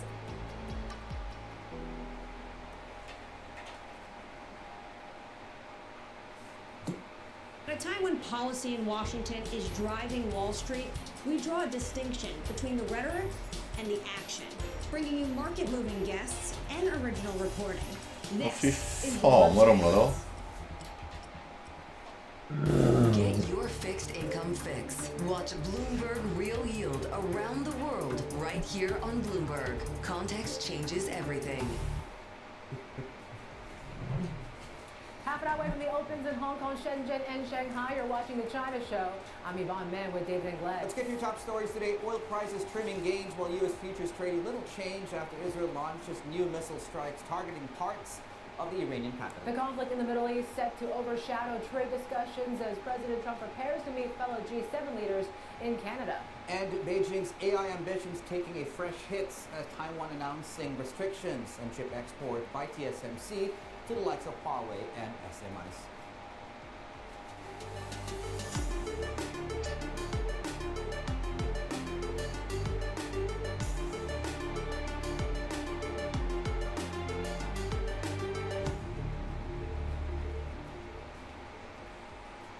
Good Monday morning to all of you. Thank you for joining us right now. Lots to get through in the next 2 hours or so. As far as market reaction, and there just happened to be a weekend in between Friday and Monday. The big difference, as you can see, that things are a lot more stable across risk assets, including, by the way, I should also mention where we are in oil prices, which I'll get to in a moment here. But yeah, but certainly when you look at equity markets, we are mostly to the upside. We are coming off highs a little bit in some of the benchmarks coming in line. You have Taiwan coming in line. That's a separate story. We'll get to that in a moment. S&P futures, though, did manage to shake off the early cobwebs, and as you can see now, we're up about 51%, 2s and 10s to the upside. It's the Fed week as well. We'll get to that in a moment here. Very quickly, energy, very much in focus, and gold as well, right? We're about $50 short of that all-time high. We're still higher, but as you can see, almost as I speak, we're retracing almost all of the gains. At one point, we were above 78. We opened above 78 early this morning, about 3 hours back, and as you can see, we're now at about 74.50, going into the rest of the energy complex. Stocks, though, as you can see, still up about 1% within the equity complex. That goes into what we're tracking going into the open today. Shanghai crude up 7% to the upside. Dollar China, as you can see, is 718.90, slightly on the upper end of the recent 3-day range. And we're continuing to track, of course, the weakness in the Hong Kong dollar. We are, as you can see, very, very, very near now at 785, the weekend of the trading back. But yeah, a lot of this comes back to what we're seeing in oil prices around. Yep, that is still where the geopolitical price and premium is really coming back to this market, and certainly what we're seeing still is a very fluid situation. Open hostilities between Israel and Iran have ended a fourth day with no sign of easing, stoking fears of a wider war in the oil-rich region. President Trump, though, thinks it's still possible for both sides to move to deal. Mr. President, can you give us a sense of what you're doing to try to de-escalate the situation between Iran and Israel? Well, I hope there's going to be a deal. I think it's time for a deal, and we'll see what happens. But sometimes they have to fight it out, but we're going to see what happens. I think there's a good chance there'll be a deal. And John Herskovitz, our Bloomberg editor, is following the latest for us right now. John, what do we need to know? Well, we've seen our third straight day of fighting. We saw Israel conduct attacks on Tehran, a gas field, and vow to continue its attacks to destroy Iran's nuclear program. Iran has retaliated with missiles and drone strikes, some of which have hit civilian populations in Israel, and neither side is showing any signs of willing to back down. So both sides are keeping up. With Israel, they have shown that they have air superiority. A lot of the air defenses in Iran, in certain areas, appear to be weakened. And for Iran, they're doing what they can to attack. So the fighting is going on, and of course this is creating worries for a wider war in markets. Oil prices are going up. There has been no signs of de-escalation, which is just creating worries in markets and around the world. And those talks were canceled in Oman on Sunday as well, John. In terms of the U.S., where does the Trump administration and the U.S. stand in all this right now? Sure. As we saw in the clip, the Trump administration is saying that the deal could reach. There may be a need for more fighting until that can happen. The U.S. has denied involvement in helping Israel, but Trump didn't rule it out, especially with going after Iran's nuclear facilities. So we have this, and we have Trump heading to the G7 in Canada, where there's going to be more disagreement, discussion about what goes next with this. The worries are of whether there'll be U.S. involvement in this, whether Iran will target U.S. military assets in the region, something that they've indicated that they could do, and whether this would mean U.S. involvement. So we have a lot of things coming from Trump. We have a lot of worries for the U.S., and we have the G7 going on where this will be a main topic of discussion. We may see disagreement, we may see some cooperation. There are various points of view that are going to be considered as Trump goes to the talks in Canada. John, thank you. John Herskovitz there, our Bloomberg editor with the latest. Let's bring in Bilahari Kasakan, a distinguished fellow at the National University of Singapore's Middle East Institute. He's also a former permanent secretary of Singapore's Ministry of Foreign Affairs. Thank you so much, sir, for joining us. It seems like there's no sign of easing right now between the two sides. Do you see any sort of reason or anywhere in the time frame right now where the two sides can de-escalate from here? The side wants to de-escalate right now. It will continue for some weeks.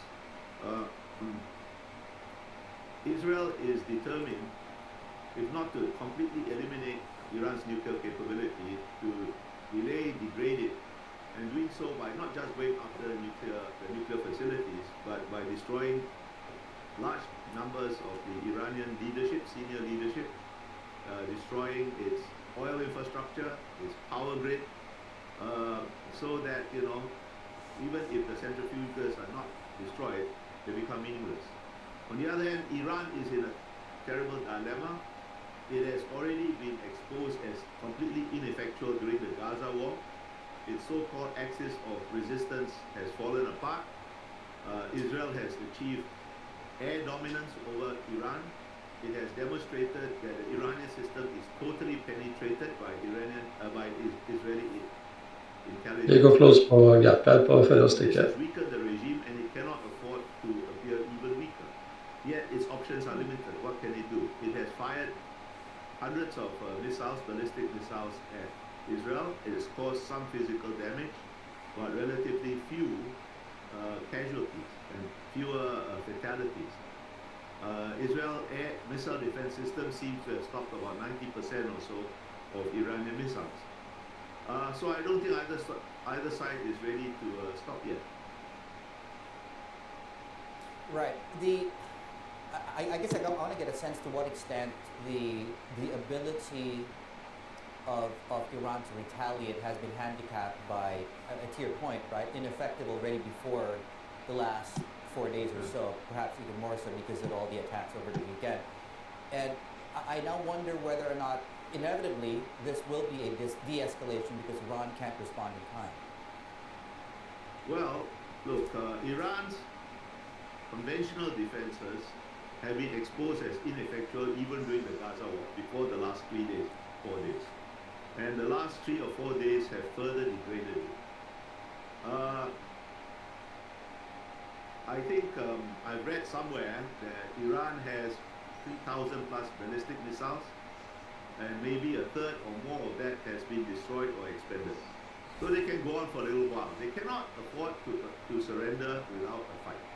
Otherwise, the regime is at risk. But Israel can afford to go on much longer. And to Israel, Iran acquiring a nuclear weapon or getting close to acquiring a nuclear weapon is an existential threat that it cannot be tolerated. And that is also an existential threat, not just to Israel, but to the Sunni Arab monarchies. So I think this war is going to go on for some time more until Iran's capabilities are even further degraded, even if not totally eliminated. Bill Hari, at what point do you think this drags the U.S. into this conflict right now? What role do you see the U.S. playing? Well, I think there are two scenarios, right? One, if the Iranians, in desperation or out of foolishness or miscalculation, start to attack U.S. assets. President Donald Trump has already promised or threatened a response like nobody has ever seen before. Now, that's one scenario if Iran makes a mistake and attacks U.S. assets. Right? Then U.S. will join Israel in attacking Iran. The other scenario is every war must end. And I think this will end with a Hobson's choice for Iran. Do I surrender to Israel or do I surrender to the U.S., which is least acceptable? So I think President Trump is not completely wrong when he says there is possibly a role for diplomacy, but they will have to fight it out for a bit longer until Iran faces this Hobson's choice. Bill Hari, two major things are, let's call it tail risks for markets. They're worrying about two things. One is this escalates beyond the region, that's number one. And number two, within the region, if we do see a closure at the Strait of Hormuz, do you see any scenario where we get to those two? I don't think it is going to escalate beyond the region. Right? This is a regional war, it will stay a regional war. Who are Iran's extra-regional allies? Russia is hands full in Ukraine. China's strategic or political role in the Middle East is largely performative. They are in no position to substantively help Iran. It could, however, escalate within the region if Iran is foolish enough to attack either American assets or Saudi energy infrastructure. And that would include trying to close the Strait of Hormuz. That will immediately bring the US into the equation, I think, as well as other Western countries. And I don't think Iran, and that will even worsen Iran's situation, I don't think they are that foolish. Not yet. They are not desperate enough yet, and they are not foolish enough, I think. So I think the risk of it escalating beyond the Middle East is practically non-existent.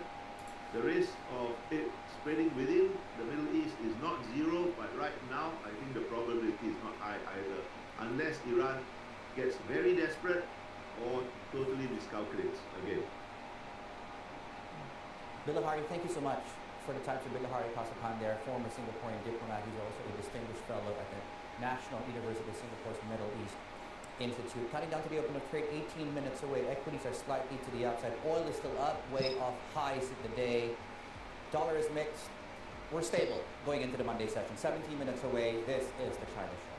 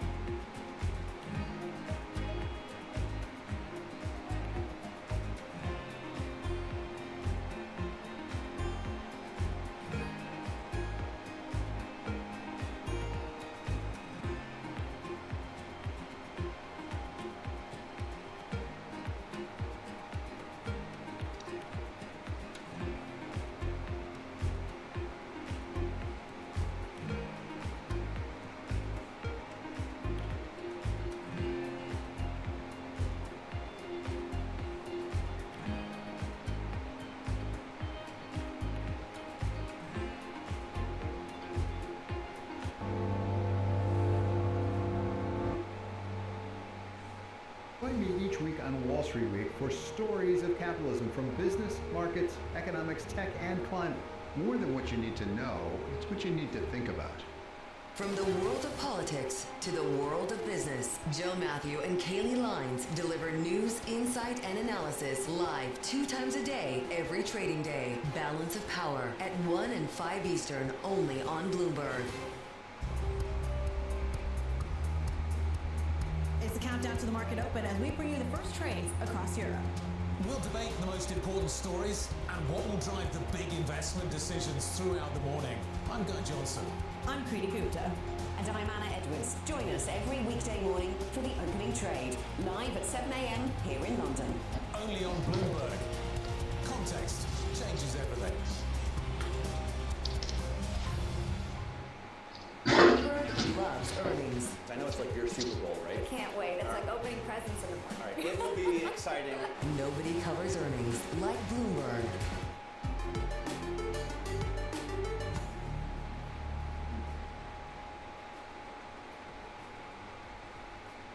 Good morning. We are looking at live pictures out of Tel Aviv here this morning, where we are actually seeing from the Israeli Defense Forces a confirmation that identified missiles were launched from Iran towards Israel. That was coming through about 7 minutes ago, and then state TV in just the last seconds here saying that Iran has fired a new wave of missiles at Israel. So we are seeing that retaliation early this morning there in Israel from the Iranians, and certainly there has been a lot of questions of how long of a protracted war could we see between the two sides this morning, Dave. Yeah, just gone past 4:15 in the morning, as you can see there in Israel. And I think if you're just joining us right now, a couple of seconds ago, the live shot that we saw actually did manage to capture what looked to be some of those missiles that we just talked about there. So this is a developing story still. As pertains to markets, more stable, yet you get a sense that there's still a bad headline away from, again, this picking up a little bit even further. Jeff Ong joins us right now, head of Asia Macro Strategy at SMBC. Jeff, thank you for joining us today. Lots of moving parts. We can get to what's on the agenda, what we know is on the agenda this week in a moment. We have the Fed, we have the BOJ. I know you guys expect still a weaker dollar ahead, but just give us a sense of how what's taking place in the Middle East is to some extent complicating the matters for markets at this point in time. Good morning and thanks for having me. I think while we're expecting a weaker dollar that will come in over the coming weeks and months, I think this current geopolitical development is complicating matters. So we are likely to see the dollar perhaps see some near-term rebound against some of the other currencies, for example the euro, and I think that could be also a flight to safety, so some of the safe haven currencies could continue to benefit in the light of this geopolitical development. Near-term implication is that there could be higher energy prices, so that may spark a wave of commodity reflation, because so far what we've seen for now is that food and energy inflation has been relatively low over the past few months, and right now there could be some potential rebound if the energy prices stay high for some time. So that could cause some complication into currency developments. How long-lasting do you think these moves are going to be, Jeff? I mean, that certainly is a big question. But this is coming at a time where we are seeing equity markets quite resilient to a lot of the trade headlines here. But how do the prospect of more geopolitical uncertainty, how does that lead to, and where does that leave risk assets moving forward? Sure. I think so far the markets are still relatively comfortable that the geopolitical conflict could be limited.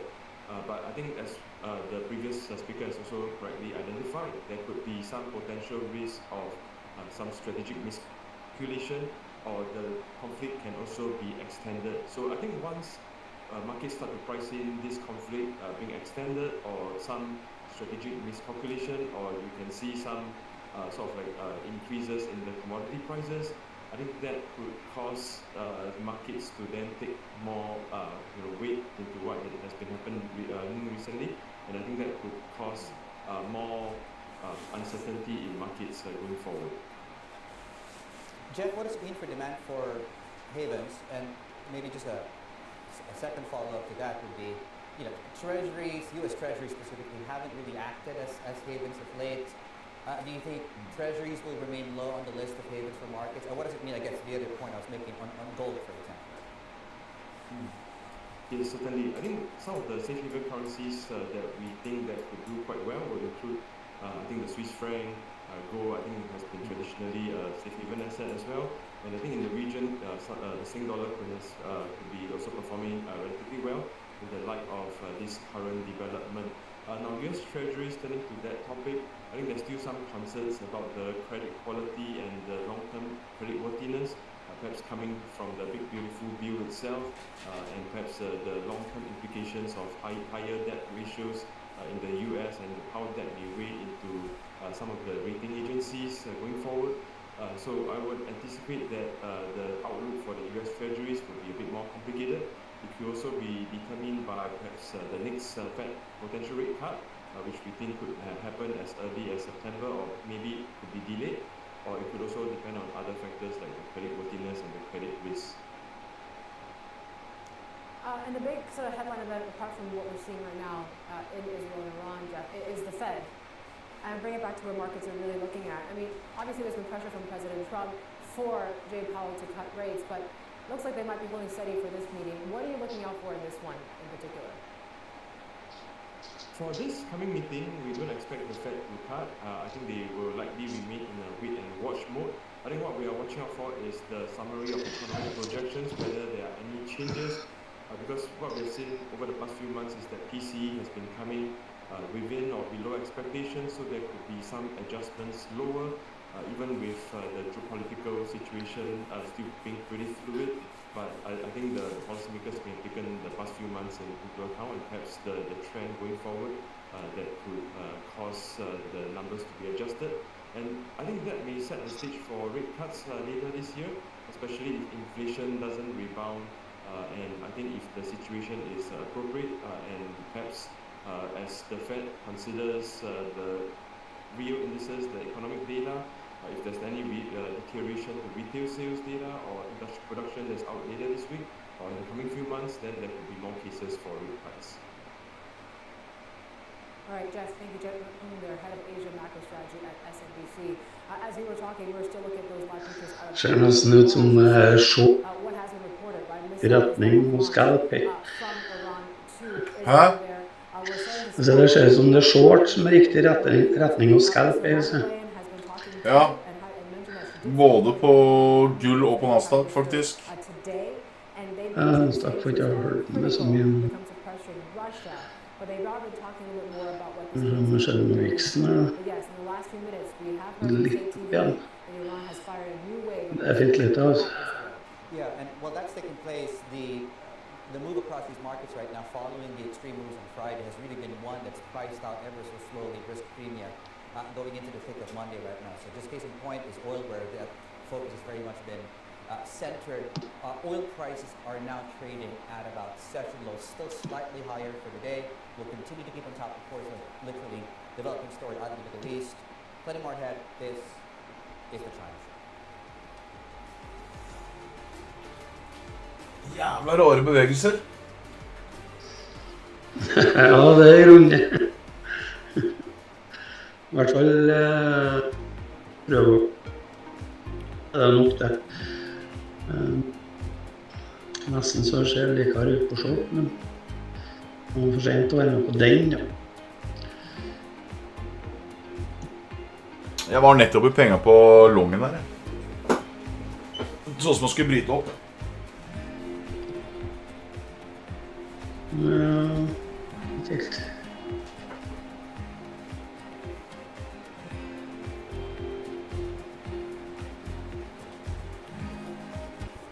Welcome back to the circuit. This time, we're taking you to the frontier. Do we have a camera, or do we... You know what, I'll lose you, Emily, in all of this. Stargate, put that name down in your books. What we're undergoing right now is sort of the largest infrastructure build in human history. To meet the people rewriting the rules of code and culture. How do you personally grapple with the pace of it all? It does feel like it's going very fast.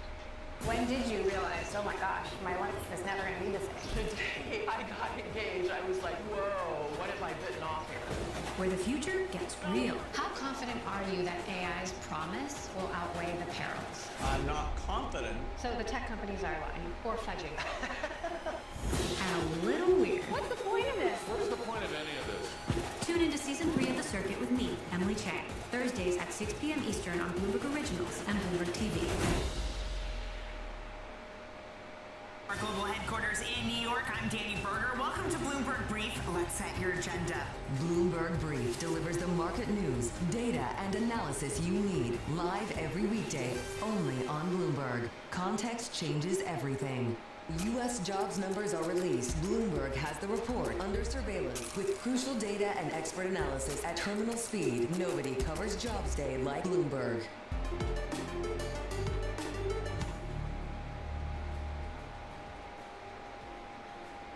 Your agenda here today, of course, we're still waiting for that data dump from May in China. That is going to be our top story there at the top of the hour. And we're still looking for maybe things to tread water, right? No trade boost yet, according to Bloomberg Economics and the data here today.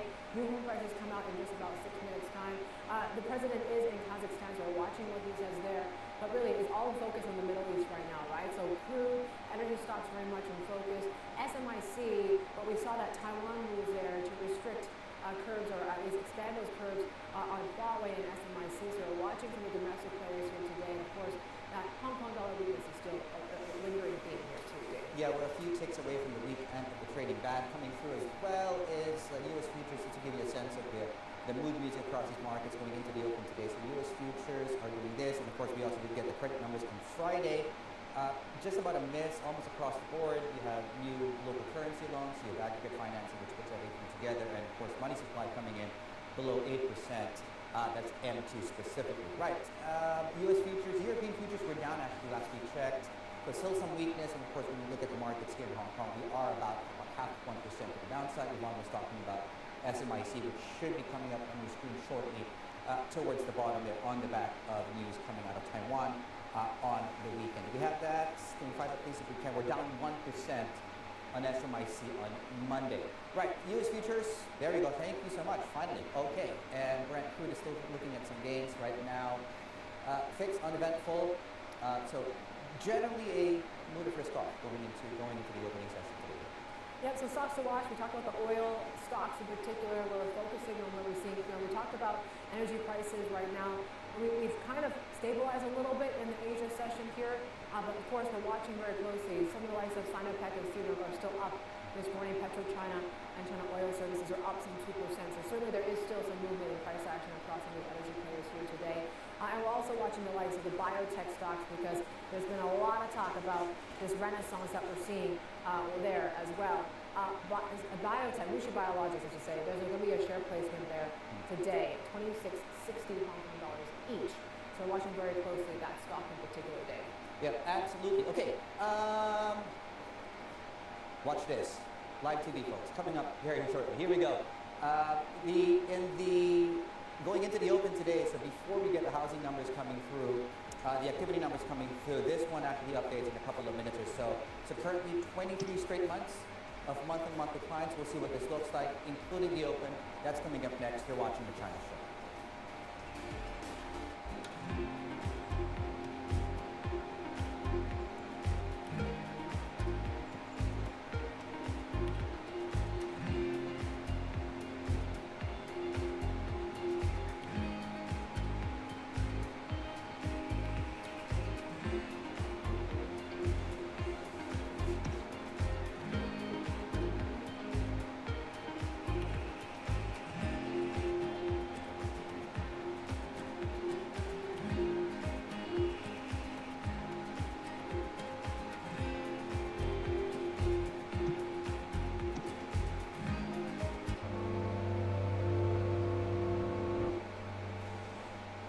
It's a multi-trillion-dollar industry.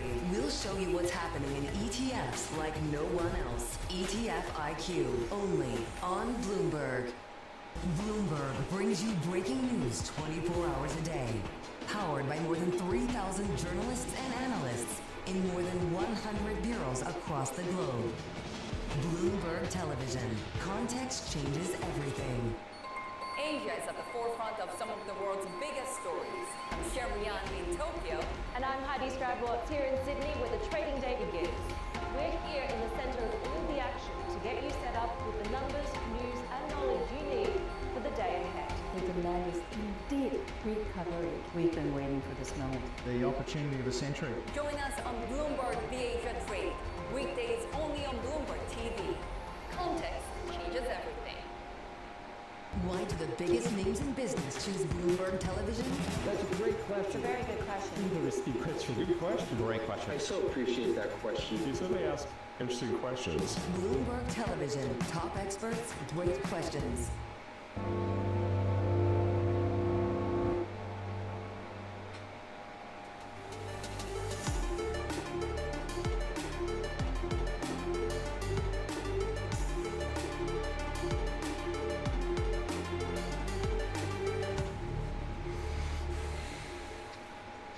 We're going into the opening bell today, but before we look at markets, just an update of what's the latest out of Israel and Iran. We're just gone past is in Israel, 9:30, 8 a.m. in the morning here, so we do understand based on state TV from Iran and also the IDF that missiles have been launched from Iran towards Israel. If you're just joining us right now, we did show you live pictures about 4:15 in the morning where you did catch a glimpse of several what look to be those missiles there, which Iran state TV is describing as more crushing than before. We'll keep on top of the story, but in the meantime, we're also looking at the open here today.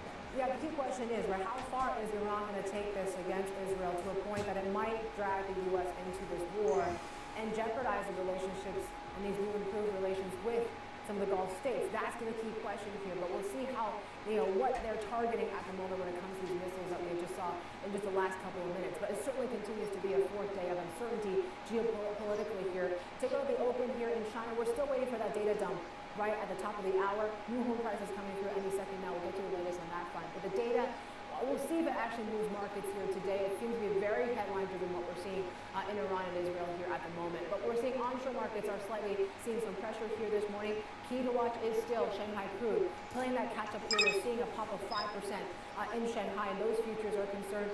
And already, though, in particular WTI and Brent, we are off some of the initial sort of peaks there already that we've seen in the last 48, 72 hours. So at least right now, things have stabilized a little bit when it comes to the crude price. Hong Kong is doing this, more downside here when it comes to tech this morning. We're down about 0.9%. 8 shares are off, right? But we're still sort of talking about bull market territory in that benchmark. But it seems like tech certainly is getting hit here this morning. So risk assets still very much in the forefront and getting that pressure. Alibaba down some 1%, Meituan down 1.5% or so right now. So that's going to be key to watch. In terms of movers, it's really going to be the oil majors and the like here. We're watching very closely what happens in the energy space here. But Dave, I believe you have those new home price data coming out in your terminal right now. Yeah, not very encouraging. Let me start off with new home prices. This is for the month of May here. So we're looking at negative 0.22%.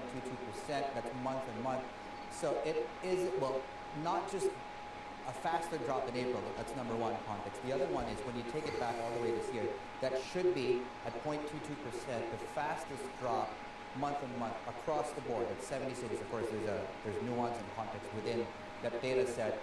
Fastest drop in 2025. Used home prices are down 0.5%.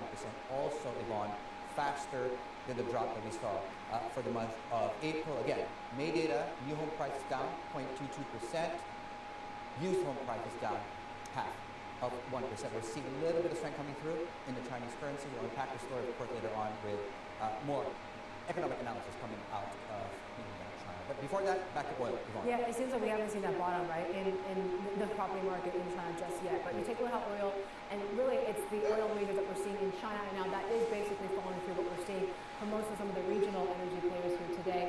We are seeing a little bit of upside in some of these stocks here. But really, we got to kind of broaden it out and really talk about what's at stake here right now, because the biggest fear in the oil market right now is this map we're about to show you, right? Everyone's talking about the Strait of Hormuz and the potential blockage of this area.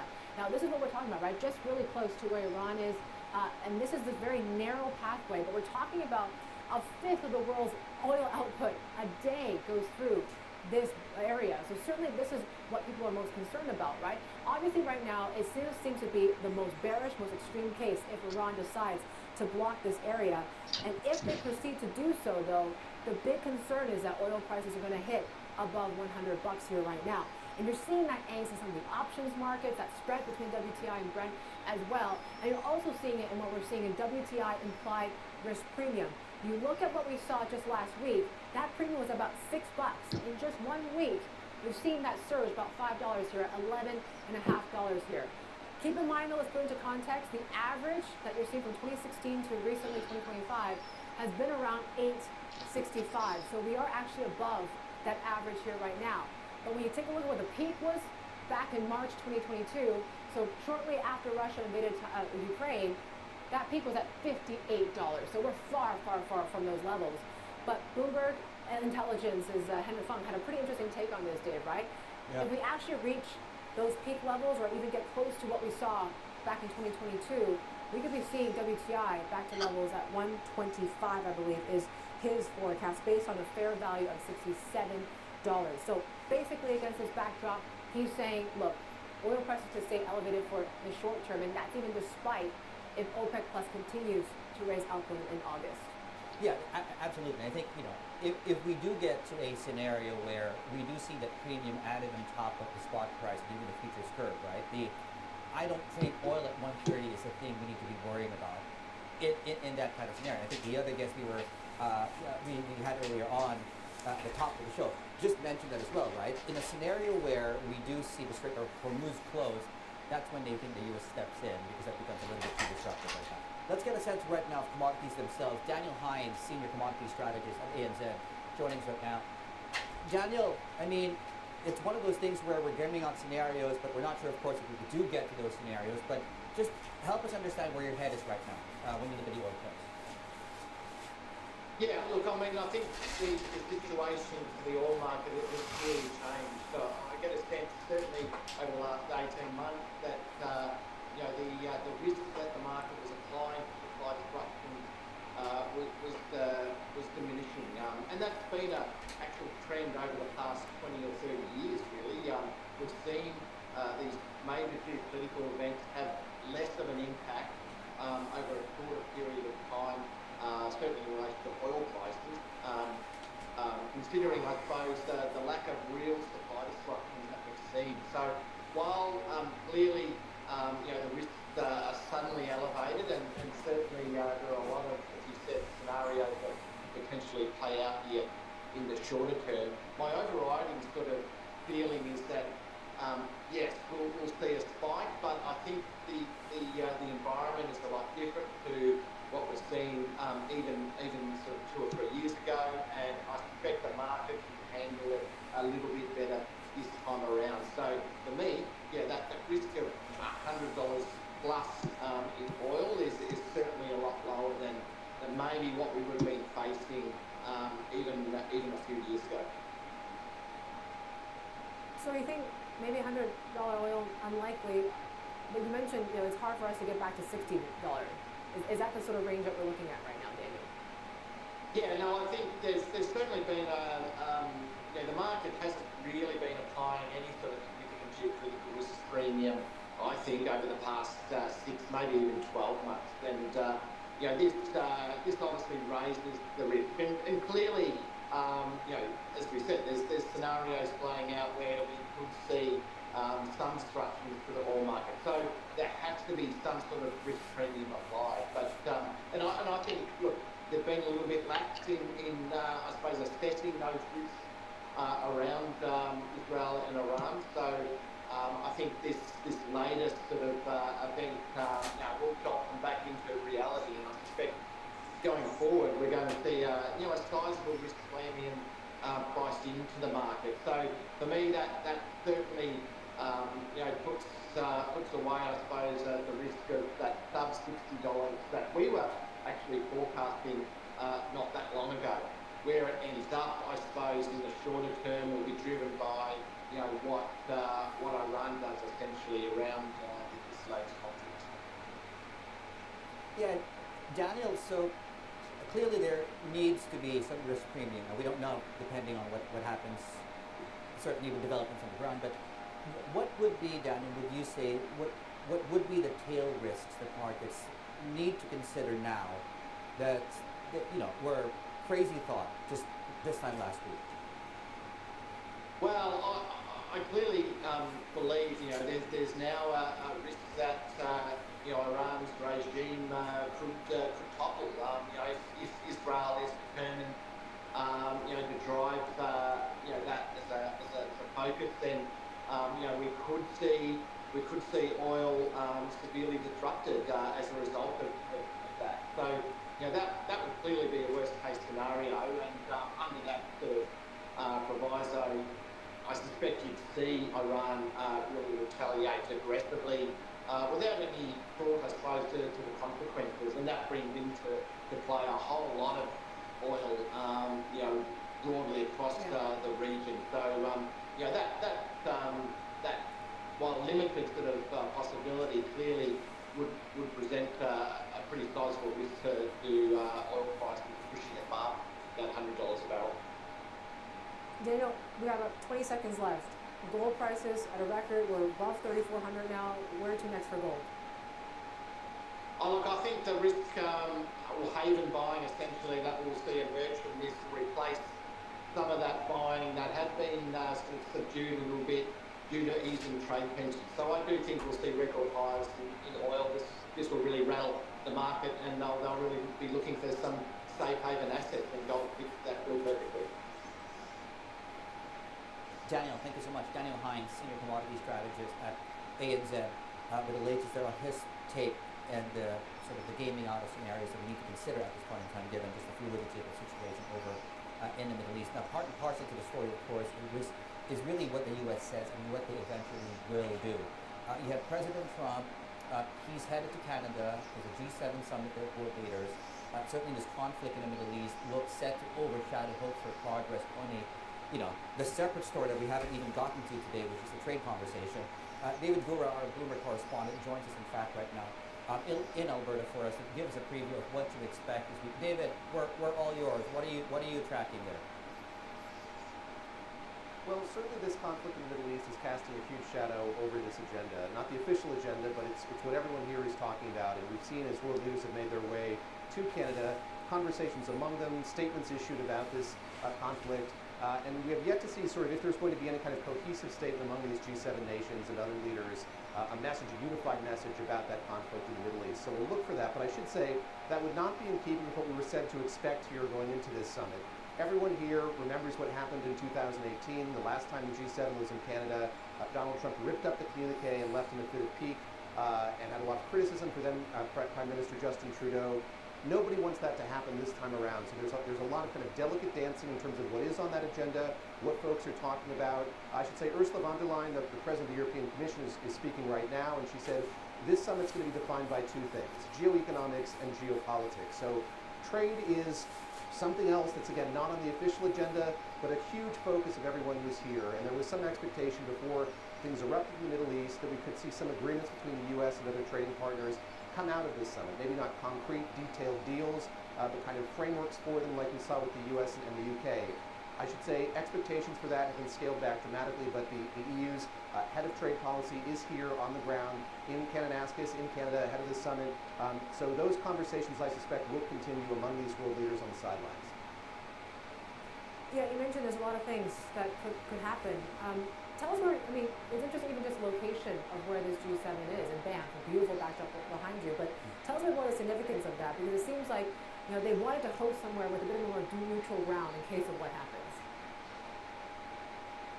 So the first thing you have to understand is just how wide this geography is. So there are parts of this that are taking place in Calgary, that's more than an hour from here. Kananaskis is where the world leaders are gathered in a very small resort, a very hard to get to place, and there's more happening where I am in Banff. But it's that central point in Kananaskis that's so critical here, because you have this small group of world leaders, yes, those of the G7, but other nations as well that Mark Carney, the Prime Minister, has invited to attend here, including Narendra Modi. They think that in that setting, in that small group, they can have the kind of frank conversations that will lead them to come to some kind of agreement on various issues. Again, I go back to what I said about that joint communique. No expectation here that these 7 nations are going to emerge from this summit with kind of a unified statement on all of these fronts. There's just too much disagreement. But maybe the thinking goes, if they're in this very remote, small place, in a very elegant hotel for a number of days, they'll be able to have those conversations on the sidelines. That will kind of improve the level of comedy among these nations. We'll see if that happens, but that's certainly the hope and the expectation of Canada's fairly new Prime Minister Mark Carney, who really wants this to go off without a hitch. David, great to have you back on Asia Polling there. David Burrell, I think the correspondent joining us there, live from Banff, Canada.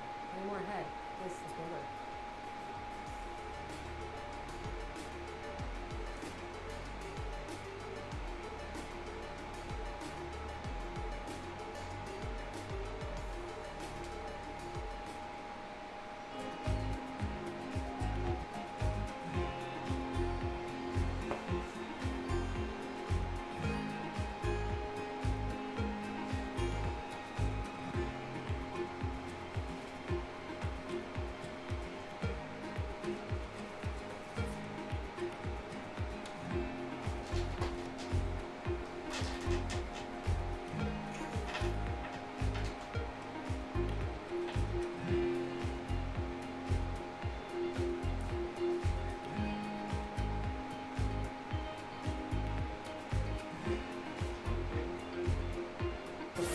Investment agreements. Deals were once again on display. The Saudis are open for business. The cessation of sanctions against Syria. Another big victory for the Crown Prince. Concerned that none of the guardrails may be set up just yet. Headline after headline. Trust Bloomberg for on-the-ground coverage. The numbers will be quite substantial. Up-to-the-minute reporting. Driven the price of oil down. And the analysis you need. He's basically going to vault this region into the same sort of sphere as the US and China. No one covers geopolitics like Bloomberg. What is going to be the consequence for U.S. markets? We are basically deep in the European earnings season. Take a look at how we're faring when it comes to Asian markets.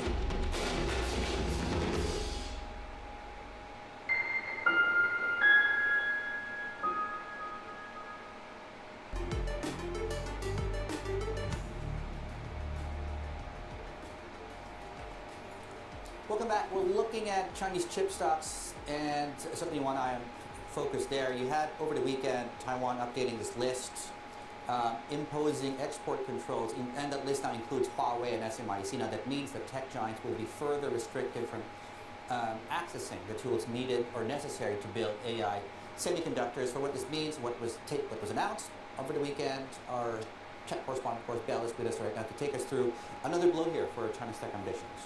Yeah, well, I mean, those two names that you mentioned, Huawei and SMIC, they're really at the center of China's efforts to try and build out its semiconductor ecosystem. So this is definitely something that's a damaging move, but essentially, just to give the context here, Taiwan maintains a so-called strategic high-tech commodities list.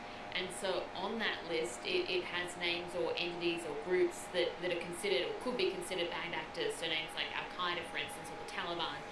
That now has been expanded to more than 600 names, and over the weekend, SMIC and Huawei were included on it, plus some of their subsidiaries. So what that means is if you're a Taiwanese semiconductor company or any Taiwanese company essentially that's looking to sell to these names, you're now going to ask or need to ask for government approval, and really these names have been blacklisted in essence. So it's been very damaging, especially for a name like Huawei, for instance, because back in 2023 we were reporting at Bloomberg how they were managing to find these workarounds to still access this technology.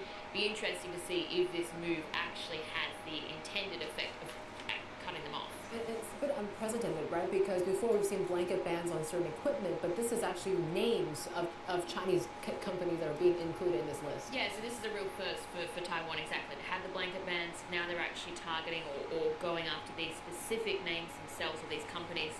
I think it's interesting to sort of note the dynamics of this as well, because you've got not only rising tensions between Taipei and Beijing, and you saw Lai Ching-te, for instance, the Taiwanese president this year, coming out and saying that China was a foreign hostile force for the first time ever, looking at these different measures to try and counter the infiltration efforts. But at the same time, you've also got the negotiations ongoing between Taipei and Washington. And we know that Taiwan wants to put the best foot forward with the US. It's interesting to note sort of the timing of that, given these negotiations are ongoing.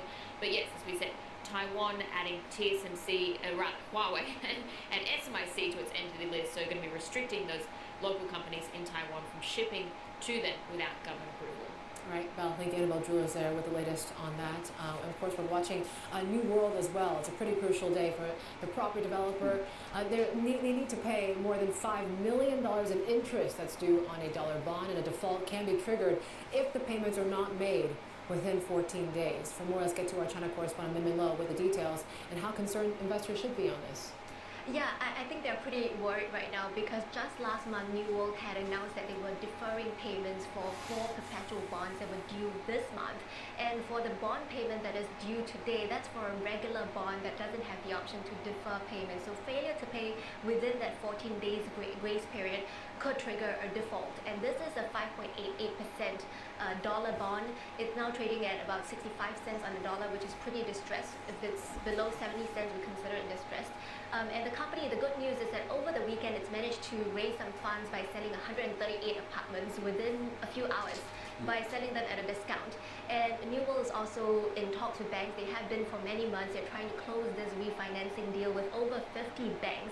They've gotten written commitments for about 78% of their target for now. So that's critical to watch. If they are able to secure that refinancing agreement, that would be critical for their short and mid-term horizon in terms of their ability to pay back their interests. And does this remain mostly still a New World story, or is this broader sort of ills across the sort of Hong Kong property sector? Yeah, actually the Hong Kong property sector now is getting a tailwind from the lower interest rates because HIBOR is now the lowest in 3 years, and according to Bloomberg Intelligence, if mortgage rates fall below 2%, it could spark this rebound in home sales to a 6-year high. But of course, the property market has not been doing well for some time. There is still high level of inventory. There is the trade tensions that could cause uncertainty, cause people to hold back on investing in property. But Bloomberg Intelligence says that still it's more important for developers to be able to borrow than to deleverage at this point, and at least that lower interest rates could provide a cheaper funding alternative to the dollar bond market. Yeah, I mean, to your point, transactions have gone up on the weekend, but at a discounted rate, of course. Min Min Lo, thank you so much, our China correspondent there. A brief look at what is moving and consistent really across this market is gold. In the haven play there, you have spot, you have futures, and we're about 50, 60 bucks in an all-time high on spot. And the way this is actually showing up in Chinese equity markets is the next board coming up on your screens, whether the miners themselves or the jewelers selling the actual bling, Chow Tai Fook, Luk Fook, and the miners on your screens. Plenty more ahead. This is the China Show.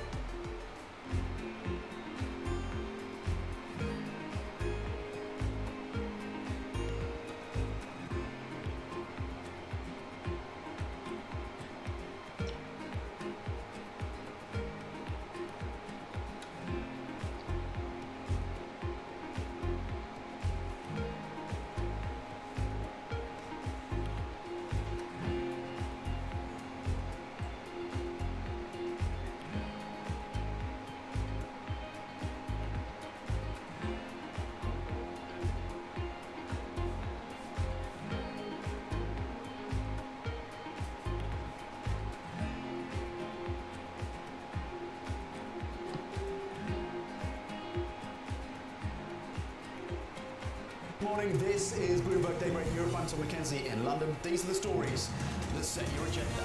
Taking you from the U.S. markets close to the overnight session in Asia, we'll walk you through what you need to know to kickstart Europe's trading day.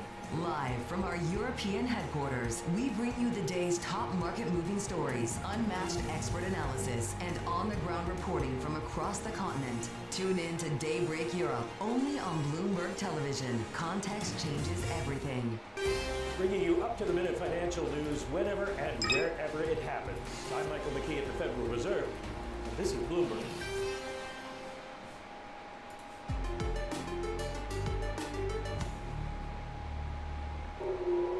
Hello?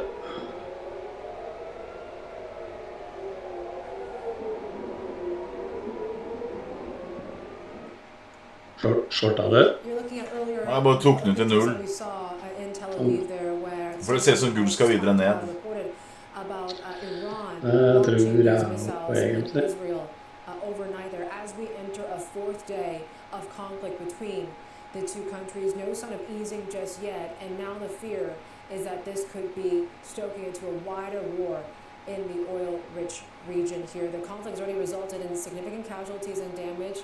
So far we've heard 224 people killed in Iran, 14 people dead, and around 400 injured in Israel. That's according to government reports, Dave.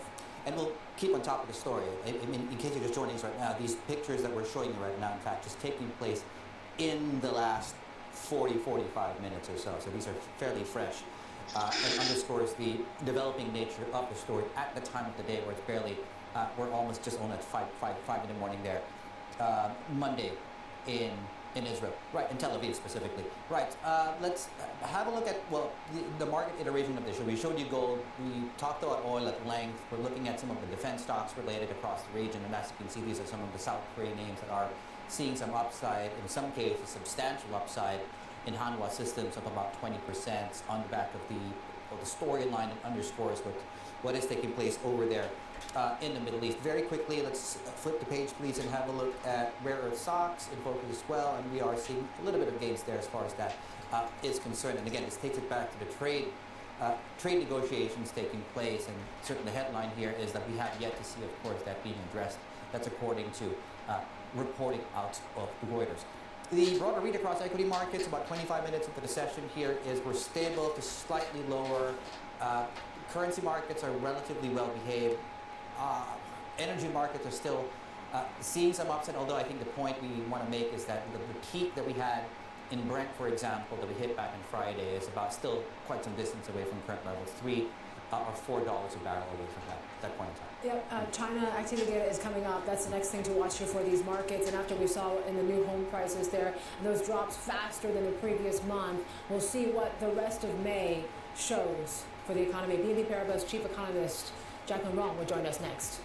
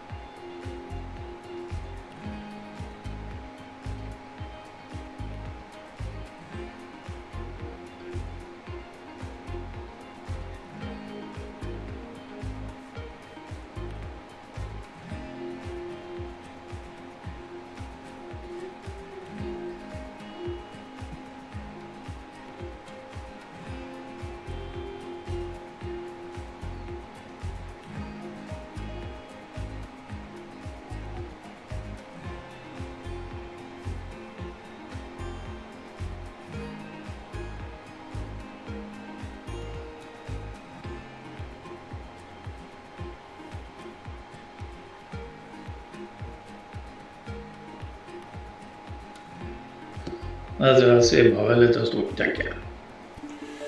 Ja, hva snakker om det da? Det gjør vi, så prøv å få litt søvn, og så satser vi på at det går litt over. Ja, jeg må opp om 3 timer, da logger jeg ved. Jeg skal stenge. Ha det.